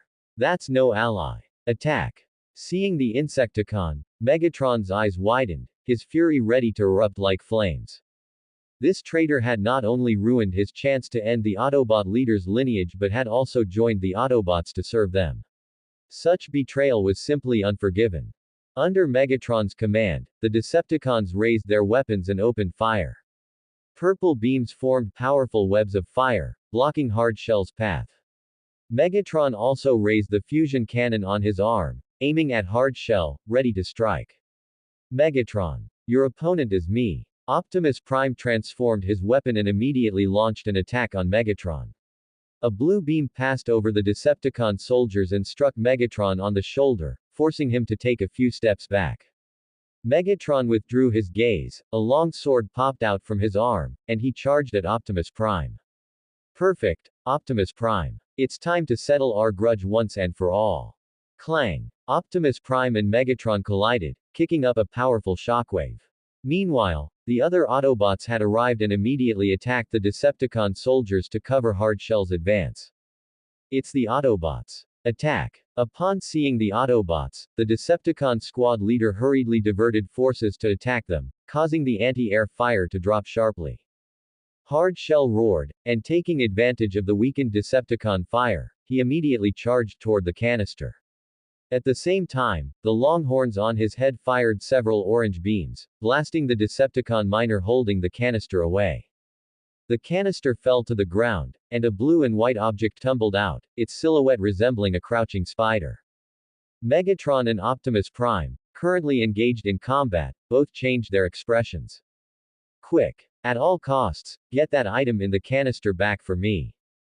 Megatron roared anxiously, and Optimus Prime immediately commanded the Autobots. At all costs, do not let the Decepticons obtain this item, even if you have to destroy it. Amidst the hoarse roars of both leaders, the intensity of the battlefield fire escalated once again. The sparks of all the Transformers burned to their limits, firing more powerful attacks, and the fierce artillery fire nearly flattened the surrounding hills. The Decepticon miner near the canister heard this, quickly scrambled up, and reached out to pick up the item from the canister. However, before he could rejoice, a massive figure landed in front of him. Hard Shell grabbed the Decepticon miner with both hands and gave a forceful pull, tearing the Decepticon in his hands into two halves. He picked up the dropped item and, without hesitation, followed Xiao Tianan's instructions, immediately transforming into his beetle form and swiftly fleeing into the distance. The Decepticon soldiers watched helplessly as the item was snatched away, and they opened fire at the sky one after another. Quick! Give chase. Now! Megatron, no longer caring about Optimus Prime at this moment, rushed over, grabbed a soldier nearby, and threw him away. The grabbed Decepticon soldier was caught off guard and hurriedly transformed into his vehicle mode in midair, but he seemed to have forgotten that his vehicle mode was a car. As a result, the Decepticon soldier made intimate contact with the ground in his vehicle mode, emitting a wisp of black smoke. Those that can fly. I want those that can fly. Megatron roared, and finally, a few Decepticons transformed into fighter jets and gave chase. He also transformed into a fighter jet and pursued. Optimus Prime could not fly, so he could only raise his weapon and fire continuously from the ground, slowing down Megatron. In midair, a ground bridge suddenly opened. It was Xiao Tianan's handiwork. The moment Hard Shell obtained the spark extractor, he reported the situation to his master, Xiao Tianan. Xiao Tianan immediately locked onto Hard Shell's location and opened a ground bridge in front of him. Hard Shell took the lead and rushed into the ground bridge at maximum speed.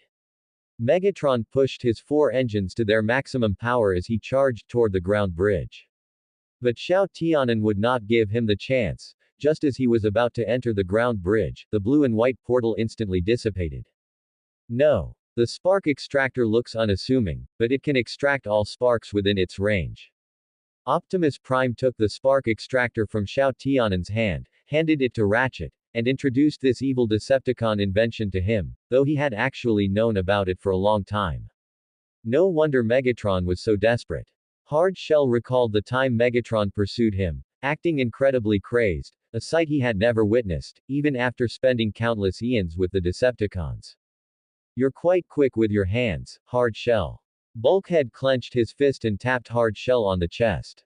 Clearly, this mission had reduced his prejudice against the Insecticons, while also gaining him a measure of respect for Hard Shell. Well, of course, I am a warrior of the Insecticons. On the other side, Ratchet scanned the spark extractor with an instrument, recording the complete signal frequency. This is the ancient Autobot signal frequency we detected. It is an Yakan homing beacon. Optimus Prime leaned in and quickly recognized the signal frequency.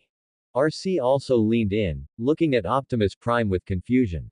Why would Decepticon weapons be equipped with Autobot locators? This was also the question on the minds of the other Autobots. During the war, captured top-tier Decepticon weapons were sealed in a vault beneath Yakin. Yakin was once a cultural center and a fortress. Megatron looted it when the Autobot army was at its weakest. It is very likely that when it was predicted that Yakin would fall to the enemy, these weapons were launched into outer space to prevent them from falling into the hands of the Decepticons. Clearly, installing the beacons was a security measure to prevent the weapons from falling into the wrong hands. Listening to Optimus Prime's explanation, Ratchet offered his own conjecture. Thanks to our new member, it belongs to us now. Bulkhead patted Hard Shell on the shoulder and said triumphantly. RC, however, was not as happy as Bulkhead. Instead, she had some doubts and looked up at Optimus Prime. Is this information you leaked to Megatron? Regarding RC's question, Optimus Prime was clearly somewhat self-reproachful. RC, that is a good question, but I am sorry, I am afraid I do not remember clearly. Xiao Tianan patted Optimus Prime on the shoulder. Clearly, Megatron has made good use of your amnesia, but now is not the time to dwell on the past. We must retrieve those weapons before the Decepticons do, to avoid causing greater harm. Ratchet also chimed in. Xiao Tianan is right. It is also possible that Megatron did not obtain any information from you at all, everything is just our speculation. Optimus Prime steadied his expression and stopped dwelling on it, turning to face all the Autobots. Moving forward, we must be on high alert. Once a homing beacon is detected, we must act immediately. We absolutely cannot let them fall into the hands of the Decepticons. Soon, Ratchet detected another homing beacon. He stretched his limbs and pulled the switch for the ground bridge, intending to walk through, but was stopped by Xiao Tianan. Don't forget our agreement, Doctor. Xiao Tianan shoved the pipette gun in his hand into Ratchet's, crossed his arms, and teased him with a triumphant look on his face. Then, under Ratchet's furious gaze, he led Hard Shell into the ground bridge. I will reiterate this one more time. Do not call me doctor. Hearing Ratchet's angry roar behind him, Xiao Tianan waved his hand with his back turned, then disappeared into the light of the ground bridge, leaving Ratchet grinding his teeth in anger. Ratchet, you finally got what was coming to you. Ha ha ha. Seeing Ratchet get frustrated, Miko couldn't help but laugh out loud. Enraged, Ratchet threw the pipette gun in his hand onto the ground, but then turned around only to have Bulkhead pick it up. Ratchet, you don't want this anymore. Ratchet took a deep breath and calmed down. He turned around to retrieve the pipette gun, but Bulkhead, seeing that Ratchet hadn't turned back, assumed he didn't want it, squeezed the pipette gun until it shattered, and then tossed it accurately into the trash can. Bulkhead. I still needed that. The location of the homing beacon was an abandoned mine. Upon seeing this, Xiao Tianan already knew what was emitting this Yakin homing beacon. A shield generator, capable of condensing energy to form an energy shield. It can be large or small, used at close range or from a distance, and is also a decent piece of equipment. He walked in front holding the detector, with Hard Shell following behind him. Suddenly, the homing beacon began to move rapidly. The signal is moving rapidly toward us. It seems someone has beaten us to it.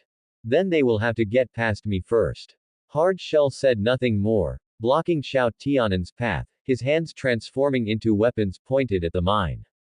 Holy scrap. Knockout drifted elegantly along the mine, pulled a 360-degree spin, and then came to a graceful stop in front of the two of them. He had intended to use some psychological tactics and issue a provocation first, but after seeing who it was, he was startled and blurted out an Earth slang term. Breakdown. Get out here, we've run into some real heavy hitters. Knockout stared nervously at Xiao Tianan, hurriedly calling for Breakdown. Ya. Ah. Receiving Knockout's message, Breakdown rushed out of the mine, brandishing his hammer with fierce momentum. But before Breakdown could rush to Xiao Tianan, Hard Shell had already arrived in front of him, balled his hand into a fist, and punched Breakdown, sending him flying. Knockout, hand over the item, and I might consider letting you join the Autobots and turn over a new leaf. Xiao Tianan transformed his hands into weapons and said to Knockout. Impossible, Megatron would take my life for that. Knockout refused without hesitation, then transformed into his robot mode and pulled an electric staff from behind his back. Xiao Tianan dared not underestimate this electric staff. It was Knockout's signature weapon, a thing that had electrocuted Optimus Prime. However, he did not use his magnetic device. To deal with a mere knockout, it was not necessary. Take this. Knockout shouted, brandishing the electric staff, and charged toward Xiao Tianan. Xiao Tianan extended a long sword from his left arm, blocking Knockout's electric staff, while simultaneously charging his right fist and slamming it into Knockout's abdomen. In an instant, Knockout seemed to be struck by lightning, his form stiffened, he stumbled back 2 steps, and then collapsed to the ground. Knockout, you are quite a rare talent. I will not kill you today. Think carefully about my proposal, the Decepticons won't get much further. Xiao Tianan bent down, picked up the shield generator that had fallen to the ground, and offered a piece of advice, which was also a warning: do not force Xiao Tianan to kill him. Knockout was a smart bot. Xiao Tianan believed he would weigh his options. Hard Shell, retreat. Xiao Tianan activated the ground bridge and called back Hard Shell, who was currently stepping on breakdown. Consider yourself lucky. Hard Shell lifted his leg, threw out a taunt, and then followed in Xiao Tianan's footsteps, walking into the ground bridge. Knockout. You have disappointed me greatly. Aboard the Decepticon warship, Knockout stood obediently before Megatron. Because he and Breakdown had brought back nothing, Megatron was furious. Including this one, the Autobots have snatched 2 powerful treasures from our grasp. Do you have any idea how much of a loss you have caused the Decepticons? The string of failures had sent Megatron into a rage, especially seeing Breakdown's scarred face, which only added to his irritation. Especially you. Breakdown. My apologies, Lord Megatron. I guarantee there won't be a next time. Breakdown lowered his head, not daring to look Megatron in the eye. There will be no next time. Megatron raised his arm, his cannon aimed directly at Breakdown, energy gathering at the muzzle and emitting a faint purple glow. Wait. Lord Megatron, although Breakdown is not a competent warrior, he is very competent as an assistant. You don't know this, but Breakdown has saved me a great deal of time.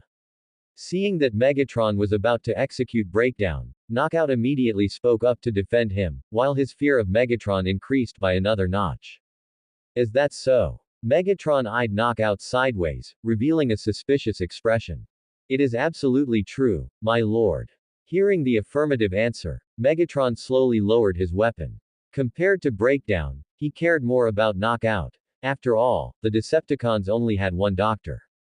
For Knockout's sake, I will spare your life this time, but next time, if you fail again, I will crush your head with my own hands. After saying this, Megatron waved for Knockout and Breakdown to withdraw, then immediately summoned Soundwave. Before Optimus Prime fled our ranks, he left behind 3 sets of coordinates.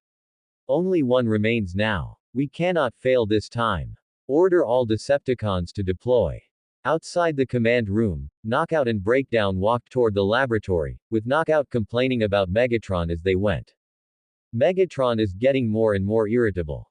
He just scared me so much that I leaked a little bit of transmission fluid. Just then, the Decepticon warship began to flash with red alarms, and the ship's broadcast sounded simultaneously. Lord Megatron has ordered, all ships deploy. Optimus Prime. Another Yakin beacon has appeared. The alarm system at the Autobot base also sounded, and Ratchet quickly reported to Optimus Prime. Autobots. Roll out. Optimus Prime confirmed the coordinates and quickly issued the command. The Autobots began to assemble in the direction of the ground bridge. It's my turn this time. Ratchet passed by Xiao Tianan, greeted him smugly, and then joined the queue. Alright. Xiao Tianan let Hard Shell follow the Autobots. It didn't matter to him whether he went or not. Since Knockout hadn't obtained the shield generator, he was no match for Optimus Prime and the others. But what he didn't know was that this time, Knockout didn't come at all. The entire Decepticon army had arrived. This time, the coordinates were located on the mountainside of a snowy mountain. Fearing to alert the enemy, Optimus Prime set the teleportation point at the foot of the mountain. At this moment, the Autobots were struggling to climb the snowy mountain. But Hard Shell appeared very relaxed. Climbing was the Insecticon's strong suit, he could even climb across ceilings, so the slope of the snowy mountain was simply child's play. The group climbed while maintaining vigilance and soon reached their destination. Optimus Prime slowly poked his head out, intending to observe the situation, but saw an unbelievable scene. The entire mountainside was filled with Decepticons. They had surrounded the coordinate point tightly, layer upon layer, so nothing could be seen from the outside. My goodness. The entire Decepticon army must be here. Ratchet looked at the scene before him in disbelief and said in a low voice. RC also said in surprise, I haven't seen such a large formation in a long time. What exactly have the Decepticons dug up? Admittedly, the number of Decepticons this time is unprecedented, but we must find out what the Decepticons have dug up in order to formulate a contingency plan. Optimus Prime frowned, carefully observing the enemy's movements, not daring to miss any detail. Not long after, Megatron's excited laughter rang out, and a golden hammer was raised by him. Optimus Prime has snatched quite a few treasures from us, but we have obtained the true relic. Hearing Megatron's words, Ratchet looked at Optimus Prime, confused. What kind of weapon did Megatron dig up? That hammer is a sacred relic of the 13 Primes from back then. Optimus Prime also stared at the hammer in Megatron's hand in disbelief and explained to the other Autobots. Really? Wasn't it supposed to be a Decepticon destructive device? RC said, puzzled. That is not impossible. Besides the seized Decepticon destructive weapons, any important items stored in the Yakin vaults could have been launched into outer space together. There is nothing more important than this. Solus Prime's Forge of Solus Prime has a magical power that can forge raw materials into living mechanical devices. So that means we can use it to forge any weapon we can imagine. Bulkhead quickly understood Optimus Prime's meaning and immediately transformed his weapon. Then what are we waiting for? Optimus Prime grabbed Bulkhead. At this moment, engaging in a firefight with the Decepticons would put the Autobots at a distinct disadvantage. There is one more point. The Forge of Solus Prime must be activated using the power of a Prime, otherwise, it is just an ordinary hammer. So that means Megatron can't use it. RC looked at Optimus Prime, and Optimus Prime nodded affirmatively. Then are we going to leave the relic with Megatron for the time being? Bulkhead asked. It seems that is the only way. Optimus Prime nodded helplessly, then led the Autobots to retreat. Receiving Optimus Prime's call, Xiao Tianan immediately opened the ground bridge. He stood directly in front of the ground bridge, waiting for the return of Optimus Prime and the others, eager to see the legendary power of the Forge of Solus Prime. However, Xiao Tianan was disappointed. He scanned everyone, but did not see the Forge of Solus Prime. The Autobots had returned empty-handed. What happened? The entire Decepticon army deployed. With our limited forces, we couldn't possibly take back the Forge of Solus Prime, RC explained. Bulkhead also stepped forward. Don't worry, only Optimus Prime can use the Forge of Solus Prime. Even if Megatron got it, he's just keeping it for us. Hearing this, the worry on Xiao Tianan's face deepened. Megatron can't use it, but the former Autobot leaders could. Their corpses were well preserved by the Autobots. Megatron would definitely target their corpses. Optimus Prime. What exactly are your people messing around with? We had an agreement beforehand, no causing trouble. As evening approached, the Autobots returned to base one after another. They were also responsible for taking the children from the base home, as being picked up by Ratchet or a fire truck would certainly cause the family's concern. Just then, William Fowler's dark face appeared on the screen, angrily accusing the Autobots of their actions. I am sorry, Agent Fowler, but all the Autobots are here, not a single one is missing. Optimus Prime first expressed his apologies to Agent Fowler, but he was puzzled. All the Autobots were at the base, and the only Insecticons were on the Explorer. Who exactly was William Fowler seeing? Then explain this. Why did I receive a report that two big guys were fighting 20 miles outside of Omaha? As Agent Fowler spoke, he sent over the live surveillance footage, which was projected onto the big screen. It's the Decepticons. In the video, a transformer resembling Skyquake appeared. That's not right. The paint job is wrong. This can't be Skyquake, Bumblebee and Optimus Prime already took him down. Bulkhead observed that this Decepticon had a blue paint job, which was very unfamiliar. RC also added. Later, Starscream brought him back as a Decepticon zombie. But there's another question. Who is he fighting? Agent Fowler shifted the camera in the direction the Decepticon was looking. Soon, a familiar spaceship appeared before them. Below the ship stood a white Autobot. My goodness, it really is one of our own. Ratchet looked surprised, while Bulkhead was very excited. He excitedly shoved the other Autobots, causing RC to roll her eyes. It's Wheeljack. Jackie is back. Even if Lousy himself returned, we have to get this situation under control before it hits the evening news. Whether it was controlling the situation or supporting the Autobot, both were important. Optimus Prime did not hesitate and set off with the Autobots. This time, Xiao Tianan and Ratchet did not go. There was only one Decepticon on the other side. Ratchet wasn't interested, and Xiao Tianan had other plans.